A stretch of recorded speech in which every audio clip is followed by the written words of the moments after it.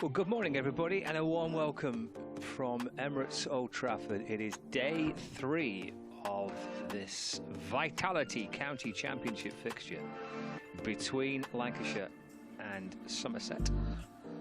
And guess what? It's another lovely day. Happy days. I don't think we've barely seen a cloud all week. Which, let's be and I'm from here. I'm biased. I'm from this part of the world. But that is a rarity. we've got 3 successive days. Monday was lovely, and days 1 and 2 of this game, and now the third day has been excellent. And the final kind of preparations have been put into place. There's Stephen Croft, who's popping his balls away. There's the captain, Keaton Jennings, who will be, I think, a pretty happy man for Lancashire. It was a good day for the home side. Well, actually, I thought that was Stephen Croft. I think it was Dale Benkenstein, sorry. Oh no, it was Crofty. Lancashire 298 for 7 in their second innings. What's the lead? 292. A little game of balls by the looks of it to begin with from Keaton Jennings. Always rolled that perfectly towards the kit bag. It's a great effort. Beautiful judgment by the Lancashire captain. So, Luke Wells on 78 and George Bolson on 5. We're about 10 minutes away from the start of this third day. Lancashire lead by 292. Joining us on the BBC Sport website and app as well. So good morning to our listeners online via the BBC Sport website and app. Or if you're listening to us via your smart speaker as well. And following the pictures across Lancs TV live from Emirates Old Trafford. So, 292 is the lead. Scott Reed and Anthony Gibson, Callum Flynn, and a little bit of Kevin Howells at some point. But he's away at the minute because his attention's been drawn to the Oval. Because Surrey are in a strong position in their match against Durham. But I'm Scott Reed. This is Anthony Gibson from BBC Somerset. And well, we're into a third day, Anthony, which looked, let's be honest, unlikely after day 1. No, I was listening to what Paul Allott had to say on day 1 when he said that the pitch would flatten out. He did, yes. And so it has proved. I mean, it's not a great batting track, even now, with still something in it for the seam bowlers, not much for the spinners. But Somerset's task is relatively straightforward. They've got to take these last 3 wickets as quickly as possible and then get batting. And then bat and bat and bat until they've gone past whatever the target is that they have to go past. Because if they can't do that, then I'm afraid it's going to be Surrey's county championship. Yes, let's make no bones about this in terms of how this is set up for both sides, actually. Because I don't think Lancashire are in any other position, rather than they have to at some point take 10 wickets to win the match and bowl Somerset out. And presumably, almost regardless of what the target is, and there'll be different ways of chasing down a big total. If it is a big way, it could be north of 300. It looks likely to be at the very least north of 300. No matter how big that target will be, Somerset have got no option, have they? They have to they have to go for it. I mean, they can't very well bat out time, even if they want to, because there's unless Lancashire bat for 2/3 of the day, which I think is pretty unlikely. But get any more umpiring decisions like the one that spared George Balderson, you never know. But no, I mean Somerset. It's the championship is there either for the losing or for the taking. Not necessarily. I mean, even if Somerset do win, there'll still be more points behind Surrey if Surrey win than they were at the start of this round of matches because of the extra bonus points, the batting points, the 4 batting points that Surrey have got that Somerset didn't get. So if Surrey and Somerset both win, the gap will widen from 8 points between them to 12 points, and that means that next week Somerset have got to win big against Hampshire and Surrey to lose big against Essex. And either is possible, but both, I think, would be long odds against. I think for both sides, as it stands, and this is about obviously winning here, and it's not about succeeding in their ambitions of either trying to stay up or winning the title, because neither of those things can happen. But actually, a win for either side keeps their ambitions alive going into the final round, doesn't it? Exactly, yeah. I mean, if Somerset lose, and I don't see a draw as an option. It's either win or lose for Somerset. Their hopes will still be alive, albeit hanging by a thread if Surrey win And if not, then next week's game for Somerset against Hampshire will be fairly, well, not entirely meaningless, because there's quite a lot of money at stake for second and third in the county championship. So there will still be plenty on that game down at Taunton, but the championship will not be at stake, and it's the championship which is the holy grail for Somerset cricket, as the holy grail resides somewhere in Glastonbury, but it hasn't meant that Somerset have ever won the county championship in all the years coming up to next year. Will be the sesquicentennial of Somerset County Cricket Club, something that was celebrated here 4, 5, 6 years ago, something like that. 150th anniversary of the founding of the club in 1875, and they've been competing in the county championship since 1891 and have never won it. So that's what's at stake for both these two sides. Somerset's ambitions to try and win their first county championship title, and Lancashire's ambition of trying to retain their Division 1 status. It might be worth just having a little look around, seeing what's happening, because certainly with the Surrey match and the Kent game, we're going to keep right across the scores, right around the country as the two umpires are heading out. But the pressing games, as far as these two sides are concerned, are the matches involving Surrey and Durham, and the game involving Kent and Nottinghamshire.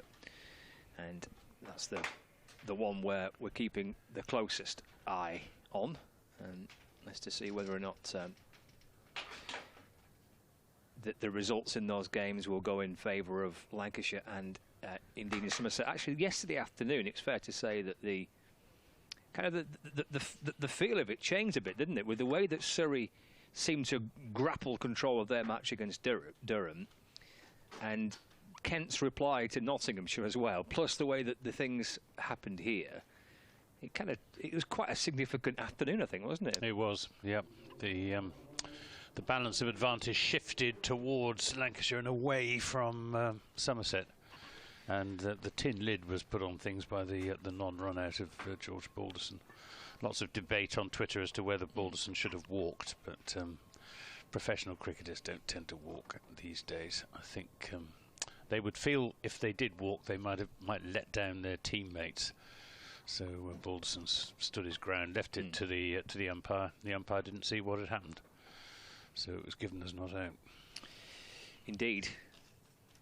So the two games elsewhere that we made reference to, Durham and are at Surrey this week. So Surrey making 415 in their first innings in reply to a Durham score of 262, and then late last night, just before the close of play, they picked up a wicket as well.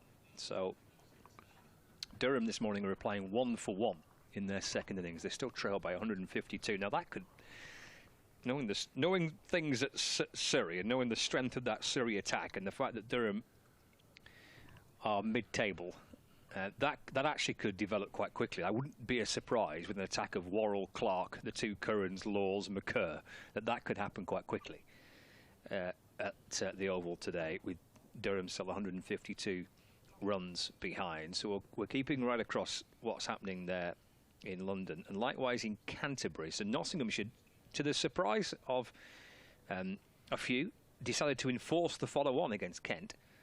And Kent have started very brightly. Tawanda Mayeye, in particular, rattled up to 55, run a ball half-century, and Kent at 85 without loss, replying to Nottinghamshire's score of... still trailing Nottinghamshire by 123 runs. They're following on. So that's how Kent and Notts are progressing.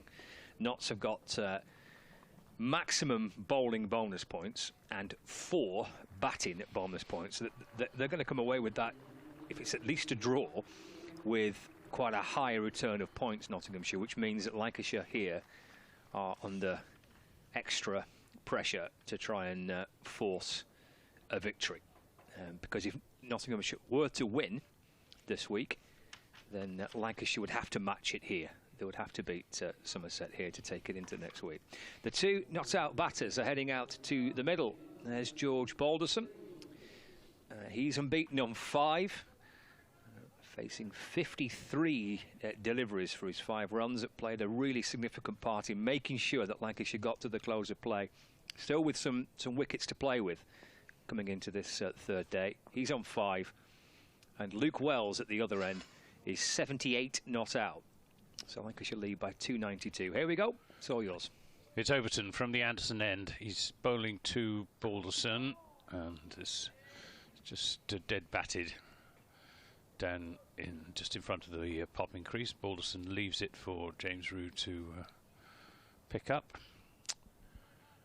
And that's the first ball of the day. Not so many people here today, but still a decent scattering of spectators around the ground. Most of the stands here at Old Trafford are open, the only exception being the temporary seating that was put in for the Blast and the 100 and the international cricket, which is will be dismantled.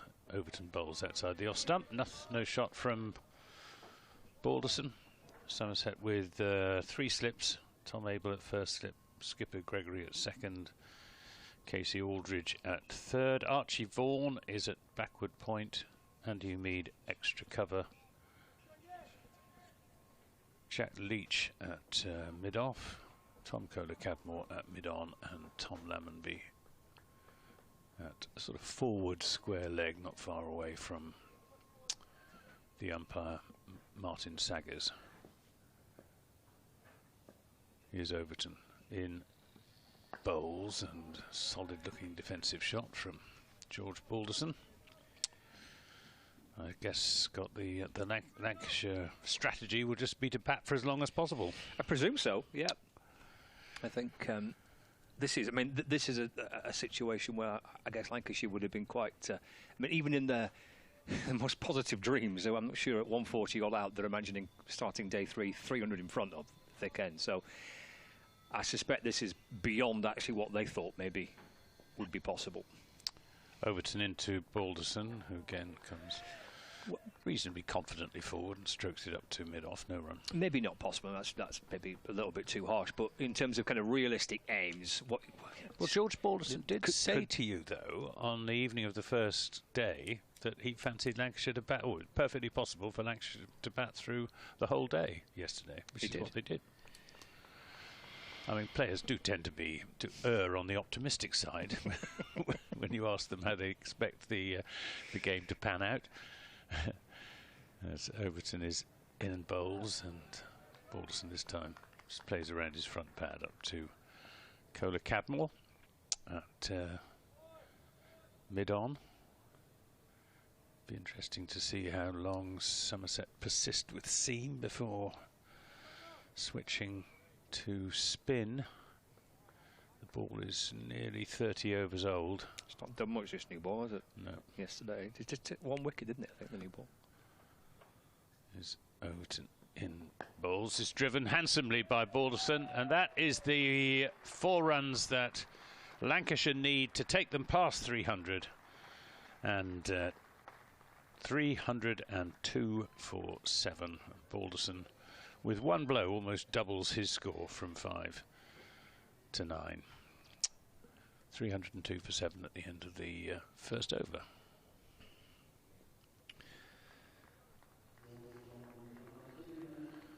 We're going to have Lewis Gregory from the Brian Statham end.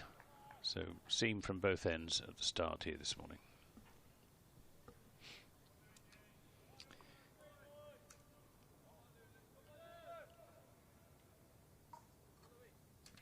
Yeah, we had 22 overs of spin from Jack Leach yesterday. It took a while for Archie Vaughan to have a go. In the end, just 4 overs, but yeah, he was almost brought on as a sort of last resort. It was, yeah. Which, given that there were 2 left-handers batting, was a little bit strange. It's been certainly a seamer's dream. Certainly on the first day it was. There's Gregory, right arm round the wicket. It's defended by Wells. Just eased up towards Randall. And there is no runs. There's a couple of slips in place. Who did you speak to at close of play last night? Josh Bohannon, who again, I think it's on the Lancashire Cricket Twitter feed, Lancashire Cricket, and it's on BBC Lancs Cricket as well, the interview. But it was a really honest interview from Josh Bohannon in terms of how they played and how yesterday was kind of chalk and cheese, to use his words, from what they've seen so far this season. Angled into Wells, he drives to mid-on, there's no run. I mean, there's been elements of Lancashire having decent sessions. They've had a couple of good games. They played well against Durham at Blackpool, they played well against Kent in Canterbury. But as the players have been really honest in saying, when I've spoken to them anyway, that it just hasn't been there. They just haven't performed well enough, consistent enough over the course of the season. That's why they're second from bottom. And Josh Bohannon said that, you know, for the first time perhaps this season, they showed some proper fight and showed what they want to be about. And leaving it a bit late, though. Well, yes, I mean, maybe not. We'll see. But they certainly performed to those levels yesterday.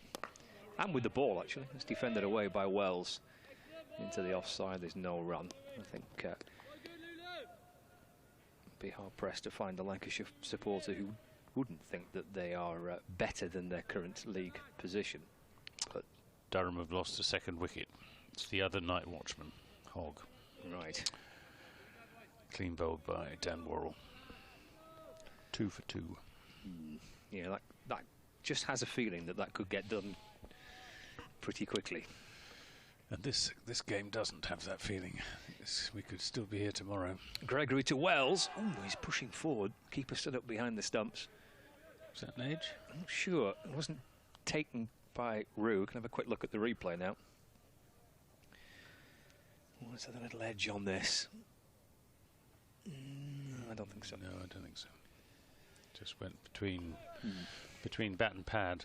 Didn't miss the off stump by very much. Hence the excitement.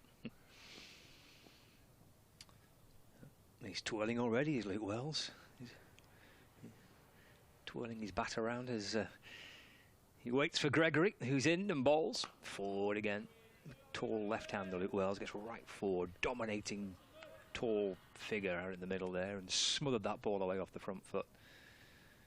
And there's no addition to the score. 302 for 7. Kent have lost their first wicket as well. So 91 for 1, Kent. Tawanda Mieye out. So Daniel Bell Drummond, captain of Kent, alongside Ben Compton. So Kent 117 runs behind. There's Gregory to Wells, on the front foot. Push the ball away into the offside. No run. There's a maiden over then for Lewis Gregory to start off with from the Brian Statham end. Yeah, good over from Gregory. Twice having Luke Wells in trouble. But no reward. And Somerset have still got Tom Bailey to contend with, coming in at number 10. And Anderson Phillip will come in at 11. As Will Williams was the night watchman. Seems a long time ago now. I suppose it was a long time ago. On Tuesday evening. It's that type of game where a lot of things feel like a long time ago. Oh, Durham have lost a third. 2 for 3. Oh dear.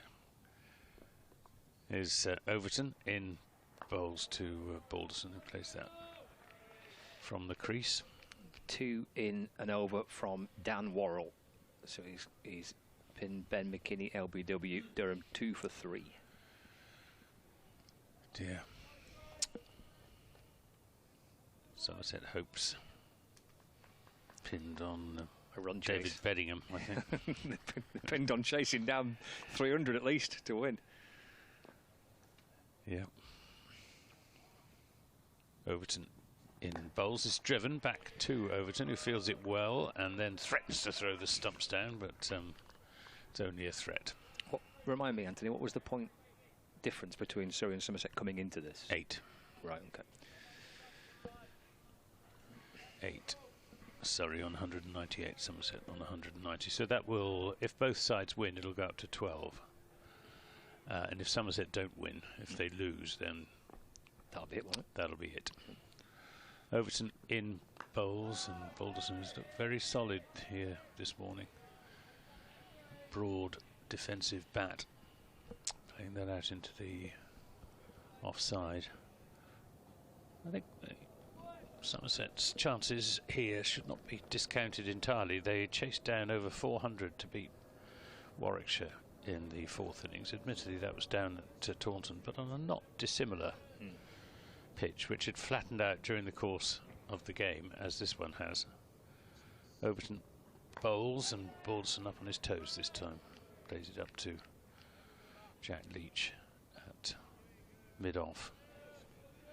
And I suspect that they will go fairly hard for it, Somerset. Look to impose themselves on the situation rather than trying to grind out the runs. But we will see. He's still got 3 wickets to take. Overton in and bowls and beats Balderson. Although I think Balderson may have just have played inside the line of that delivery from Overton.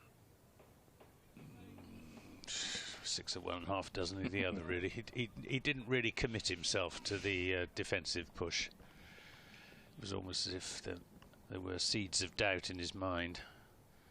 Not sure the ball did very much.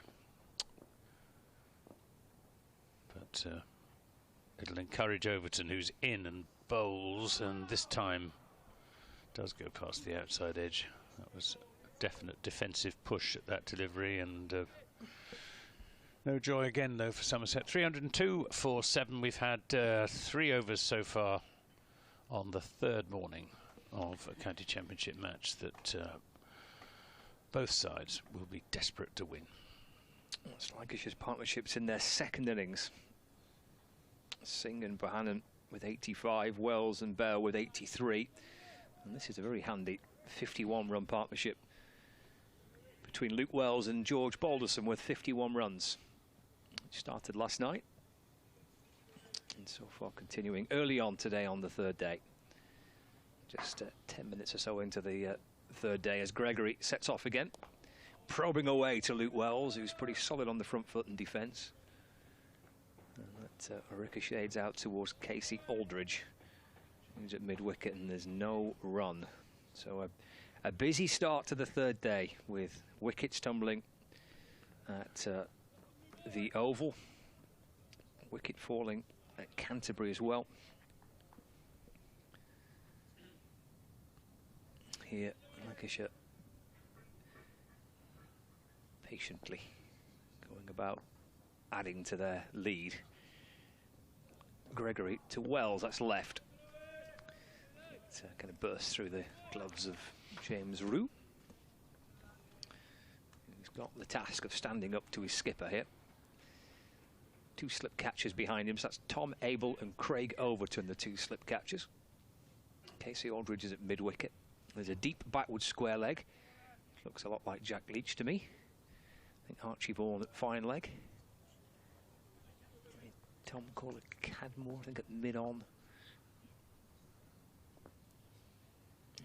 Gregory sets off again, bowls to Wells. That's turned into the onside. And there's no run. So Brett Randell's at mid-off.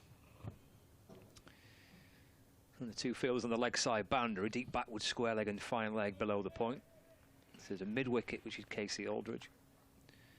2 slip catches in place there as well, and 3 on the offside at point cover and mid-off. Wells 78 not out. 302 for 7. Here's Gregory for Somerset. Bowls to Wells, who defends again. Trickles away back down the pitch, and there's no addition to the score, or indeed to Lancashire's lead. 296 runs. Wells remaining on 78. Kent have lost their first wicket of the morning, but have reached 100. So they've actually scored really quickly in their 2nd innings. Following on, they've got themselves to 100. Still trailed by 108 runs, but scoring at a pretty fast rate. Oh, Kent. Well, 2 umpires are in Oh, we're going to check the ball. Oh, we're going to change the ball, we hope. Lewis Gregory hopes, anyway. Yes. Here we go. This one hasn't done a great deal. Oh, and it does not fit through. It fails the test. There you go. Umpire Saggers says to the 2 batters, it's not going through. And if it doesn't go through those hoops, and the ball has gone out of shape. And the magical hoops, that's the... so the ball is going to be changed. 2 batters there. Wells and Balderson have got Lancashire. Well, along with the others, I think there's been a great deal of resistance and character and application and skill shown by Lancashire's batters in their second innings. Got themselves pushing up towards a 300 lead, but now we have our first ball change of the day. So Steve O'Shaughnessy. Is he chief ball selector there? O'Shaughnessy and Saggers, the 2 umpires. Oh no, that box wasn't happy. No, not happy with the selection in that one. How about that one? Do they mark how many overs each ball has had bowled with it? Sure. That's not ungrammatical. Well, this is how many? Well, this was the ball change at 80 overs, wasn't it? And now into the 112th. So it's not that old. It's not too many overs bowled, but it's a big selection. But job is it? How about that one? No, that one. How about that? Yeah, we'll have that one. Give that one a go. I think he quite fancies having a go with it himself. Yeah. I'll have a bowl with that, no problem. So there we go. Happy with that. So that's somewhere in the region of being about 20 overs old. That would be the theory, that ball that's been selected. Does it meet the approval of the bowlers who are eager to take a close look at it? Here we go. Lewis Gregory, is he happy with that? What do you reckon? Yeah, I think maybe he does like that one. Give that a bit of a polish. Oh yeah, I think he might be happy with that. Oh, there's a few smiles there. I think they like the look of that one. Yes, I think that's gone down reasonably well. I think it has, hasn't it? Yeah. It seemed to meet the approval of the Somerset skipper. 302 for 7, lead of 296. There's Gregory. Back into to Wells. The back foot pressed away into the offside. How did that feel coming off the bat? What was Luke Wells' reaction? Oh, that may have just felt a little bit firmer off the bat. As he defends away into the offside for no run. 302 for 7. With the delivery to go of the over. Looks like on the brink of another maiden here for Lewis Gregory's ball. A very tight opening spell from the Somerset skipper. This will be his second over of the morning. He's yet to concede a run. Here he is to complete the over. Back into Wells. He punches to mid-off. There will be a run here as he darts through for a single. As Randell sends in the throw towards the stumps. And Wells gets 1. And he moves to 79. Not out with Balderson on 9. So 303 for 7 at the end of the over. 297. This was the reaction of Wells defending that first delivery with that change of ball. Ooh, there you go. Ooh, yeah. Off the back foot, pushed away, maybe a little bit firmer off the bat. End of the over. Lancashire lead by 297. Well, we've had 4 overs this morning, just 5 runs added. Not going to see many fireworks, I think, from the Lancashire batsmen, at least not just yet. I suppose if they're still batting mid-afternoon, they might decide to put some quick runs on the board. It's not beyond the bounds of possibility they could bat Somerset out of the game. I think it's unlikely. Overton in and bowls, and this is turned into the onside by Luke Wells. I think that's a really interesting thread, isn't it, to discuss that about how Lancashire go about this, because they need to win. They need to take 10 wickets. So you want to try and keep Somerset interested here. I think batting Somerset out the game, would that be counterproductive from Lancashire's point of view? I don't know. I mean, I think Somerset will chase almost anything. I think. Fair enough.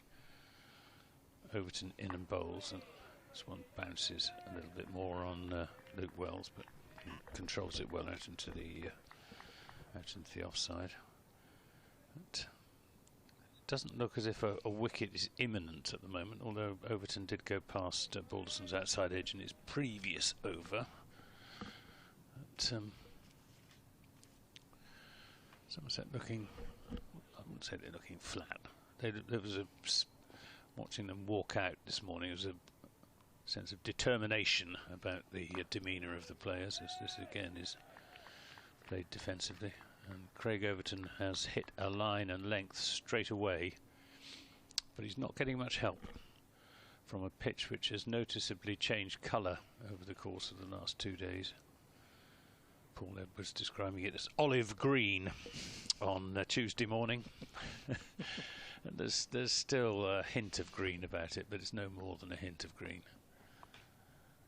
Overton in bowls and brings this one back into Wells, who gets it off an inside edge out into the onside for another run. 304 for 7. Just bringing that one back into Wells, bouncing a little bit as well. Good ball from Overton.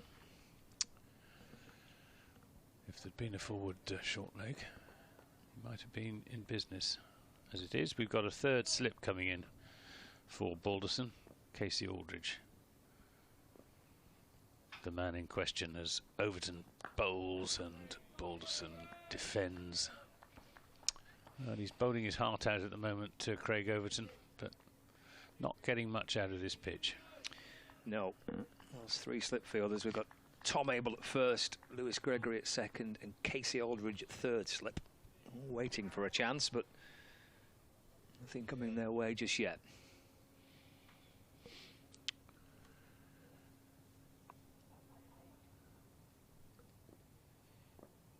Here comes Overton again.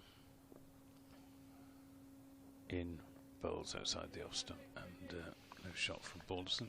We've still got the Manchester City 2, Manchester United 2 with the in terms of the cranes. It's a score draw. It is, yeah. We've got the 2 blue ones and the 2 red ones. I love the idea that we better just balance this out. And Manchester United have had a better week than Manchester City, have they not? I don't. What was the City score last night? I didn't. 0-0. Oh, it sounds a thriller. And De Bruyne limping off. Oh dear. Right. Well, I dropped Kevin Howells off at his hotel last night, and I instantly regretted it, because why is he so busy heading towards that part of Manchester? So City are at home. Took forever.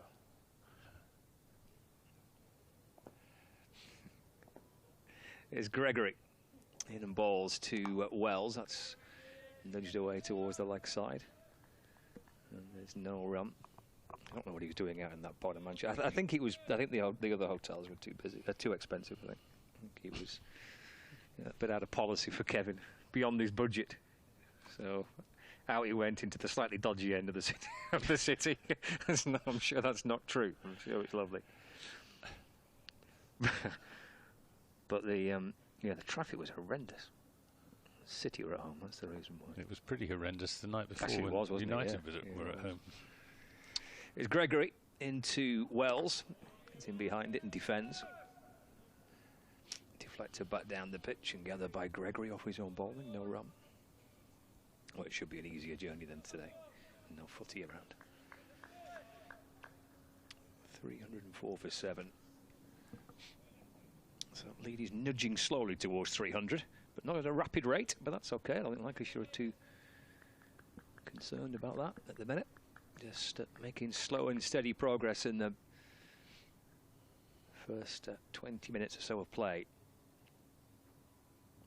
That's Gregory bowls again. Fuller ball driven away by Wells down the ground. Good looking shot. And it's gone for 4. Nice straight drive by Wells. Forced away for 4. He moves to 84 not out. 308 for 7. He's such a good player when he's in full swing, Wells, and he's in good form.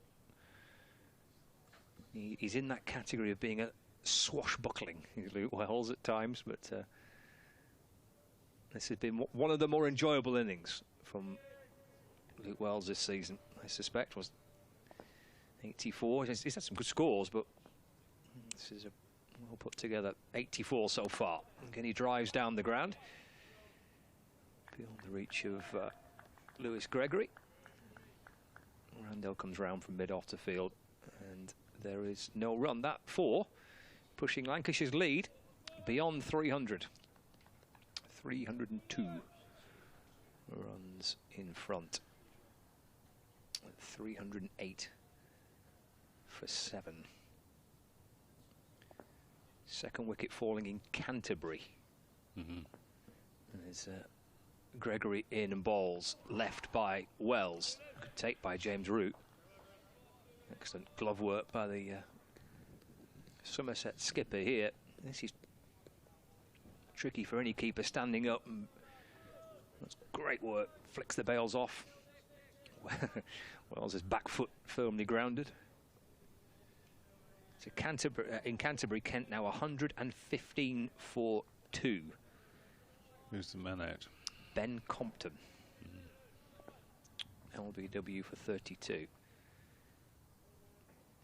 Gregory into Wells, plays off the front foot and just defends cautiously away into the offside, and there's no run. So Kent following on and still trailing in that game against Notts, trailing by 93 runs at 115 for 2.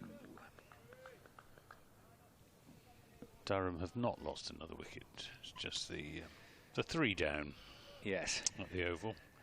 14 for 3, Durham are. Still 139 runs short of making Surrey bat again. Go Durham. Craig Overton going to bowl another over from the Jimmy Anderson end. He's in and bowls, and this is punched into the offside by Balderson, but there won't be a run. Balderson 9 runs from 68 deliveries. Well, riveting it has not been from George Balderson, but he's doing a job for his side. He is that. If you'd been George Balderson, would you have walked when he was run out? Well, maybe he wasn't certain himself. Well, he was standing a good yard out of his crease. Well, he put his bat down, didn't he? I'm not sure whether maybe he thought he did it in time. Outside the off stump from Overton. Let's assume he did know that he was outside his ground. Well, would you have walked? We can't make that assumption, can we? And the answer to that it's question... a hypothetical question. Well, hypothetically, no. Because the umpire's decision is to give you out or not. Yeah. Well, if he had walked, he might have won the Spirit of Cricket Award. Well, I'm sure Christopher that would Martin Jenkins Spirit of Cricket Award. I'm sure that would have comforted him no end. One to put above the toilet. Only joking. Is Overton in and bowls outside the off stump. No shot from Balderson. Yeah, I mean, look, I mean that's it was a big moment, but well, potentially a big moment in them. He's only got 9 runs. So he's not like he's 110 not out, but potentially a big moment in the back end of yesterday, I suppose. But yeah, if he didn't see it, or for whatever reason, I don't know. But I think Somerset put it behind them. In any case, as Overton is in and bowls, they bowled very well this morning, Gregory and Overton. I actually thought they might have. There was a little spell when just before Bell got out, where Overton got one to rear up at Bell, and I don't know, there was maybe a little bit of something being said out there, and that seemed to spark Somerset into life. They got the wicket, didn't they, shortly after that? And I was wondering last night whether that type of the world's against us type kind of attitude might have just spurred them on, but they just couldn't quite get the breakthrough. Overton bowls and defended again by Balderson. Yes, because they. Steve Kirby said we didn't really get the rub of the green because it wasn't just the run out. There was the 5 penalty runs that I thought were a bit harsh. Oh right, yeah, that's when Casey throw. Aldridge put in the slide to do the fielding, and then saw that Archie Vaughan was there to pick it up, so didn't bother. And there was the Archie Vaughan no ball as Overton is in and bowls. It was defended, which didn't have a big impact on the game, but it seemed a bit unkind to Archie Vaughan when he was bowling and the ball slipped out of his hand. Okay, yeah. Because he got something in his eye, and it landed wide. I mean, it wasn't wide of the cut strip, and O'Shaughnessy signalled no ball. Whereas I would have expected the umpire to signal dead ball, as they usually do if the ball slips out of the bowler's hand in his run-up or when they're in their delivery stride. So, what was your take on that? You're looking cynical. The umpire's decision is the umpire's decision. I just thought it was a bit harsh. I didn't actually see it, but so I'll bow to your expertise. I'm going all Arsene Wenger. I didn't see that one. I mean, it wasn't, it wasn't a completed delivery, if you put it like that. His arm didn't come over. That seems a bit harsh, then maybe. Yeah. 308 for 7 here. I'll leave you. Callum will come and join you. Thanks, Scott. That's Scott Reed. Will be back at 11:30 or thereabouts. In the meantime, we've got Lewis Gregory in bowling to Luke Wells, who drives away through the offside for... Will it go for 4? No, it won't go for 4. Good piece of fielding by Brett Randall. Keeps them down to just the 2. 310 for 7. And Wells on to 86, not far away from his century. It's been a hard-working century, 86 from 180 deliveries. Good morning, Callum. Good morning, Anthony. It's been another lovely day. Yeah, another excellent day. Batting day. Yeah, it certainly is. The wicket. Kent are 3 down now. Wicket still looks pretty flat though, doesn't it? Not much in it for the seamers at all. No. This morning. Lewis Gregory plugging away. He's in and bowls to Wells, who plays that rather suspiciously off the back foot, back down the pitch. Maybe a little bit of late movement there from Gregory, to which he adjusted well. It's a slow pitch, this, with just the occasional inconsistent bounce. The positive thing for Somerset is that Lancashire, although Wells is better than a part-time spinner, he still wouldn't be an out-and-out first-choice spinner. Gregory bowls and Wells defends. And that is the only spin option that Lancashire will have going into the 4th innings. So it'll be mostly seam from Lancashire, and I don't think Somerset will mind that on this wicket. It's getting flatter and flatter. It is, under the influence of the sunshine. Didn't have the heavy roller this morning, just the standard roller being pushed up and down the pitch by one of the ground staff. 2 slips for Gregory to Wells. He's bowled well this morning, Lewis Gregory.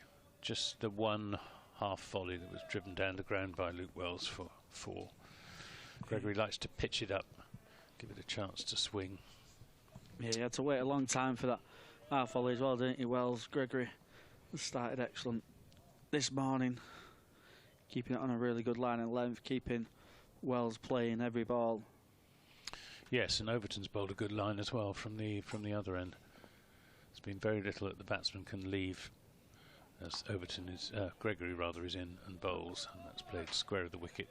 End of another good over from Lewis Gregory, just the 2 runs from it. 310 for 7, 86 to Luke Wells and 9 to George Balderson. The lead now 304. And just to remind you of the situation in the other crucial game for Lancashire, Kent in their second innings, 116 now for 3. Still 92 runs short of making Nottinghamshire bat again. And the man out is Jack Leaning. So Compton's gone, Mouillet's gone, and Leaning's gone. In comes Overton. Balderson drives back at the bowler. Craig Overton does the fielding, as a shy of the stumps, but Balderson's back in the crease. It's a nice drive from George Balderson. He's looked solid this morning for Lancashire. 9 off 73 balls. He offered up a rearguard defence last night supporting Luke Wells, but he looks just to try and stay at the crease for as long as he can for Lancashire. The first aim of the day will be to bat for the first hour, get through that first hour unscathed, and then try and bat on till lunch. Overcome comes. Oh, and his arms up in the slip as he beats George Balderson's outside edge. A little bit of extra bounce with the way George Balderson's played that. A bit of shape away as well.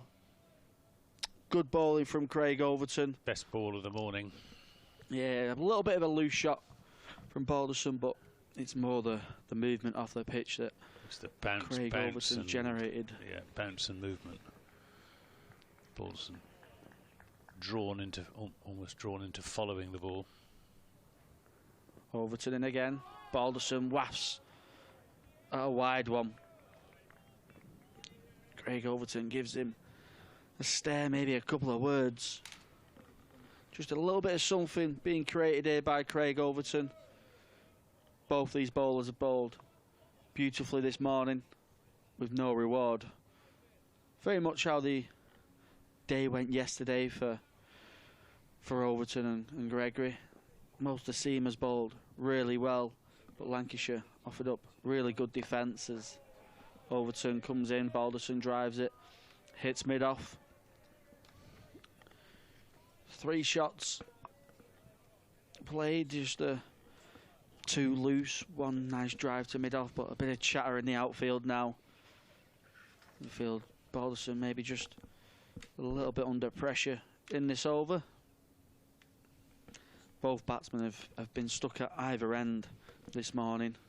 Balderson doing the most of the batting against Overton as he bowls back of a length, and Balderson just plays it into the offside for no run.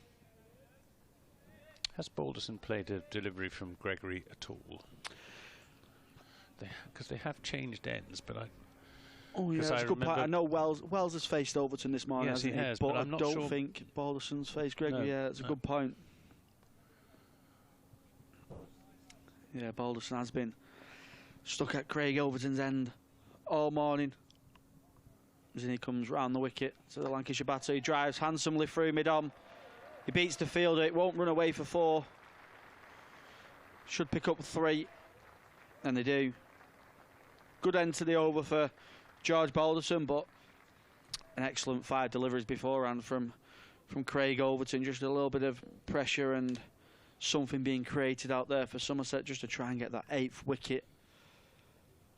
Well, he will have to face Lewis Gregory now. We'll put the commentator's curse on that, didn't we? Which I don't think Gregory will mind. Luke Wells looking beautiful on 86 not out. He's played a fantastic innings for Lancashire.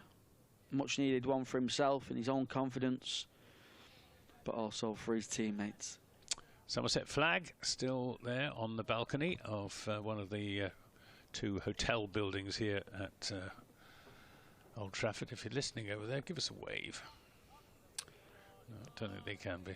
Has it changed position, that flag, or is it 2? Because did I see one? There was one on the other part of the hotel. We got a wave from someone in the Red Hotel then. Yeah.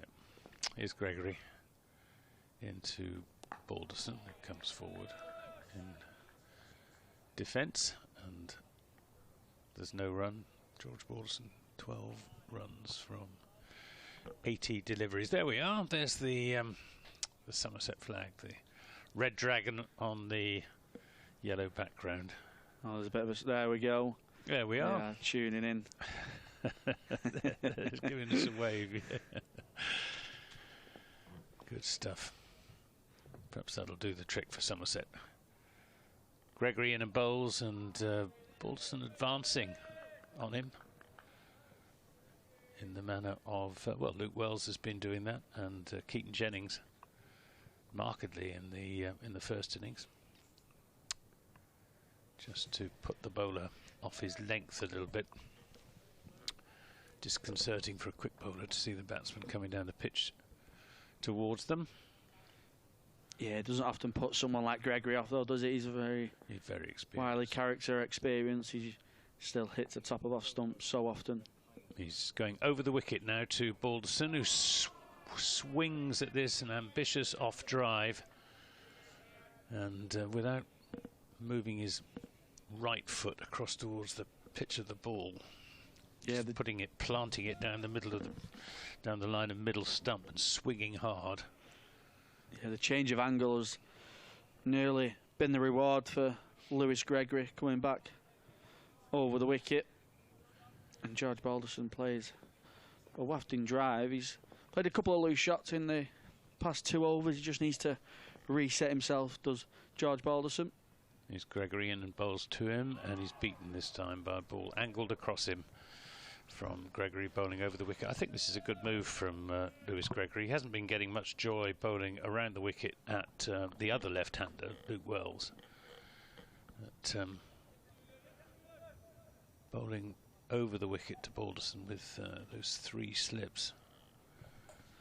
Yeah, it looks like he's just getting it to try and come back into the left-handers and straighten off the pitch, whereas when you're coming round the wicket, everything's coming back into the batsman, so it's a little bit easier to play, where now's a different angle. They've got the chance of straightening and bringing them slips into play. This is a straighter ball from Gregory and just turned into the onside by Balderson. Plenty of vocal encouragement from the slip cordon for their captain. He'll be able to go a little bit fuller as well, Lewis Gregory, with the height difference of Luke Wells and George Balderson. Luke Wells is way over 6 foot. He gets a big stride in, so he has to drag his length slightly back to someone like Luke Wells, whereas George Balderson mostly plays from the crease. He won't walk at Lewis Gregory too much, and he'll also have less of a big stride, so he can push the ball up a little bit further and just try and get some shape. Here's Gregory. Last ball of his 26th over as a swing and a miss again from George Balderson. Well, 3 times in that over, Lewis Gregory going past his outside edge without any joy. It's not going for Somerset at the moment, but they've got to hang in there. Keep plugging away, and at least Lancashire are not getting away from them that quickly. We've only had 15 runs added. 15 runs or 16 runs? 15, I think. 398 for 7 it was. Yeah, 298 for 7. 298, yeah. So just 15 runs added this morning. Yeah, and they can play off George Balderson's previous 2 overs as well. He's looking a little bit loose and a little bit frustrated, missing out on a couple of scoring opportunities, but Somerset bowlers have also bowled some beautiful deliveries with no reward, so there's a little bit of something being created by Somerset out there as Overton continues round the wicket to Luke Wells. He advances and plays and misses at one as well. The frustration rises for Somerset. Maybe the effect of the roller is just wearing off. One looks like it shapes away off the pitch from Luke Wells. Prods forward. And luckily for Luke Wells, he doesn't find the outside edge. Somerset just need to use this to their advantage, try not to let it frustrate them too much. Desperate for that first wicket and the 8th wicket of Lancashire in this second innings. Is Overton in, finds that length again. Luke Wells plays it. Nice soft hands through the 3rd man region, comes back for 2. He's in control of that. Luke Wells plays it with nice soft hands, opens up the face of the bat, but good areas again from Craig Overton, who's not missed his length. Except more one bad ball. news, I'm afraid, Callum. Well, Kent lost another. They have 133 for 4. Joe Denley's out. Kent 4 down. Lancashire just need to keep batting for now. Both these sides, Lancashire and Somerset, need to try and create a positive result. As Overton just strays off his line and Wells tucks him into the leg side. And more bad news for Somerset. Durham have lost a 4th wicket down at the Oval with who's gone? It's Lees has gone, bowled by Jordan Clark for 4. Bad news for both. Yeah. Lancashire and Somerset. The only thing that they can do is generate positive results and keep the pressure on Surrey and Nottinghamshire. As Overton bowls outside the line of off stump, Balderson lets that one through. 316 for 7. Lancashire with a lead of 310. It's been slow going this morning for Lancashire, just the 18 runs added from the overnight score into the 11th over of the day. Wells on 89, creeping up to the 3 figures, and Balderson on 12 off his 86 deliveries. Overton bowls. Balderson solidly behind that one, playing it back down past the bowler. Do you think there's, I know you and Scott had a discussion, a time where Lancashire maybe think about not putting too many on the board just in case, or with the scenario of the table, Somerset go all out for no matter what's set? I think Somerset will go all out for it. I mean, it looks odds on that Surrey are going to win, and which means that Somerset simply have to win to have any hope. Overton bowls. Again, Balderson allows that one through. That's the end of the 119th over. The 11th of day 3 here at Emirates Old Trafford. Lancashire 316 for 7. No wickets lost this morning. Just the 18 runs added so far.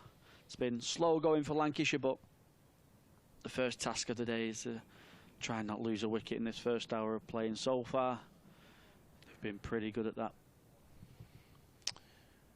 Well, we're going to have a bowling change. The first bowling change of the morning,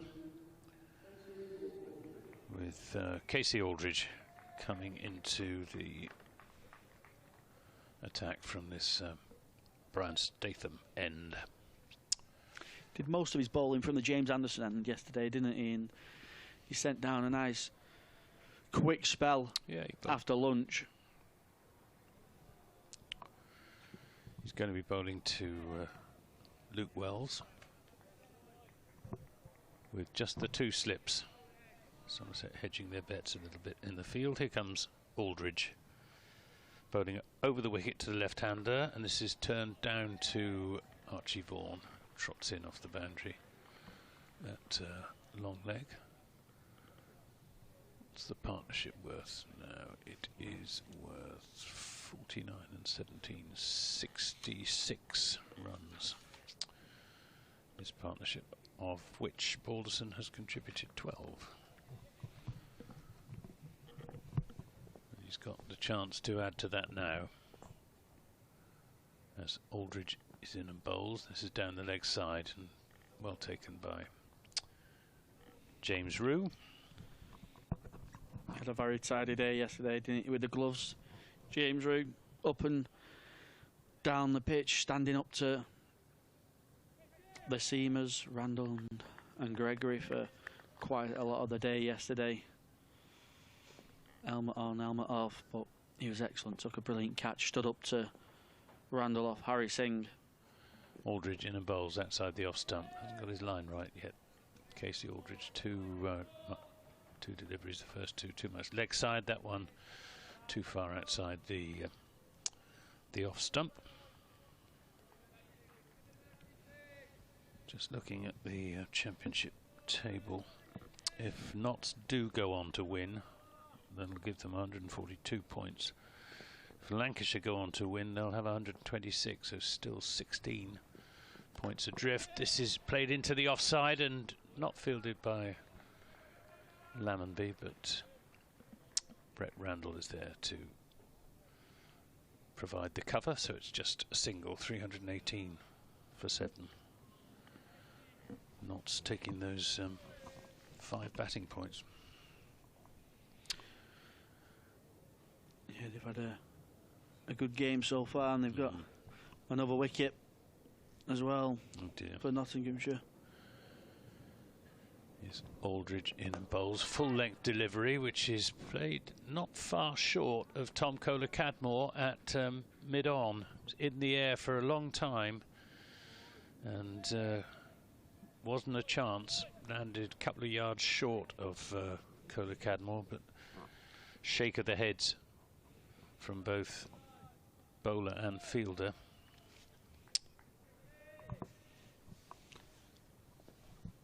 Aldridge tries again.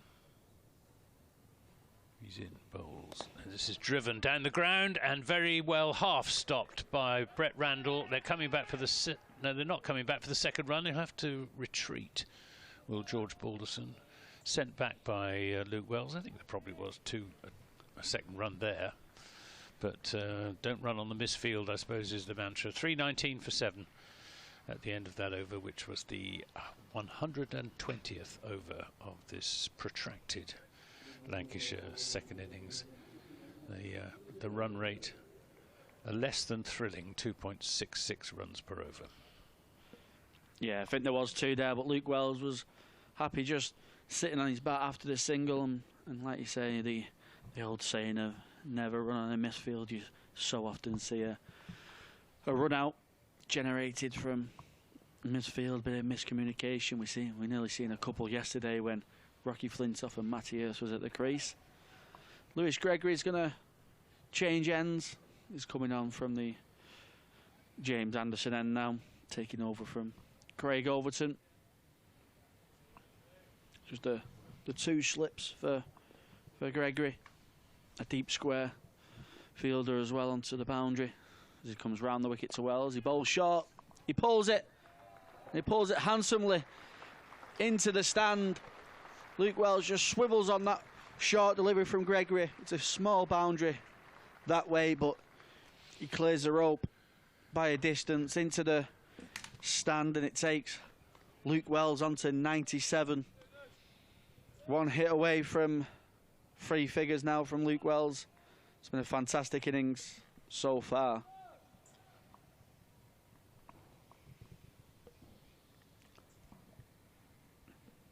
Two men out on the hook, but he cleared them comfortably. Gregory in again. Hitted his line and length a lot better that time. Wells takes a step forward, plays it down the ground nicely. Yeah, I don't think the plan is to the short ball plan. I think Gregory just missed his length. I don't think he's got the pace to worry someone like Luke Wells, who certainly takes on the short ball no matter how quick it's sent down and hitting towards that small boundary as well. He doesn't have to get too much on it to clear the rope.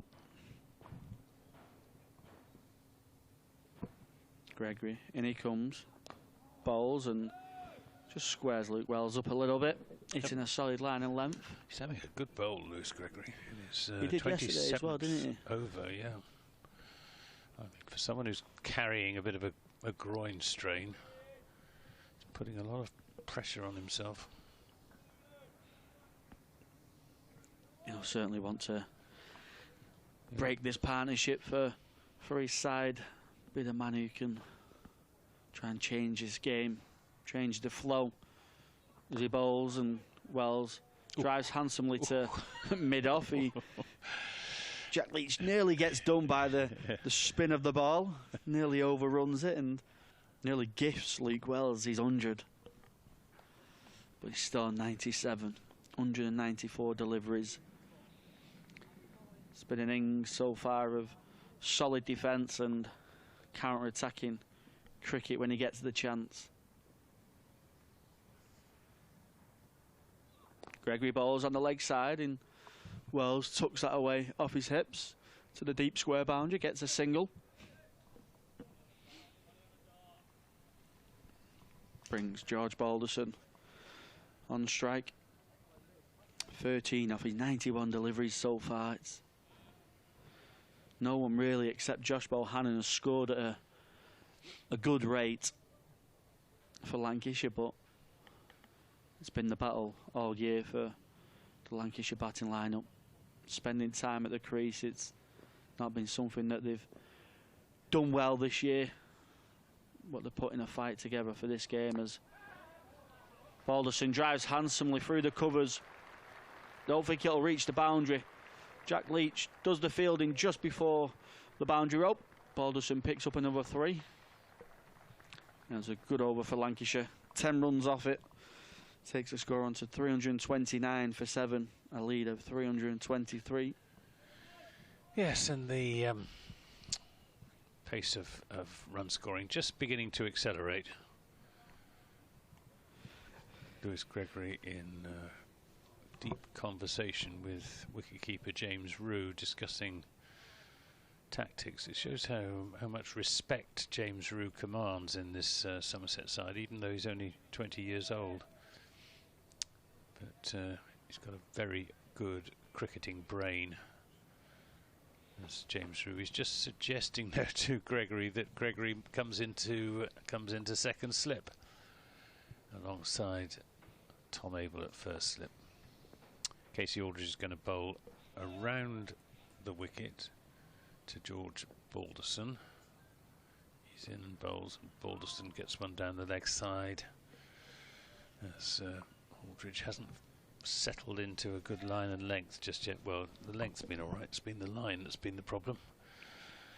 Oh dear, Callum. I'm afraid that Kent have lost another one. They're now 134 for 6. Oh, and they're relying on a ex-Lanky lad in Matt Parkinson, who's coming in. Don't think they'll put too much hope on Parkinson. Here's Aldridge in the bowls, and this one bounces on Balderson, who plays it well, keeps it down well, gets on top of the bounce, plays it down to backward point where Andy Umeed does the fielding. Applause from Tom Abel at first slip, who's swinging his arms as if he might come into the attack. Don't think he's bowled all season, Tom Abel. Wary of doing so after he pulled the muscle in his side in the run-up to last season. This is down the leg side again and tucked away down to deep backward square leg for a single. 330 for 7, and I'll hand over to Callum Flynn because Luke Wells is on 98. Yeah, he's itching to get to that 3-figure mark. Something that he's achieved once this season for Lancashire. But it's been a year of struggles in the red ball format for Luke Wells as Aldridge comes in round the wicket. Wells plays that nicely through third man, and this is going to be the 3 figures for Luke Wells. He should get a 3, and he does. And what a fantastic innings from Luke Wells. Something that himself and also his teammates have needed so much from the experienced Lancashire batter.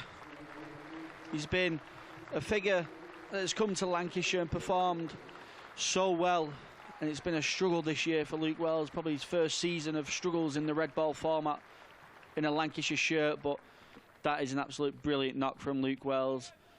Coming at a tricky period when the game was still in the balance, but he's turned it now into Lancashire's favour.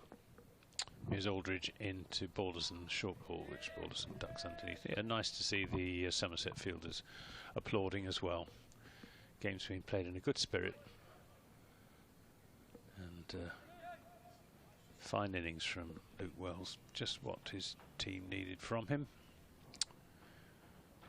There to keep their hopes alive of avoiding relegation. Although what's happening at down at Canterbury isn't doing those hopes much good at the moment. Aldridge in, bowls to Balderson. Again, it's down the leg side. Good take by James Rue off Balderson's pad. End of that over.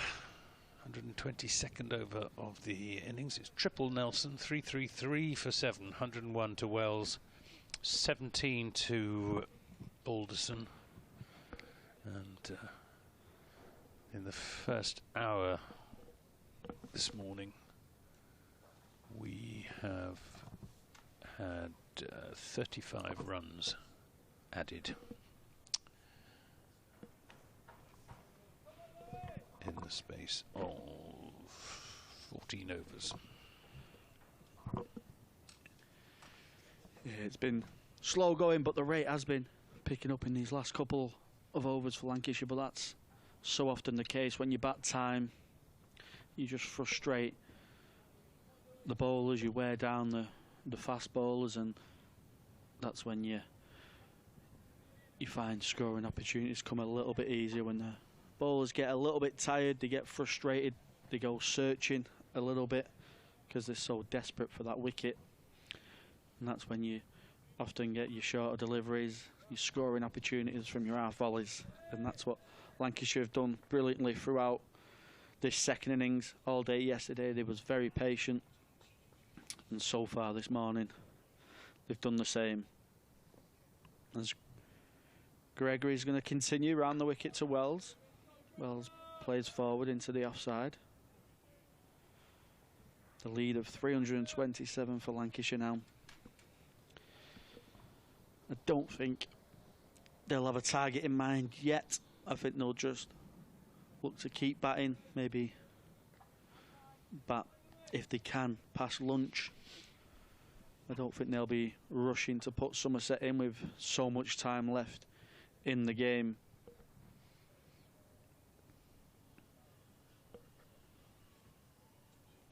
Wells just gives the umpire maybe a loose spike or something found on the pitch. He sets up, twizzling the bat as he so often does, Gregory, round the wicket. Wells thinks about slashing at a wide one, resists.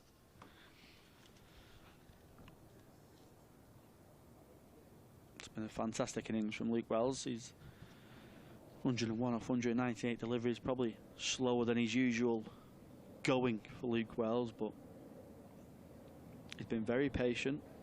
When a bad ball's come, he's put it away with the flair that he so often shows, twirling the bat around, setting up with that high back lift. As Gregory comes in, trying to bring it, shape it back into Luke Wells. He allows that one through to James Rue. Got to give credit to Keaton Jennings as well, and the decision to maybe drop Luke Wells down into the middle order. He was finding it hard at the top. A little bit of experience, and I think that's been a struggle for Lancashire this year. The experience is packed in the top three with Wells, Jennings and Bohannon, so sides know that if they can get early wickets, they're into the inexperience of the youth of Lancashire in the middle order, as Wells pushes that through the offside, takes a single. Whereas with Wells now in the middle order, it adds some experience to try and bat with the inexperienced, homegrown talent of Lancashire in Matty Hurst and Rocky Flintoff, George Bell, even someone like George Balderson. He's still a very young cricketer, still learning in the professional game.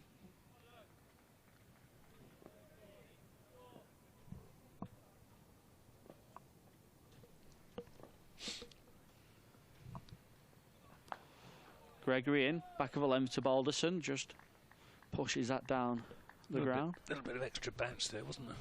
Yeah, we've seen Case Aldridge in the previous over go a little bit shorter to Balderson, and we've seen that from Gregory then as well. Maybe it's a little bit of a ploy just to try and push Balderson onto the back foot and maybe then trap him with a fuller delivery. Another wicket at the Oval, and I'm afraid from a Somerset perspective it's the big one. David Beddingham is out.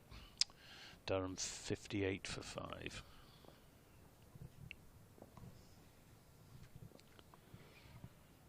There's Gregory in over the wicket, and there's that fuller delivery.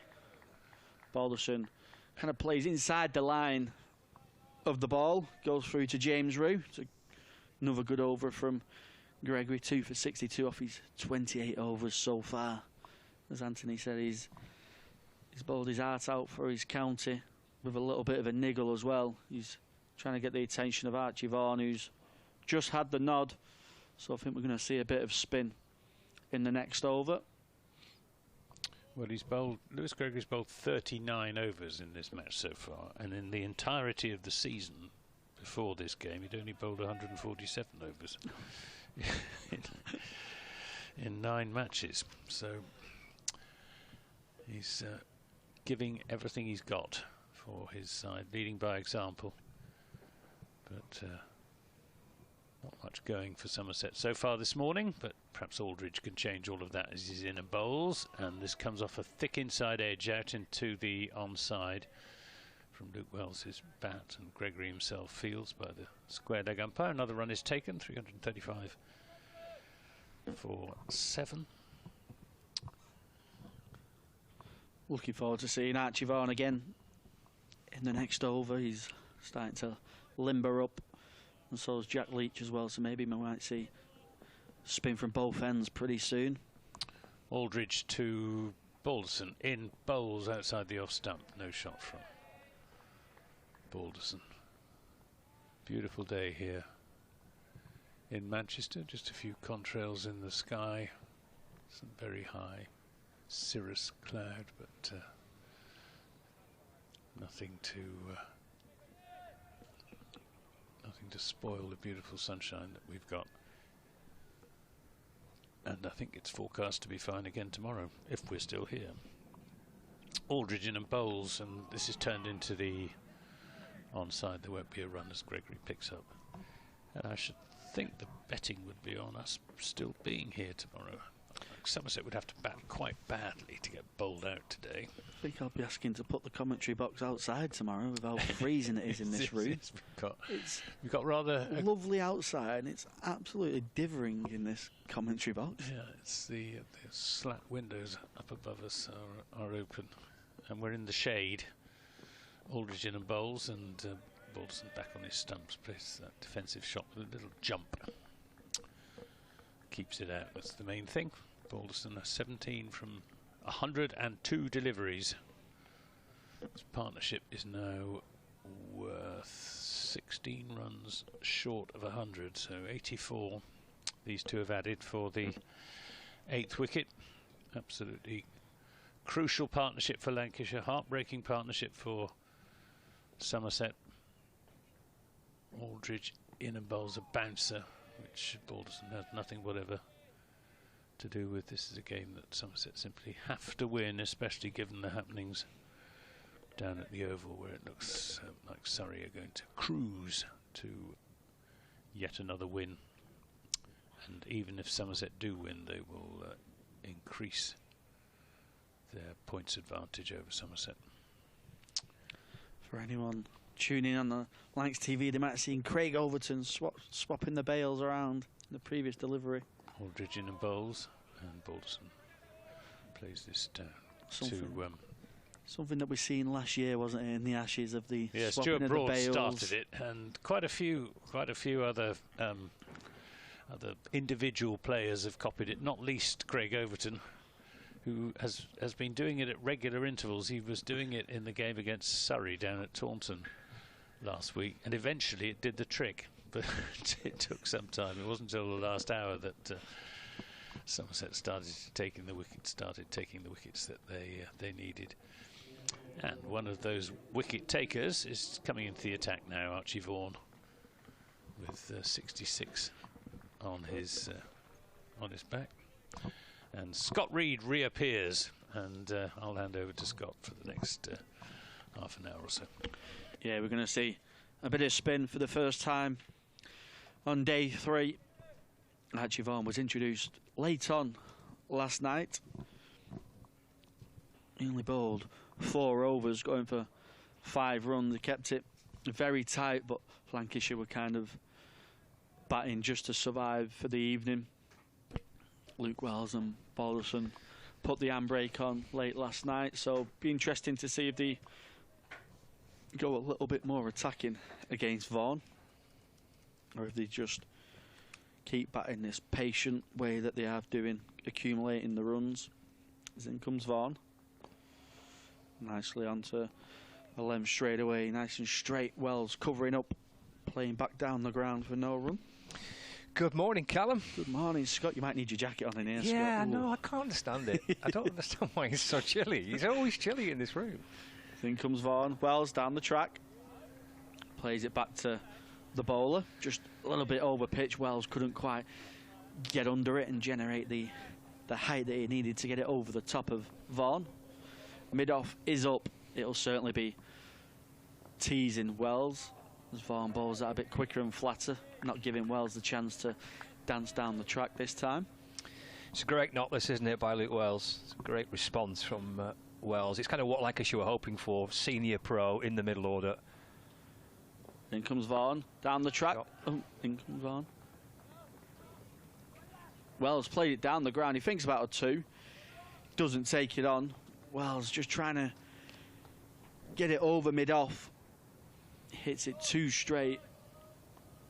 So I think we are going to see a little bit more positivity from the Lancashire batters against the spin of Somerset.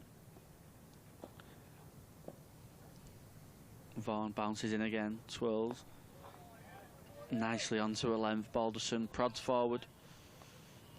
Been a bit of a struggle in the past 4 or 5 overs for Balderson. Been a bit of pressure building up on him. Been a few words out there, mainly from Craig Overton. That's slip. As Archie Vaughan's in, and Balderson tries to tuck it away into the leg side. It gets cut off. Doesn't find a single. Yeah, it's exactly what Lancashire moved him down the order for, really, isn't it? He's had struggles up the top of the order, but also Lancashire have had struggles in the middle. They probably thought, can we add a bit of experience, relieve Wells of a little bit of pressure as well? Maybe let him play a bit more relaxed in the middle, and he's certainly done that. Yeah, it's a kind of a double benefit to it, isn't it? It's there's not solving a problem, but it helps potentially balance things out a little bit. Lancashire's middle order is young, even with Balderson, who's probably played 4 years now. He's still not played a huge amount of cricket. And you put Flintoff in there, and Hurst and Bell. So you're getting some experience in the middle. And also, it just wasn't working for him this season, was it, at the top? Keaton's had a great season. Keaton Jennings had a fabulous season. There's 1,000 runs for Lancashire this year. There's Aldridge around the wicket, balls punched away to mid-off, and there's no run. But I think Jennings and Wells have averaged 21 as an opening partnership this season. So that just hasn't worked, which, OK, that can happen. So you're kind of getting the benefit potentially of just dropping Wells down. And the knock-on effect on that is you strengthen your middle. And then as an opposition as well, you're looking... Opposition captains probably look at Lancashire's order and think, right, the experience of the runs are at the top 3 against a new ball. Let's get 2 wickets and we're right into this team. This is short, pulled by Wells.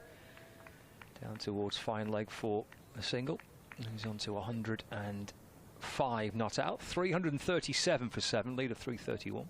Maybe it's a look into next year as well for Lancashire. They've announced the signing of Michael Jones, who opens the batting when he plays for Scotland and Durham. So maybe he might open the batting with Keaton Jennings next year. Maybe Wells might be an experienced figure in the middle consistently now going forward.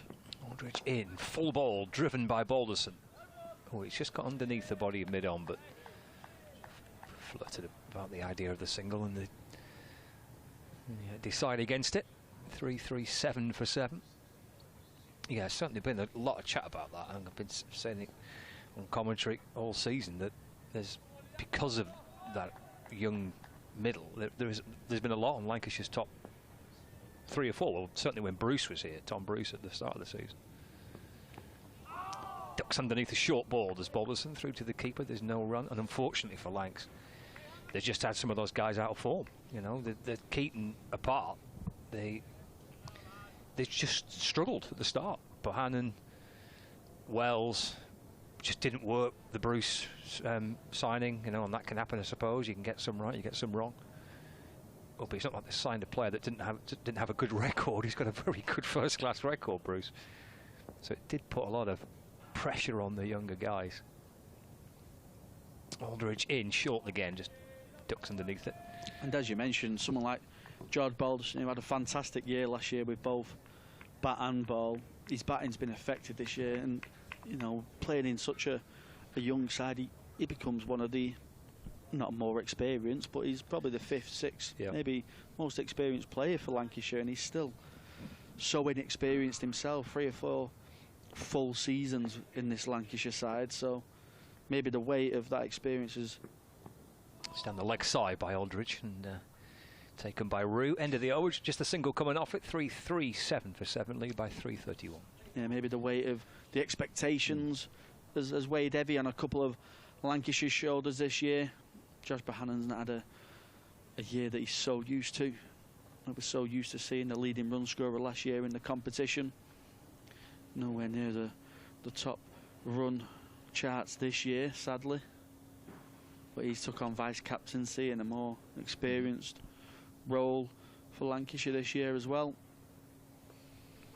But it's also, you know, Lancashire lost Croft and Vilas, but you also lost the likes of Rob Jones and Danny Lamb and stuff, who were solid replacements when you was, you know, when you had injuries or you was changing it around. They're solid county pros, whereas now you've got inexperience replacing inexperience.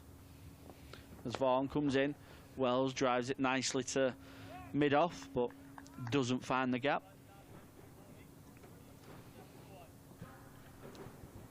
What do Lanky do here? 3:31 in front, 3 wickets remaining. As Vaughan bounces in, quicker and flatter, nearly catches Wells on the crease, nearly beats him for pace. Wells punches it into the offside. Yeah, it's a tricky one, isn't it? Yeah. I don't know if, like Anthony said, Somerset have got to take it on, so maybe Lancashire will just keep batting for now. They know that Somerset have, if they do want to win the title, they've got to take this on and win. It's Vaughan in, and Wells meets that on the full, hits it down the ground, 1 bounce 4, over pitch from Archie Vaughan, as Wells advances down the track, meets it on the full and hits it handsomely over the bowler's head, just bounces in front of the rope. But Wells certainly being a bit more on the front foot now to Vaughan. He's got them 3 figures and he's thinking about making some quick runs. Vaughan in, quicker and flatter onto Wells' pad. He tries to turn that into the leg side. It's the mid-wicket fielder. I mean, he does the fielding. It's really refreshing, actually, to see Luke Wells play with such freedom like this. You know, you get kind of tangled up and tied down and out of form at the top. And this is maybe just the type of release maybe that Wells needed to try to get going in the final couple of games. Vaughan bowls again. Wells down the track. Doesn't play an aggressive shot, just plays it down the ground, gets a single. Realises that the length wasn't quite there for him to go up. Yeah, I really do feel like he's one of the most attractive batters to watch when he's full flow. Luke Wells, he's got such flair. Every shot he plays is very aggressive most of the time, and the flair of his wrist and the way his bat comes through the ball as Balderson punches that through the offside, gets a single. 6 off the over. Lancashire being a little bit more productive against the spin of Archie Vaughan this morning. They put the handbrake on last night, just trying to survive the evening session. The lead is now 337. What would you be happy with, Scott? What are you thinking? It's a tricky one, isn't it? Do you kind of just keep going and really push Somerset out of the equation? Do you try and keep Somerset interested in a run chase? I mean, there's still 5 sessions left in the match, so there's a lot of batting here for Somerset to do. So, and it's 340 to get at the minute. I think if this was a game in the middle of the season, Lancashire would be looking at getting some quick runs and declaring soon, wouldn't they? And not batting Somerset out the game. Whereas because they know Somerset have got to try and win to keep up with Surrey, maybe Jennings is just thinking keep them out there for a little bit longer, because Somerset are going to be attacking, going to be on the front foot, you would expect. Here comes Casey Aldridge around the wicket, bowls down the leg side to Balderson. What, I don't know if Anthony knows this or not, what would be the gap if Somerset don't win this match and Surrey beat Durham? Is it realistically possible? So if, I'm just trying to work out a scenario where would it even entertain Somerset's mind that actually maybe the title's gone, let's try and make sure we don't squander second. I don't know. You know, does that change the Somerset approach to coming out to try and score some runs if they think the title's gone, if Surrey beat Durham this week? Yeah, that's what Kevin mentioned to me off air as well. Maybe Somerset have to think about scoring second place as well. Aldridge into Balderson off the back foot, just dropped away into the offside. And there is no run. 3-4-3 for 7. So at the minute in the game at the Oval, Durham is 69 for 5. They're still 84 behind. So they've lost 4 wickets in the hour and 20 minutes this morning. Surrey going on to win that match. Is it realistically possible, even with a win here for Somerset, that they can beat? They can finish above Surrey. Aldridge in, short ball. And through to the keeper. There's no run. I'm just trying to play devil's advocate and wondering whether maybe Somerset think, actually, you know what? Let's make sure we finish at least second. Yeah, and like Kevin said, the second place maybe a thought that's creeping into Somerset's mind. Yeah. Surrey, you know, Durham really need a miracle to try and produce any result, trailing by 84 still with only 5 wickets left. Change of approach here by Casey Aldridge, right arm over the wicket, bowls. Just drops it into the offside. That's nice by bowls, a little push and go towards cover for a single. He moves on to 19, 344 for 7. But you've been dressing rooms, Callum. Does it even entertain your mind as a player where you don't want to try and win? I mean, I think when you do entertain that, I think that's when you start negative thoughts start coming in a little bit. It's like Surrey last week against Somerset. They didn't ever entertain really the win. And you can back yourself into a hole. I always say sometimes you can be too casual when you're batting, and when you're too casual when you're batting, you play at one and you just nick off. Aldridge to Wells, up onto his toes and drops the ball away into the offside and calls Balderson through for 1, 345 for 7. And you nick off with a ball that you're thinking, I didn't even need to play at that, but because you're in such a defensive mindset, you just switch off a little bit, and then bang, you're in the shed and you're taking your pads off. So I think Somerset have always got to think positive and think about the positive result and thinking about that victory. Aldridge to Balderson, short ball. He ducks underneath it and taken by James Root. It's the end of the over. 345 for 7. At last delivery, getting Balderson crouching below because the field was set, quite a strong leg side field. There were loads of catches on the leg side, so Balderson was expecting something short there, and he got underneath that nicely enough. It's the end of the over. Lead of 339 at 345 for 7. Wells on 111, and George Balderson is 19 not out. We're keeping across the views on Lancs TV. We've got all the games here on our left hand side, so we can see the Kent Nottinghamshire match, and we can see the pictures from London, where Durham are 73 for 5 as well. Get towards the back end of the third day, and things are starting to shape up, don't they, with teams pushing for victory in different games. Could be an interesting few hours in store. As Archie Vaughan continues from the James Anderson end. Wells cuts that square of points. Jack Leach does the fielding, cuts a 2 off, gets a single. It's been a clear change of plan from Somerset in terms of the seamers. George Balderson, we've seen a short barrage starting to come into play. Casey Aldridge trying to ruffle the feathers of George Balderson, who's offered up a real rearguard for Lancashire. 19 off 116 deliveries, just a 1 boundary. And that was this morning, a handsome drive off Craig Overton. Vaughan in. Nearly beats Balderson for pace. Just a bit quicker and a bit flatter. Balderson jams the bat down, laid on. Almost snaked through, didn't it? Yeah, just a change of pace from Archie Vaughan. He's slighted a couple and then just darts one in a little bit, but not much change in the action. It's Balderson down the track. He advances and hits the mid-on fielder, but because he's so far down the track as he plays it, he can take the single. Takes a lead on to 341 for Lancashire.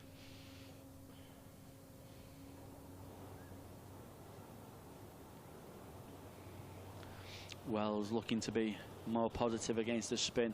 Mid-off's just creeping back a little bit. As he tucks that into the leg side, picks up another single. 3 singles so far from the 4 deliveries of Archie Vaughan. He's going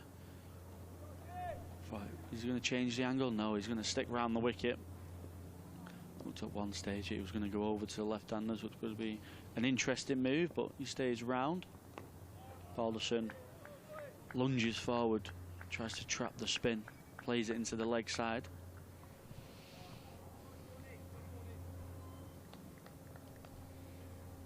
.348 for 7, Lancashire.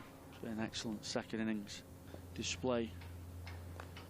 As Vaughan a bit quicker, Balderson's onto that on his back foot, punches it into the offside, picks up another single. 4 singles coming from that 7th over from Archie Vaughan. His 3rd on day 3. Yeah, it has. And I was just saying to Anthony before about what Josh Bohannon was saying last night, as he tends to do, as most cricketers do, really. They don't try and sugarcoat it. They're pretty open and honest, and they're always good to speak to. And Josh was saying last night that was probably about the first time this season. They've had good games, they've had good spells.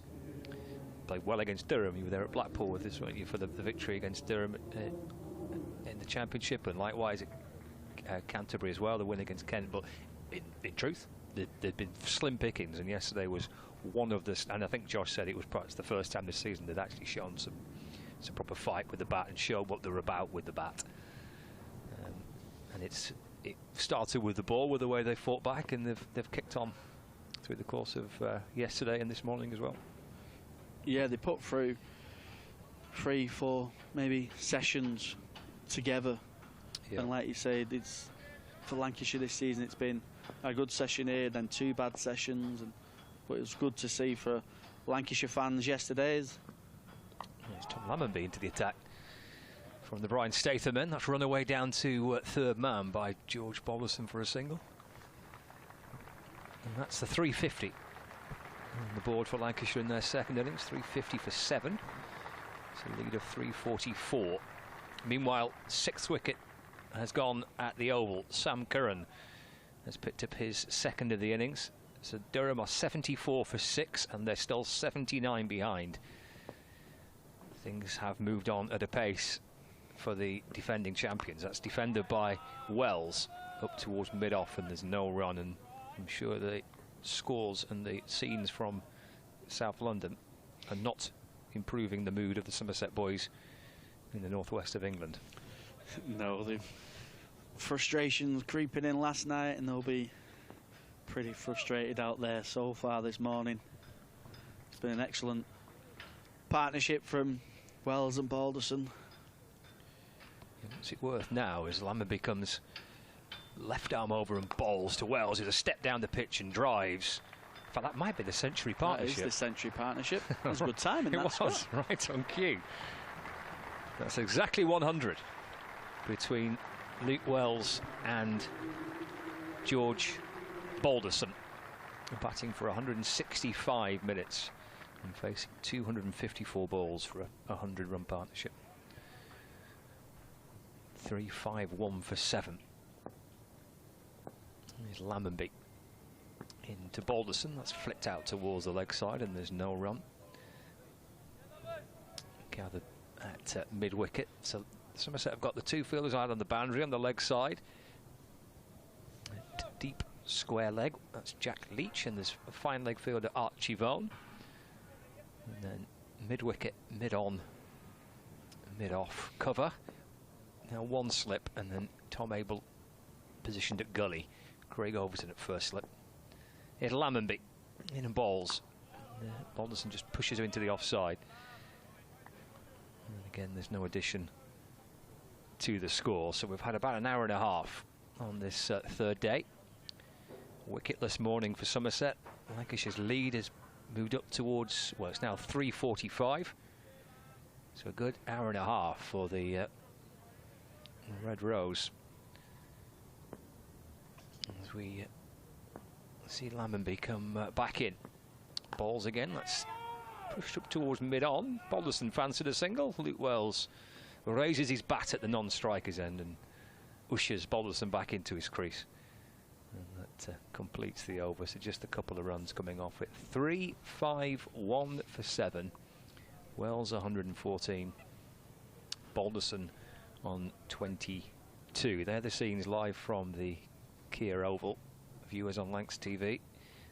Durham 74 for 6, trailing by 79 runs.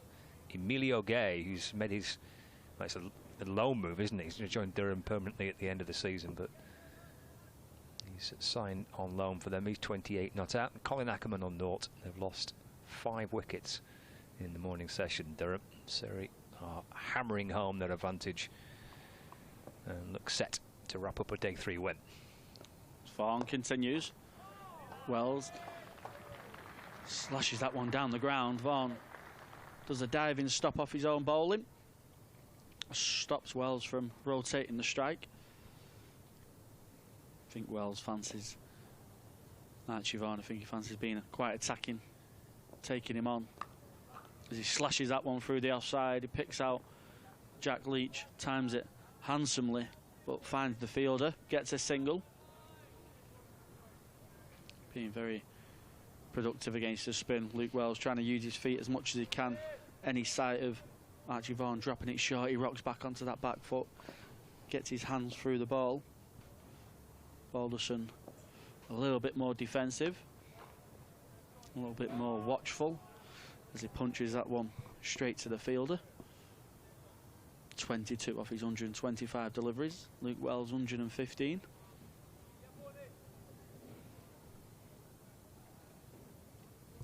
Just a deep square and the deep cover out to Balderson. Still a slip catching as Balderson dances down the track, tucks it into the leg side. Mid-on runs round, gets the throw in, doesn't cut the single off. Brings Wells back on strike where there'll be a few more field changes as Long On goes out onto the boundary. There's that floating mid-off, 3/4 the way back. Slip still in place. As Wells punches down to mid-off. The cover fielder tries to cut it off, but to no avail. Archie Vaughan, none for 19 off his 7.5 so far. He bowls nicely to Balderson to end the over, nice and flighted, a bit of spin off the pitch. Not much coming off the surface for the spinners. Jack Leach yesterday was varying his pace and his line quite a bit, but no real signs of any spin of this hybrid wicket here at Old Trafford just yet. Meanwhile in Canterbury, there's a 7th wicket falling in the game between Kent and Nottinghamshire, so they've lost 7 wickets in the morning session, Kent. They were 85 without loss on the resumption of play this morning, and they've lost 7 wickets in the morning, so they're 156 for 7, still 52 behind, so Nottinghamshire closing in on victory in Canterbury. Yeah, it's not good for Lancashire, but they need to focus on their job at hand as Lammerby bowls short and wide, and Luke Wells needs no second invitation for that one. He slashes that one through the offside. There's a deep point fielder out there, but he hits it so far in front of square that he picks up a boundary. Luke Wells just shifting through the gears a little bit, just trying to score at a little bit of a quicker rate. Somerset are getting frustrated. They're going into that, not exactly declaration bowling mode, but the field's starting to spread now to stop them boundaries and try and give Luke Wells the singles, which they have done there. Luke Wells takes a single, tries to get George Balderson on strike, where you'll see the field again just go a bit more a regular 4-day field. Could be a couple of catches and a bit of a inner ring. He's not quite a declaration bowler, Tom Lammonby. No, just mentioned the field more than anything. Yeah. Just the... He hasn't bowled much this season. In fact, he hasn't bowled much the last 2 or 3 seasons because of an ankle injury.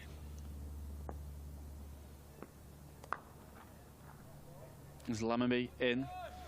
You see a bit of an umbrella field to Balderson, but he bowls short and wide, and he gets that away through backward point where he picks up a single.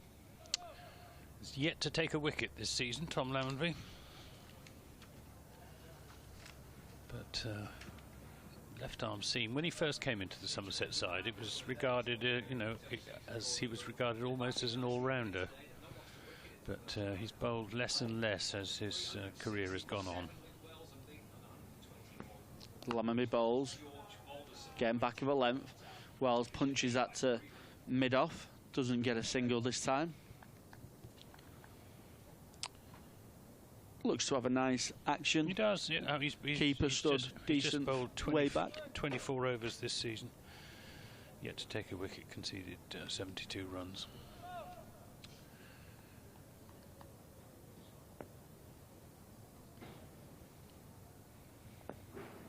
The left arm of Lammonby in.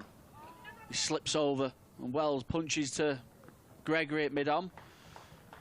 He's down the track, so he advances and takes a single.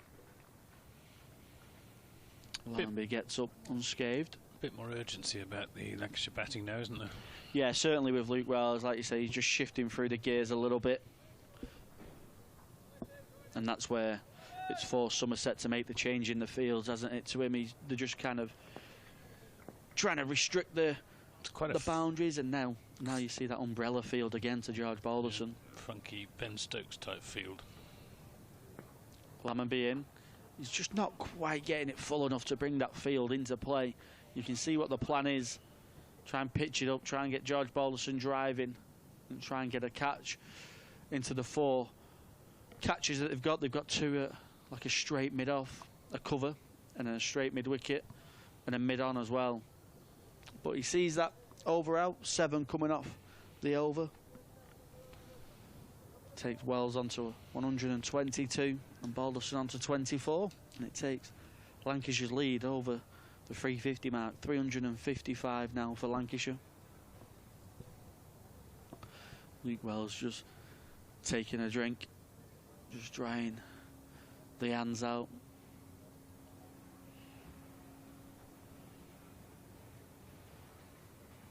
Who's going to bowl at the... It's going to be Vaughan continuing from the Jimmy Anderson end. Thought for a moment that Andy Mead might be given a go with his either leg breaks or off breaks. He can bowl both.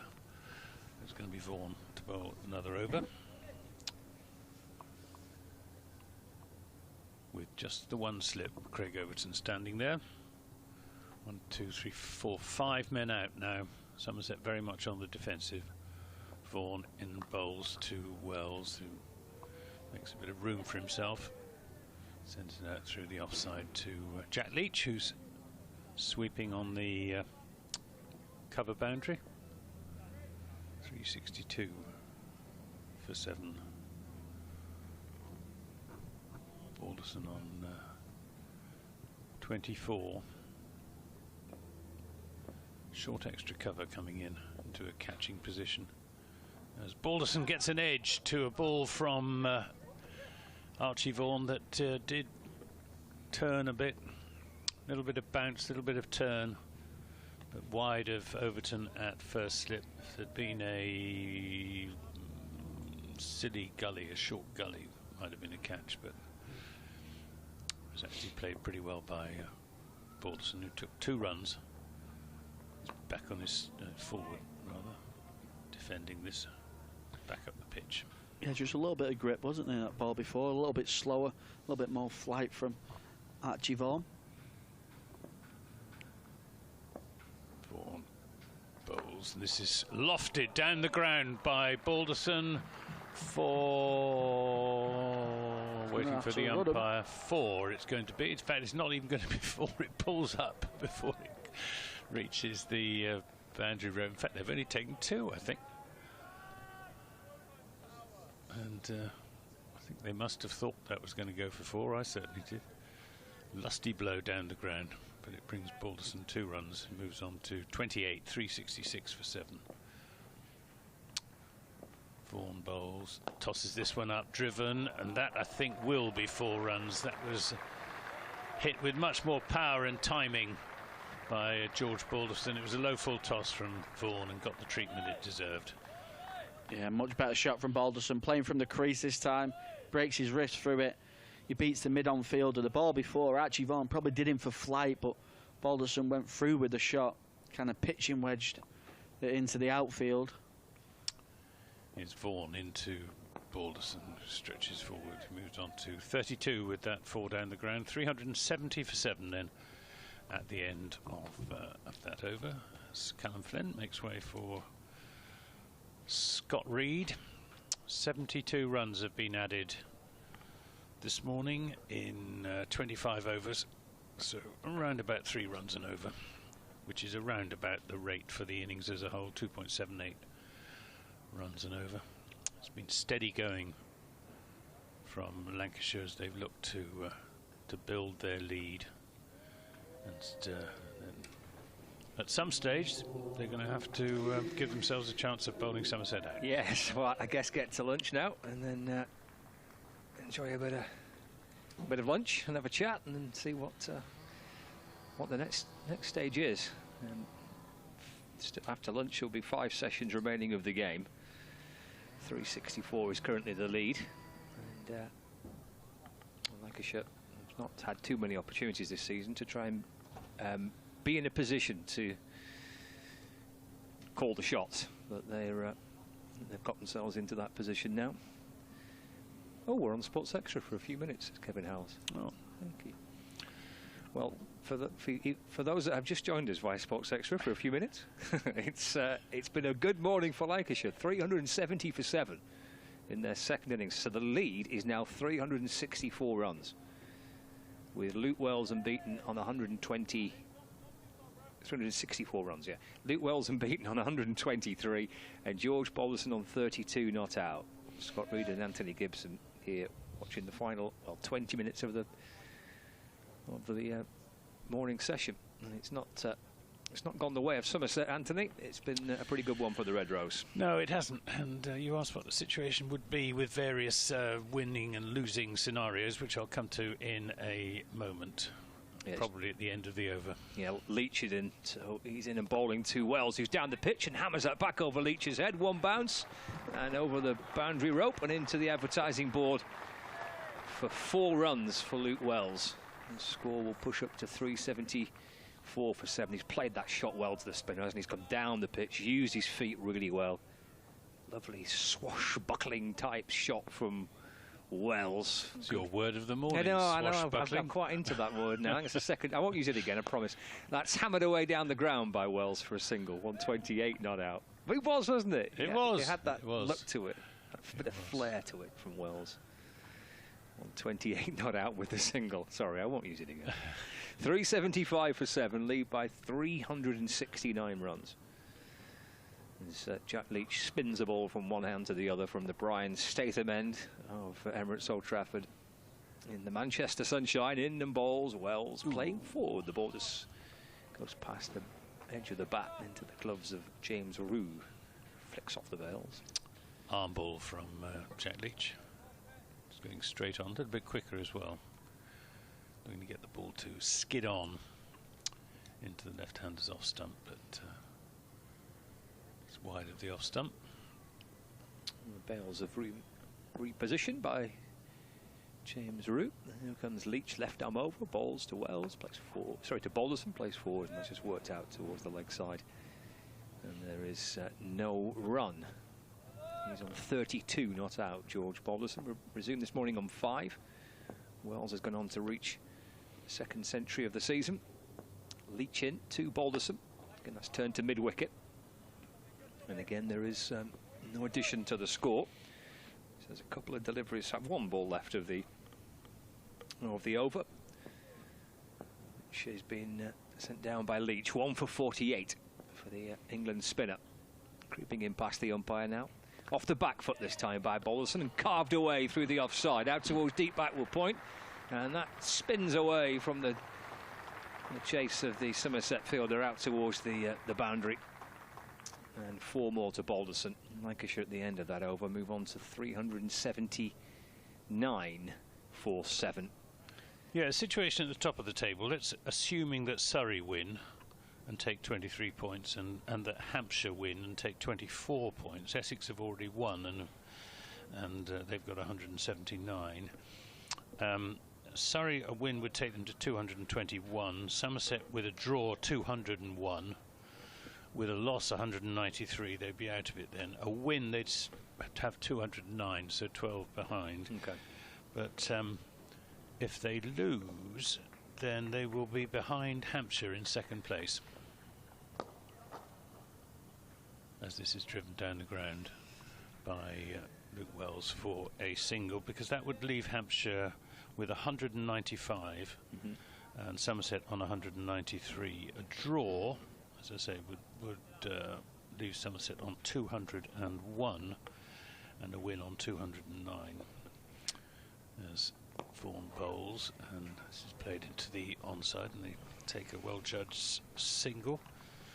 And the difference between second and third is around about £100,000 in prize money.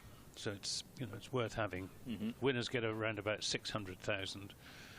The second around 300,000. Third around 200,000 in round figures. This is played into the offside, and again there's a easy single, 382 for 7. So there's quite a lot of money to be played for, as well as obviously pride. But I think Somerset really only interested in winning the county championship. That is what their 100% focus is on as Balderson stretches forward. So I think, again, whatever the target may be, Somerset will try and chase it down. Sacrifice the idea of squandering second place in trying to keep up with Surrey. Yeah, I mean, they'd still only be 2 points behind Hampshire in second place. This is run down to third man. Tom Abel is going after it, not at full pace, Tom Abel. Just feeling that calf injury, as we understand it, which he sustained on finals day. 2 runs are taken. It's Hampshire to play, isn't it? Last game of the season. And Somerset playing Hampshire at Taunton next week. So it's absolutely worth the gamble, isn't it? Yeah, it would be a battle for second place if Somerset don't win here. Appeal for LBW, and they'll pick up 2 leg byes. Steve O'Shaughnessy signals leg bye. 386 for 7. The lead now 380 at the end of that over. And down at the bottom, if Notts win, they'll have 141 points. Yep.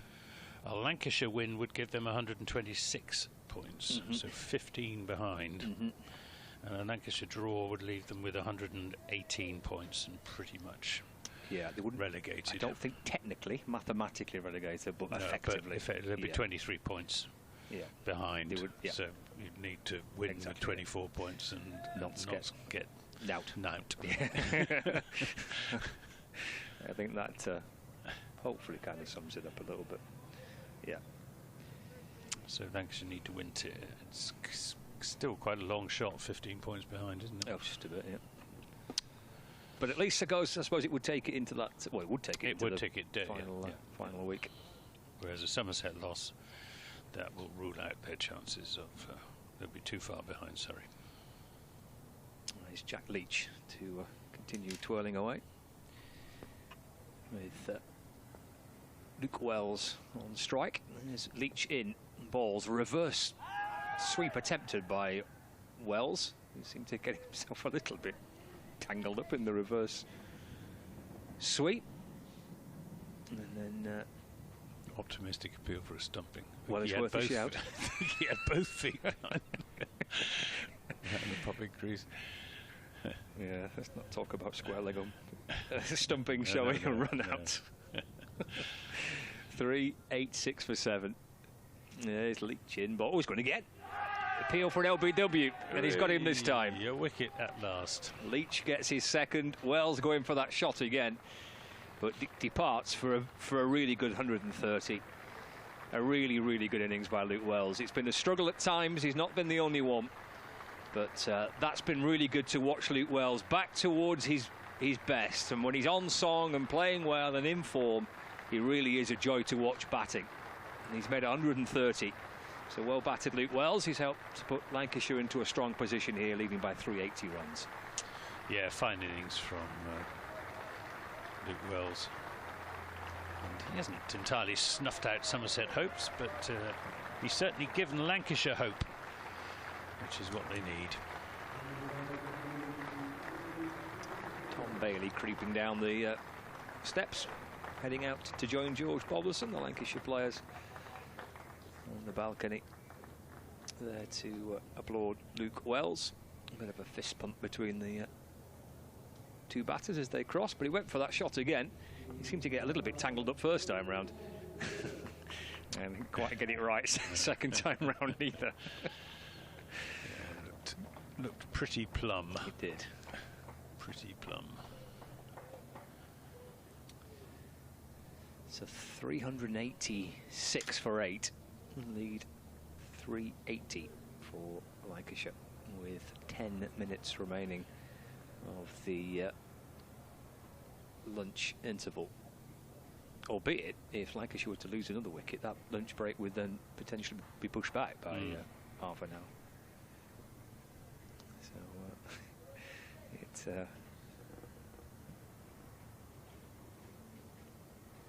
course, unless Lancashire decide to declare or something like that. Don't see it yet, do you? No, I don't. No. 386 for 8, so lead of 380.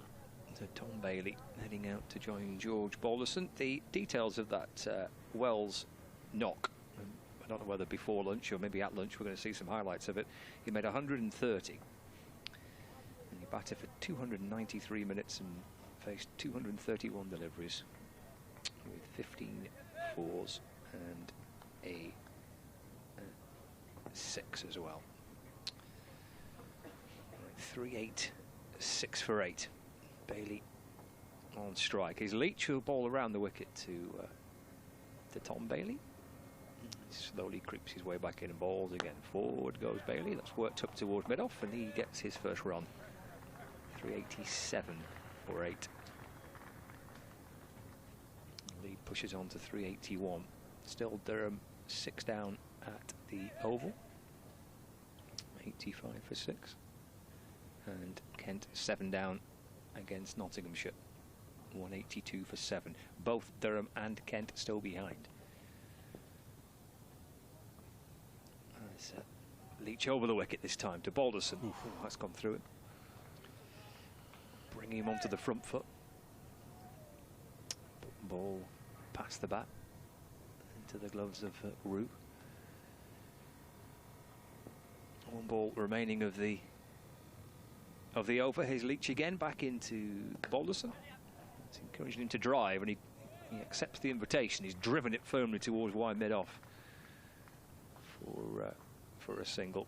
End of the over. 388 for 8 here at Emirates Old Trafford, with 9 minutes remaining of the morning session on the third day. And Lancashire, I want to say Lancashire building a lead here, but there's not the only building work going on around the ground. Oh, it's one ball left to the over. That's just sneaked in. There's Leach into Bailey. That's got me confused as well. That was the end of the over. No, they were just changing around for yes. left-hand, right-hand combination. End of the over now. 388 for 8. Lead of 382 with 8 minutes left before lunch. Yeah, quite a lot of construction activity going on. There is. We can see between the two parts of the hotel lots of construction workers in high-vis jerkins and helmets. It's going to block out the view of the Kellogg's factory, which has been which is that red building behind it, which is a bit of it's been there donkeys. You can the top right of the red building. You can just see the K. Yeah. It's just faint. Yes, it's just where it used to be, the Kellogg's it's kind of emblem. But, I'm soon going to block that view out. I'm not sure if they're flats. Kellogg's is a Manchester firm, is it? Or is it American? I don't know. I'm sure. I was drive in from the Trafford Centre past another Kellogg's building. I have a feeling they're American though. But, yes, it is American. Yeah. Right, we've got a bowling change. We've got looks like Brett Randall come back into the attack. It is indeed. He'll be bowling from the Jimmy Anderson end with a slip and a gully. He's bowling to Balderson outside the off stump, and no shot from Balderson. First time we've seen Randall in the attack this morning. 2 for 64 his figures from 18 overs. His first 2 wickets for Somerset taken yesterday afternoon, when Somerset still had hopes of keeping the Lancashire lead within reasonable bounds, but well, I suppose it's still within gettable bounds, but it's going to take a lot of getting. Randall in bowls, and Balderson's down the pitch driving, and it'll be cut off by Tom Kohler-Cadmore, who loses his trousers in the process. His undergarments visible, but very modest undergarments. Some big navy blue pants. No run is taken.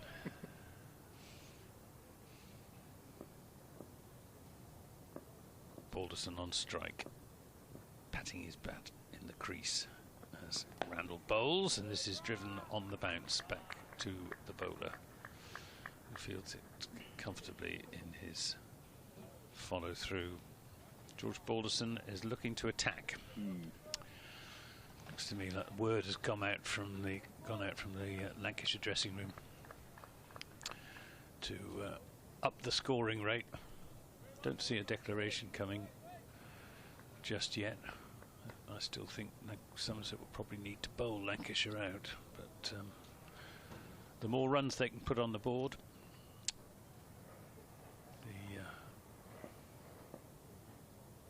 the more time they'll have to bowl Somerset out in the 4th innings, as Randall is in and bowls, and this is turned into the onside. Taking wickets is proving very problematic. Yes, it was difficult yesterday. It's got even more difficult today, without some complicity from the batsman. In Luke Wells's case, going for that rather ambitious reverse sweep. Balderson trying nothing quite so extravagant so far, as Randall is in a bowls, and Balderson this time plays a solid looking defensive shot from his 149th delivery for 40 runs. He's not had a 50 this year, George Balderson. This is a player who, across 11 matches last season, averaged 50 for the season, with 700 runs, 4 50s and 2 centuries last year. Here's Randall sprinting in from the Anderson end with the pavilion behind him. It's just driven and will be cut off again by Tom Kohler-Cadmore, this time without losing his trousers. End of that over from Randall, which was a maiden over. He's bowled 19 overs now, 2 for 64, and there'll probably be one, possibly, the over's going to be bowled by Jack Leach, so possibly 2 overs up to the break for lunch, assuming a wicket doesn't fall. Yes, so that, yeah, this will probably be the last one. He's on strike. Tom Bailey. It is. It's Jack Leach. So he's picked up 2 for 54. Here comes Leach from the Brian Statham end of Emirates Old Trafford. Balls forward goes Bailey. Just dabbed away towards the leg side. No addition to the score. If he gets through this pretty quickly, there might well be time for another one. Yeah. Because he's pretty sharp, isn't he, Leach? Doesn't mess about. Going back this time, Bailey trying to whip it away to the leg side, but the ball spins away down to the James Rue, the keeper, just takes it down the leg side and again just flicks off the bails.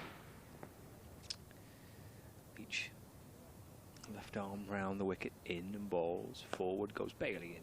Says, there you go, Leach, have it back. Float it on the bounce back to the Somerset and England spinner. He's just adjusting his field a little bit, so he's dropping cover a little deeper.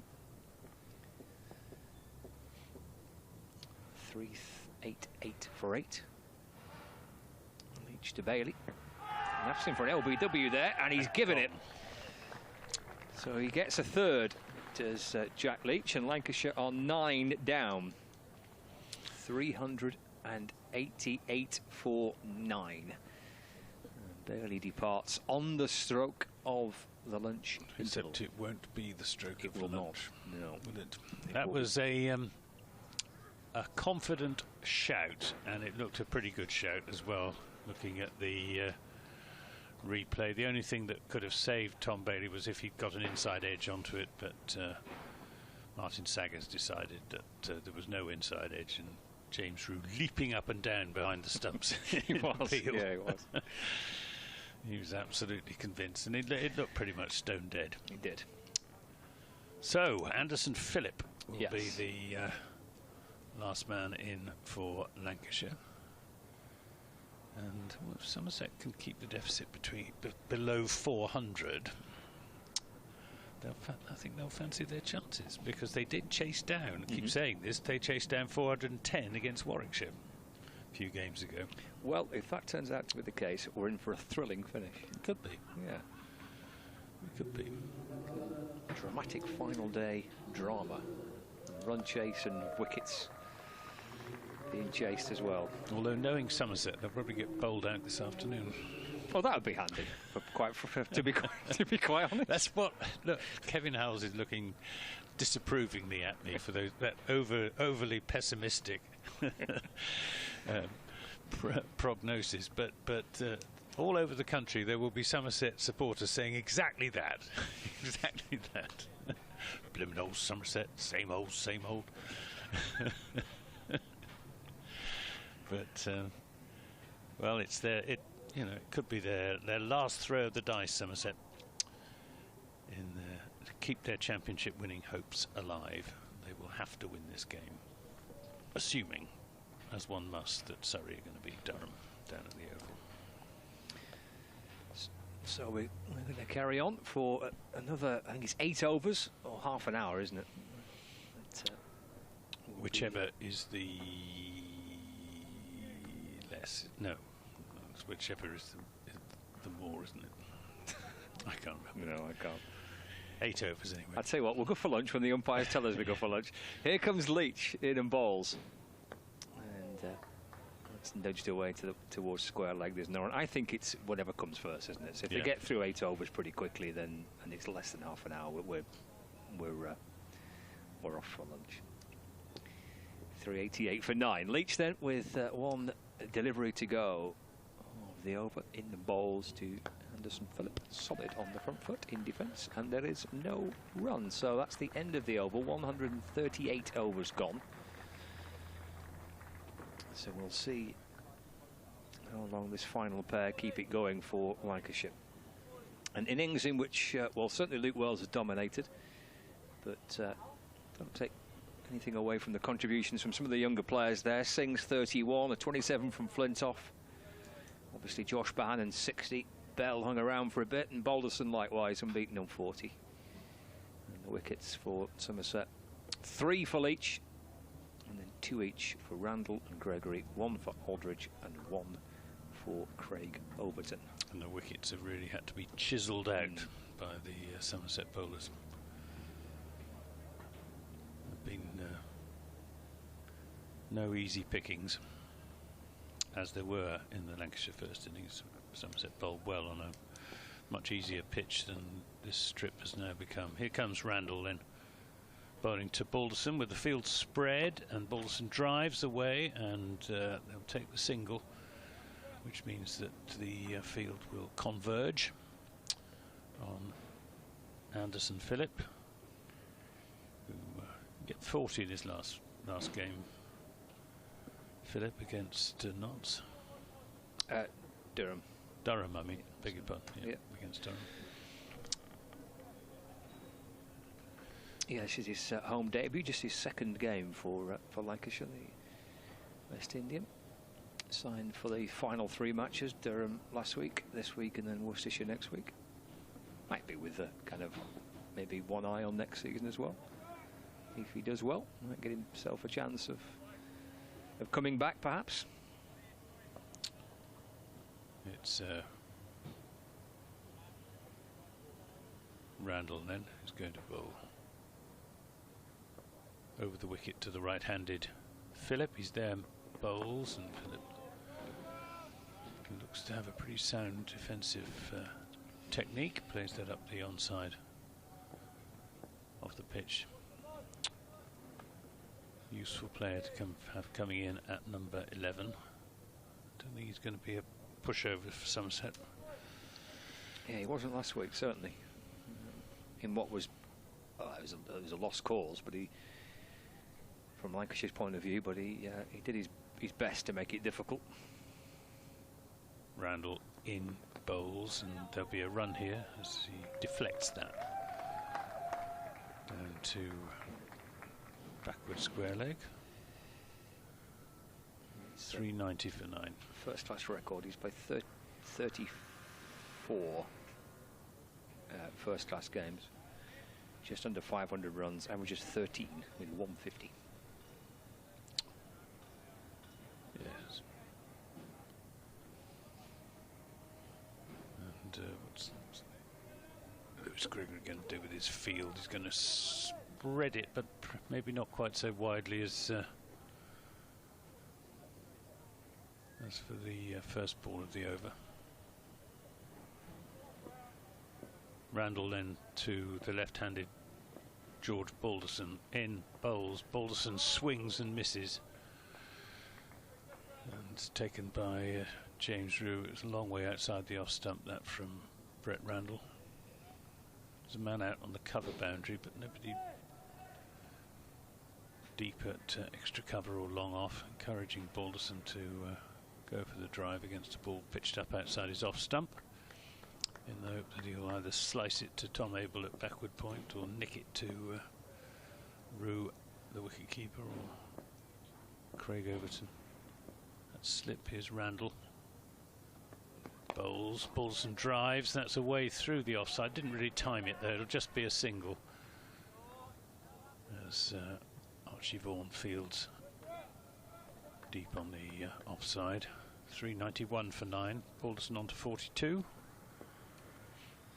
They've reached lunch in the other games in Division 1, where Durham 98 for 6 at lunch, trailing Surrey by 55 runs. Randall bowls, Phillip defends. And that's the last ball of the over. 391 for 9, 42 to Balderson, 1 to Anderson. Phillip.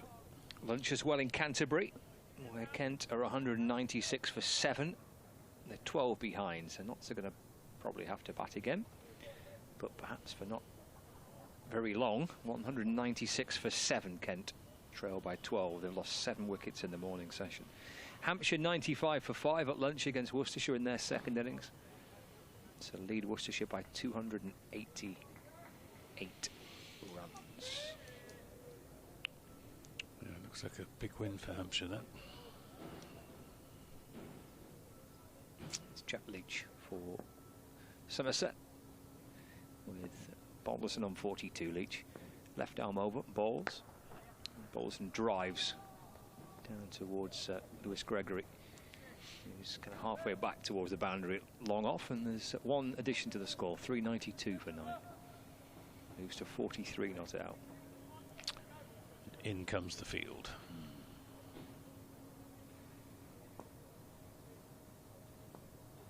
Leach, this time to Anderson Phillip. Driven to mid-off. There's no run. A couple of results from Division 2 today. So Sussex beating Gloucestershire by an innings and 7 runs. And Middlesex beating Derbyshire by an innings and 66 runs. Oh, he's gone back to that as Phillip. Beats him. Just snakes its way past the bat and into the gloves of James Rew. Getting Somerset interested when Anderson Phillip goes back to this delivery just past the edge of the bat. In again. Forward this time.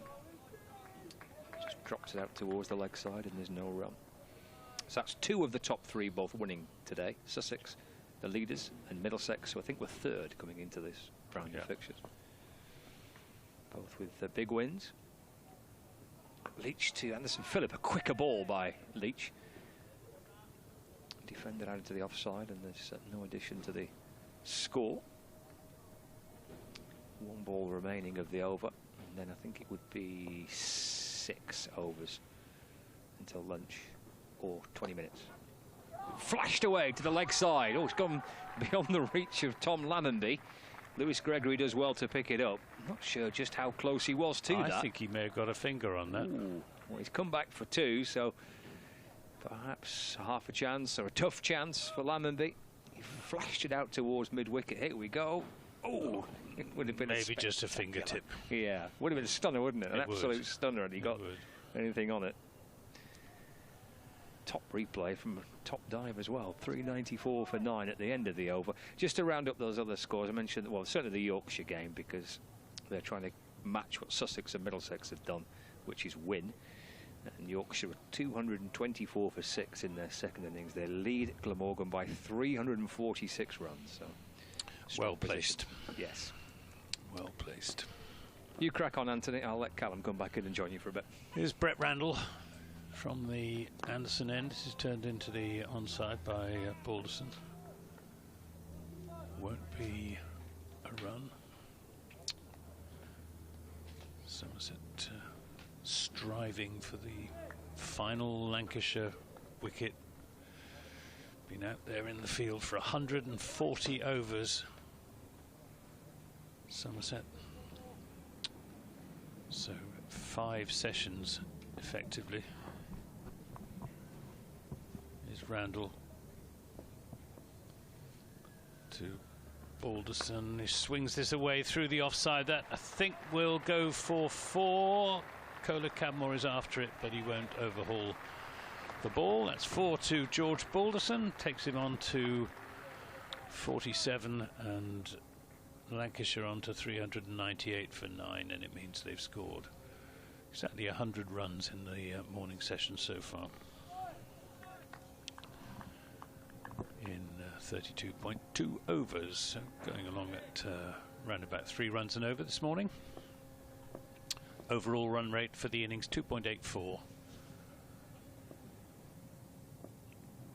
As Randall is into Balderson, who is bowled, and that is the end of the Lancashire innings. They've been bowled out for 398, with George Balderson going for the shot that would have brought him his 50 had he managed to loft it over mid-on, which is what he was aiming to do. Instead, he's been clean bowled by Brett Randall for 47, and Lancashire all out for 398, which means that Somerset will need 393 to win and keep their county championship hopes alive.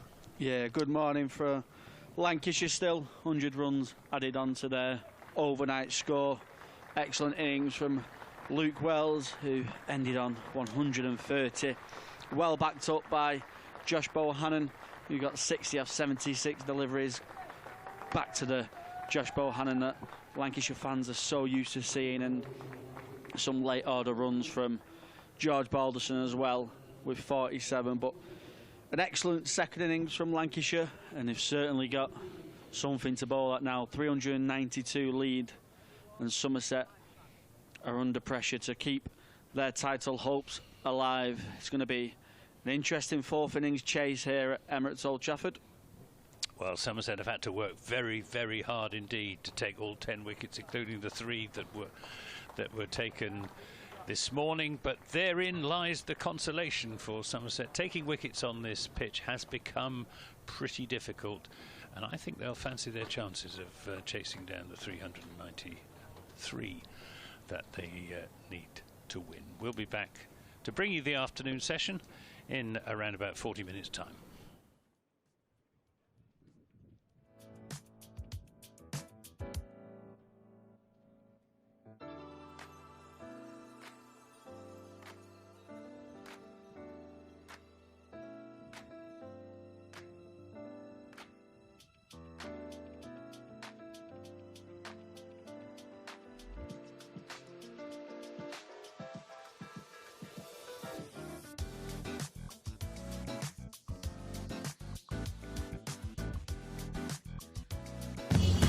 Welcome to Conrad Dubai. Here's your key. Thank you. Let me help you with the bags.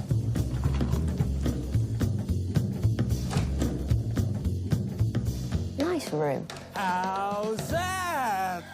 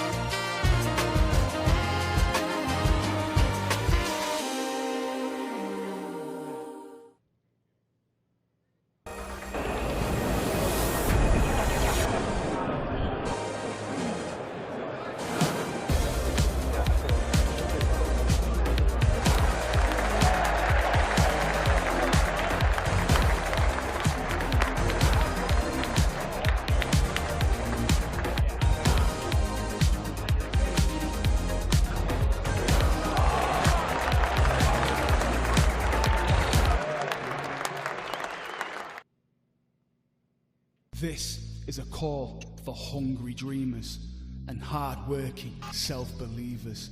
Success is down to more than just luck and talent. It's striving to be the best, breaking the boundaries and never giving up. Are you ready to become your best self? Are you ready to unlock your greatness? So what are you waiting for? This is Education Evolved. This is UA 92. My guest on this edition of Beyond the Boundary is somebody who's been synonymous with Lancashire cricket for over 60 years. Started as a player in the 60s, went on to captain the side, play for England, then became an umpire, first-class umpire, coached Lancashire, coached England, and became one of the 21st century's fantastic and best broadcasters. It is David Lloyd. David, it's great to see you. Where did it all begin then? Well, back in 1965, and it began on the ground, and it's obvious is that, but when you played for Lancashire boys, you played here, which is a great place when you've got the committee and the coaches or whoever who can see the young talent coming on. We played right at the corner, right at the end, next to the pavilion, the old pavilion, and I did all right. So it was North v South, did okay. And then Lancashire versus Yorkshire and Cheshire, and did okay. It was a fair trek in then when you when you used to start as a junior professional. Felt like it was a fair trek in from Accrington in the 60s. It were 3 buses for a start. You know, when buses upstairs, it were for smokers. Now I've never smoked in my life. I had the filthy habit. But you always wanted to go upstairs to sniff these blokes smoking these senior service and capstan full strength. And you put your kit bag, if you remember, when you got on the bus, there was like a well. So you put your kit bag in, there was no chance of anybody nicking it. It was always there when you got to Moseley Street. And then I think I caught the 48 bus up to close by the football ground and then had to walk. But I wasn't the only one. There were lots of us came in that same sort of journey. And you came into a Lancashire environment, and I think, let's be fair, in the early mid-60s, Lancashire weren't in a period of success, but they had some fantastic players. One of the finest bowlers of all time in Brian Statham, for one. Jeff Puller, Ken Higgs, Jack Bond was around. Do you know, it's an absolute mystery. When you look at the calibre of players, you think there's some wonderful players, but you're dead right, we couldn't bat. We couldn't get runs. And Statham and Higgs got 100 wickets each, and I think we finished second bottom. And it was always... The laws of the game, the structure of the competition was really odd. They kept chopping and changing, and I recall that you had to come out at 65 overs, you had to come out at 100 overs and declare 3-day matches, uncovered pitches. So you were always sort of manufacturing games to fit the 3 days, because inevitably, particularly here, we were losing so much to the weather. You look at Old Trafford now and the drainage, which is state of the art. Back in the 60s, no, it was just natural soil. And if it rained, you'd deluge and puddles everywhere. You just didn't play. And so we were always constantly manufacturing games over a 3-day period on uncovered pitches. Mm. What about your first impressions then of Brian Statham and Jeff Puller? Brian was captain in the 60s, fantastic bowler, but not perhaps the best captain. Well, we used to, Tommy Greenuff and I, and sometimes we'd play together. And Tommy used to say, we'll be coming on any time now. I said, how do you know that? He says, because the 48 bus has just gone past. He says, at 5 to 1, we usually come on when that goes past. So, and it's uncanny. That's a number of times that you get that last over before lunch, if the seamers had bowled first up in the morning. But Statham was a wonderful man. He was a fantastic man. And he just led by example, really. Jeff Puller was brilliant, absolutely magnificent. In that he's a left-handed opening batter. Here's this kid from Accrington coming in, batting at number 8, showing a bit of promise. And he would know that he's going to elevate, this young kid's going to elevate, and eventually he'd open the batting, which is what I did. But Jeff helped me all the way. He looked after me. Was cricket your first love? No. Because you were a good footballer and all, No, it still isn't my first love. I like horse racing, golf and football. I'm an absolute football fanatic. I love football, particularly lower league football. And I still go and watch whenever I can. York City, I live over York Way now, so we go and watch York City. I'm a season ticket holder there. They're in National League North. And even now, I take my boots with me, thinking I might get a do, because they're not very good. And of course, Accrington Stanley is my club. But you were synonymous with the resurrection of Accrington Stanley, weren't you? Yeah, I was a director for a while, and then my mate bought the club. And he pulled me on one side and he said, "I've got some bad news." He said, "I know you're a director," he said, "but I'm sacking all the directors. I don't want any of them. I'm running the show." I said, "Thank you, thank you. It's costing me a fortune, this." Because if one of the players, and this is in the bad old days, if he got subbed and wanted a shower and went and put the shower on, the floodlights went off. So we had to have a new electric system and so on. But we've now got a cracking club. It's a bit different now. I've read in the papers this week that there's going to be a new champagne bar. Yeah, it Not is something that is synonymous with Accrington. No, I don't. I think that'll struggle really. We've got it's a conference centre, which is, I think it's 400 or 450. Hospitality and conference centre, which is bang on. And now we've never had it tarmac. We've got tarmac up there now, which is great when you drive your car in. But your cracking club now, Andy Holt is the owner, the chairman, and he's done a brilliant job. Let's just come back to Lancashire. And the late 60s, there was a sea change in Lancashire's performances. It was the start of a fantastic era of one-day success. What triggered that? I think the club had in the 60s, there was this unrest. And then we got a great chairman. I mean, gregarious, right up front, a bloke called Cedric Rhodes. And he shook the place. He absolutely shook it up. And you know, a lot of things you'd say, I didn't like that about Cedric, and I didn't like that about Cedric, but he was here every day, fully hands-on. And he gave the club a real shake. And then Jack Bond took over as captain. When they were scratching their heads, thinking, who should we make captain? Jack was in the twos. Replace Statham? It'd be to replace Brian Statham. Yeah. And I think they advertised in the Telegraph for a captain. That might have been before Brian Statham. But Bondy was playing in the twos. And they give him the job. And I would think that would be short term at the time. But it coincided and corresponded with a lot of young lads coming from club cricket.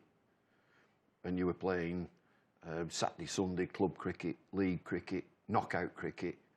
We all came together from different areas. Lads from down St Helens, Ken Shuttleworth, lads from up Mosley Way, Staley Bridge, John Sullivan, Harry Pilling, lads from down Lancashire League, myself, latterly Jack Simmons. And it clicked. And suddenly we got a one-day team playing one-day cricket to full houses. And they were glory days, real glory days. When you consider Sunday League, I think you started at 2 o'clock. You've got to finish your first innings at 4:10. Be 16, 20,000 on here. And again, when you do interviews like this, you can recall there were no advertising boards. They didn't have any. They weren't that sort of. It wasn't that sort of club. There'd be half a dozen people would work in the offices. That's it. And so the crowd used to spill onto the pitch with a boundary rope, and the crowd behind the boundary rope, and you could have 4,000 or 5,000 people sat on the ground. And so it was a great atmosphere. I mean, a fortress right on top of you, the crowd. What was Jack Bond's secret then? Because man management. And undoubtedly, he had some good players, or some good players who were starting to come to the fore. I'm thinking of Lever and Shuttleworth and Lloyd and Wood. And the overseas players, Clive Lloyd and Farouk Engineer. But Bondy's big secret, man management. He got the great name, Bond. That was what he did. He bonded a team together. He was totally unselfish. And if we were in a jam, he'd go in and sort of stick it out, and grind it out. If we were flying, he'd drop down and send John Sullivan or anybody else to give it a whack, Simo and David Hughes. So he was honest, unselfish, and great man management. I mean, he managed me. I could get a bit volatile, and he could manage me, no problem. You say you were volatile, David, and that stuck with you probably through your career and probably still a little bit in your life now. But you've obviously learned to temper yourself. How much of an influence was Jack Bond on you in your future, not only as a cricketer, but when you became captain and then coach, then an umpire? How much did Jack Bond influence you? He was a massive influence, and two others at the club were massive influences, Edward Slinger and Bob Bennett. They were great influences, and they knew how to calm me down, how to sort of shut me up a little bit, as did Jack. But Jack must have seen something to push me as captain, because he was going to retire, and he told me that, follow me, watch what I do. And we went on holiday together, actually, and he said that, you know, you'll probably be captain, and you've got to pick things up, and you've got to learn how to step back a bit. I'm a lot better than I used to be. I think I'm all right now. You know, Jack believed in me for a start, but I've got to tell you a funny story. We went, at the end, when he was retiring, he was finishing, and I'm getting wind that I'm going to be captain. We go to Germany on an end-of-season jolly to, I think I'm in Frankfurt or somewhere. And this is an end-of-season jolly to end all end-of-season jollies. And we sort of celebrated every night, well into the night. He's made me captain for this next game. So at night time, I thought I've got to get to bed, I've got to go to bed early. And I start mapping out on bits of paper where fielders should stand and so on. The morning after, we turn up and I was like, captain, here we go, get yourself sorted out. There's only two turned up. So we tossed up, well, we'll have a bat. And we batted like, it's a 35 over game, batted like, and kept looking, is there anybody else coming? And then Harry Pillion and John Sullivan staggered out of a room. Keith Goodwin, he spent all, it's like an army camp. He spent all day saluting all the soldiers, because he used to be in the army, and waving aeroplanes off, so I couldn't get him to the ground. And we shored up, I think it was me and Edward Slinger, either me and Edward or me and Bob Bennett, who opened the batting and just had to shore things up. And I've got all these bits of paper in my pocket as to where I could put my fielders. I've only got two. I don't know. It's not quite like that now. I'll tell you. So that was basically after a very successful period. Lancashire had won the Gillette Cup 3 years on the trot, John Player League twice, and you then became captain in '73, following on from Jack. And were captain relatively young, weren't you? Yeah, what were you, 25, 26? 20, I might have been 26, 27. And we were just on the wane, you know, just on the cusp, right, you know, just on our sell-by date, if you will. And, you know, you're missing Clive. Clive, if West Indies were here, that's it, gone. And you didn't replace. You didn't say, oh, we'll get somebody else in for 3 or 4 weeks. And so, you know, we lost the kingpin player. Lost the number one. Farouk, God bless him, what a wonderful character within the team, belligerent batsman, brilliant wicket keeper, just coming to the end. And so we did all right, and we continued Gillette Cup success, getting to finals. I think you've done great. If you get to finals, particularly at that time in the 70s, if you keep getting to finals, you're doing something right. And during my time, we got to 3. You won it again in 75. Won it in 75. In 74, 76, we were just on the wrong end. We played Kent. And I think Alan Knott was man of the match, and he got 15. And it was one of them dismal, nasty, horrible days and horrible pitch. And the game didn't happen, really. And we got beat by Northants as well. Although Northants at that time had a really good side. They had a good team. But Lancashire, let's say since 68, have had various 11s, teams that have been hugely successful in one-day cricket and have only ever won the county championship once. Yeah. Why is that? Why? Is it the glamour of one-day cricket, do you think? Yeah, partly. In the early days, with uncovered pitches, particularly on this side, and I know you can say, well, Yorkshire were very successful on the east side. The rain comes up here and it drops buckets on Old Trafford, and that definitely hampered us from the players that we had. But I mentioned Cedric Rhodes, and from the club perspective, he would make us fully aware that one-day cricket pays the rent. You know, we're filling the ground every time we play a one-day game, and you're winning. And spectators are clamouring for tickets, sold out every time. So we were under no illusions that one-day cricket was priority at the club. And if you did okay in championship cricket, good. You know, you did all right. Yeah, you're doing all right. We had, I know we had one year where we were second and pushing to be champions. And we had a rain-curtailed game, final match down at Sussex. And it didn't just happen. And Tony Gregg, I think, were captain at Sussex at the time. And we just didn't push on and finished up 4th. But we had a really good season then. But one-day cricket was the king. On a personal level, your cricket playing, it's a long time ago now, but it tends to get pushed back into the periphery because you've done so much in the game.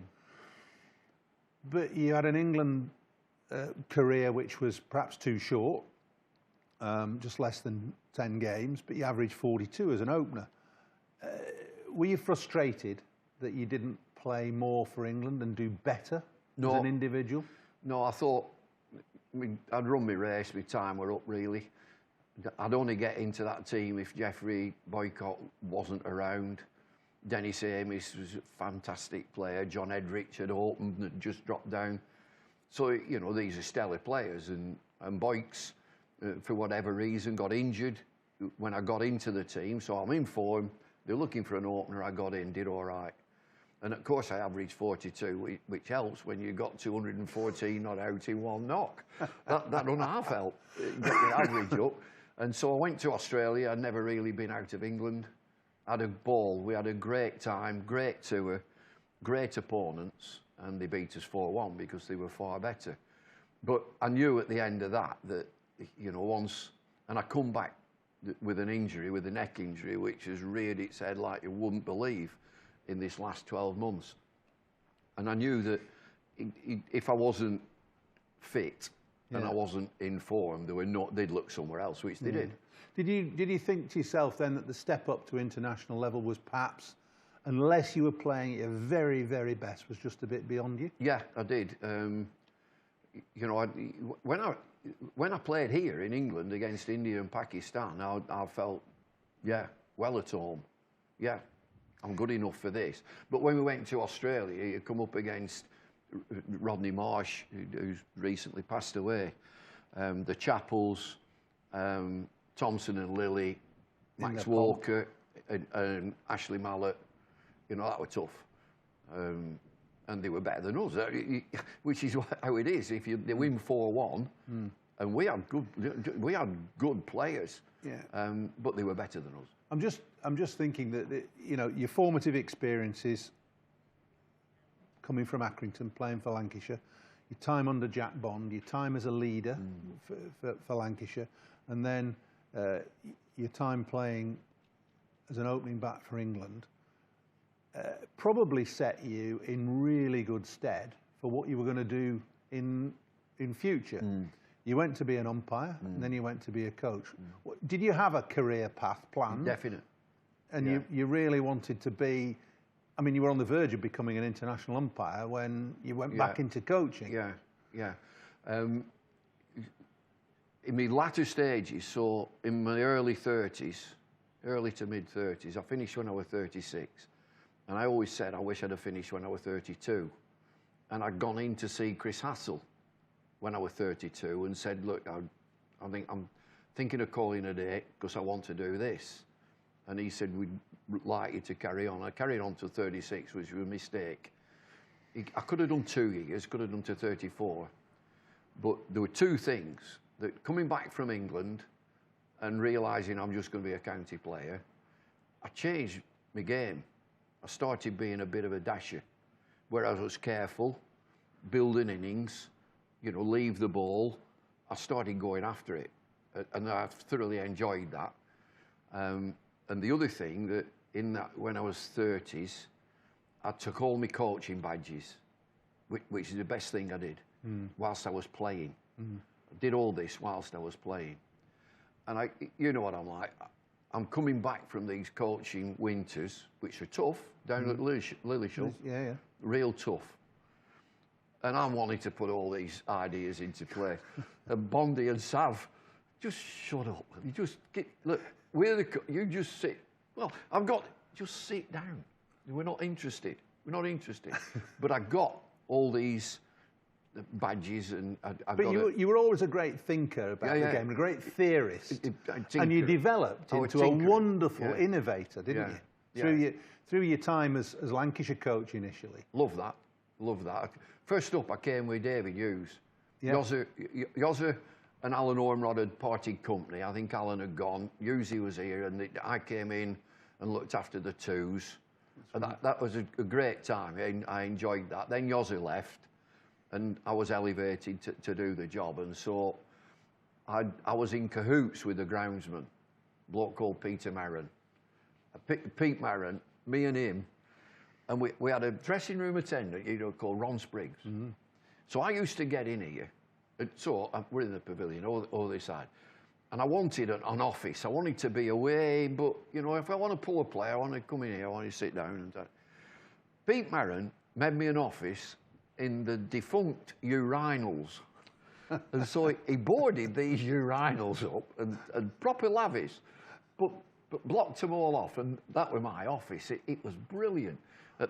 Right at the back of the pavilion, overlooking the police station and the town hall. And so every morning I'd get in here at 7:30. And Pete Marron and Ron Spriggs would come up and sit with me, with three of us round the table. And it sort of reminds me of like Bill Shankly and the boot room at Liverpool. And Spriggs would make the tea, big pint pots of tea, put them down. And Spriggs would sit down. He said, "Have you seen that lad in the twos?" He said, "He should be in the first team. I don't know how you're not picking him." And so Ron Spriggs thought he was picking the team.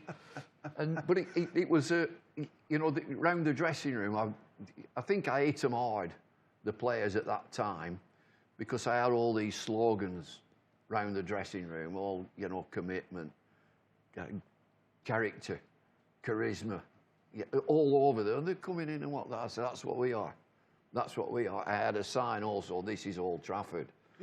You were ahead of your time in that, though, really, I think, in terms of coaching. I think you innovated that sort of approach. I remember you playing music to the players as well. Yeah, to little bit. Stir them up or calm them down, whichever. Yeah, stir them up. But when you say you play music, there were little clips, like a minute and a half, nothing more than that. And then I got them all to choose their own clip and play that. And so I wanted them to go out. I wanted to run down the steps at Old Trafford and flipping charge onto the field and let everybody know, particularly the Oppo, that we're here for business. That's what we do. And the one thing I said to the lads, I didn't say a lot. I said, we might not be the best batters, we might not be the best bowlers, but we will be the best fielders. We work like stink on fielding and fitness, so that we're just swarming all over them in the field. And that, I always particularly one-day cricket. You know, I had lads like Gary Yates, Peter Martin, young Glenn Chappell, Ian Austin, my lad Graham, Neil Fairbrother, Crawley, Atherton, Gallion, name them all. Fantastic team, that. Brilliant team. I said, in one-day game, you switched on. I said, there'll be one moment that we have to win. It's that moment of magic, that when somebody picks the ball up and runs him out. And I'll never forget, played Yorkshire on here, big game. Darren Lehman. He's probably the best overseas player they've had. And I said, we run him out. He's got a bit of weight, look at him, tubby. He's a bit tubby. I said, we run him out. I said, he'll want to get to the other end. We run him out. I said, if he's on strike, ball 5-6, tighten up, infield, tighten it up. We're running him out. Forget the other geezer, run him out. And it was our Graham. It was rapid. Graham was ready. You wouldn't think low so. To the ground as well. He was low to the ground, and he picked, and I'm on that balcony there, across the other side, and as soon as he's pushed, you know, he's sort of back foot, which he's got another yard to make up, because he's on the back. He's pushed it, and Graham's moved round at cover like slow motion, and I've got hold of the edge of the and run him out, and he hit the stumps full on, and he would get no DR, none of that business, and we'll go to the umpire upstairs, and the square leg umpire give him out, and I'm jumping about on the balcony. You had a very talented team. I don't think there's ever been a good coach of a bad side, has there? No. But let's forget that. Yeah. You were a good coach of a good team. We forgot a bloke called Akram. Oh yeah, he was quite good. Yeah, well, there you go. If you have him, you've got two players in one, and one of the best ever, haven't you? Well, I get asked every time, what's your best World 11 that you've seen? So I start at number 8, I just put Akram, and at number 9 I put Warren, and then build the rest of it. Yeah. Yeah, well, let's just break off. Shane Warne recently died in tragic circumstances. For me, he was the best spin bowler I've ever seen, and one of the top 3 cricketers I've ever seen. And a great bloke. Top bloke. Fantastic bloke. Kind. Yeah, very, very generous. Yeah. Great mate. I'll tell you how good a mate he is from the other end of the world. If you're in adversity, he'll ring you. He'll just give you a call. And so that was a tragedy, but he lived life to the full. Sleeping was a damn nuisance. And so the whole cricket world will miss him. And there's been some great players. There's been some of the greatest players haven't been the nicest people. This bloke was top drawer.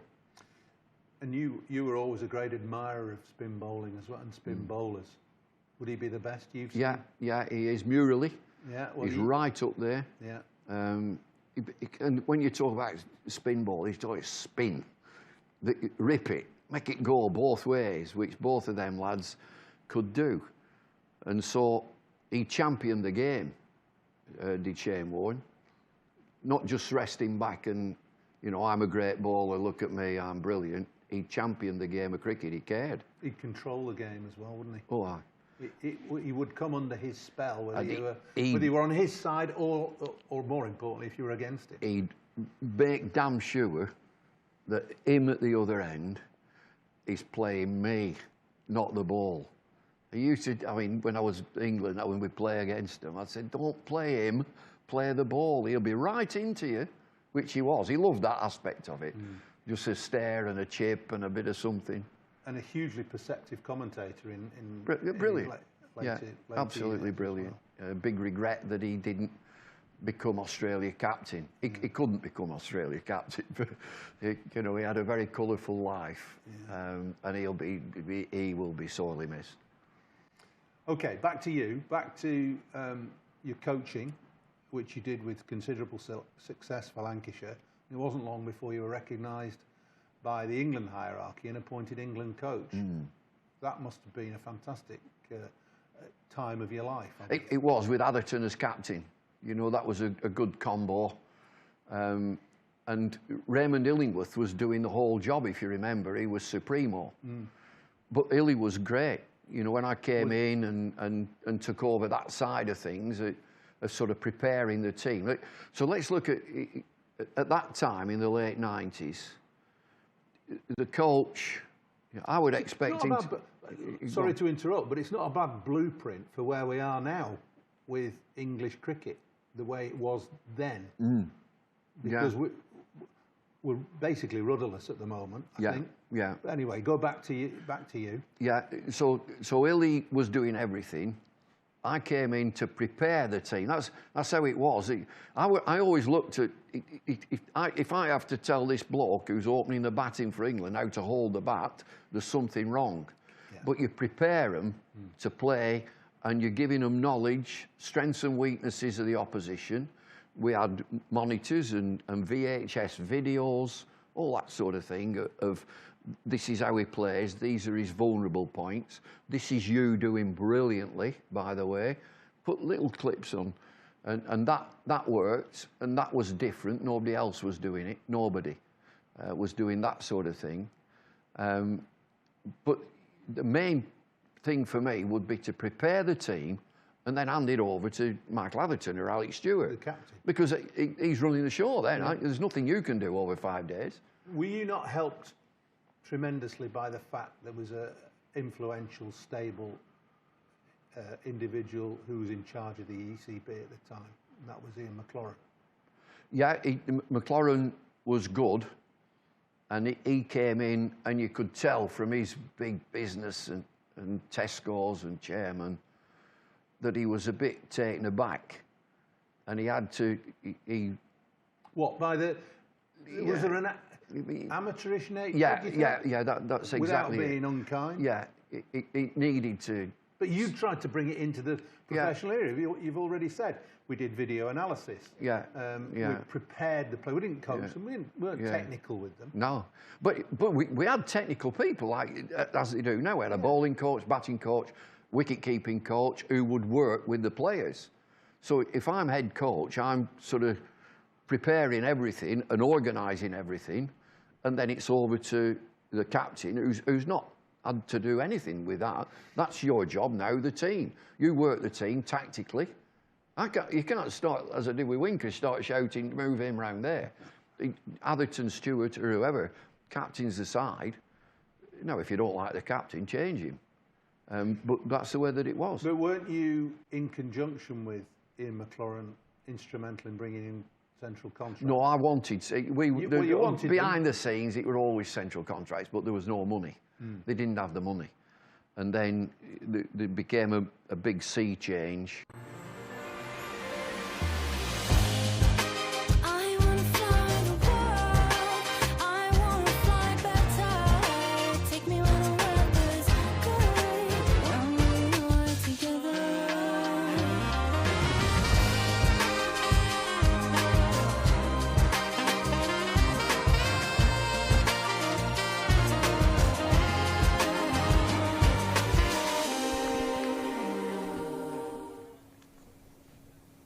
Welcome back to Emirates Old Trafford for the afternoon session, day 3 of the Vitality...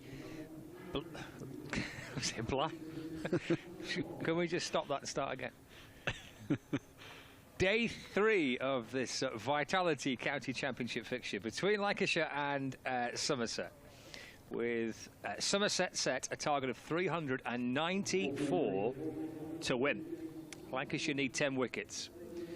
And the prize at stake, well, actually nothing in terms of winning a prize come the end of this game, but the reward would be, for either side, whoever wins, the possibility of keeping alive their hopes of either winning the title or staying in Division 1 of the County Championship.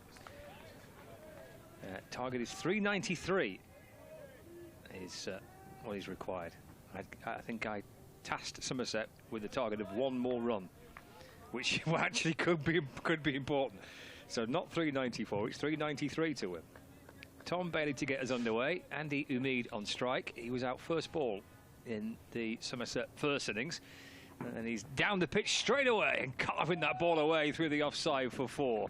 And Andy Umeed making sure, rather emphatically, that he doesn't get a pair in the match. And we're underway with the run chase, Callum. Well, we certainly are. If anyone had any doubts about how Somerset might play and whether they're thinking about batting a long time into day 4. Andy Hamid dancing down the track straight away before Bailey's even released it, punching it through the covers for 4. Could be entertaining. Gets the reply, up and running. Bailey back in. Hamid's bowled!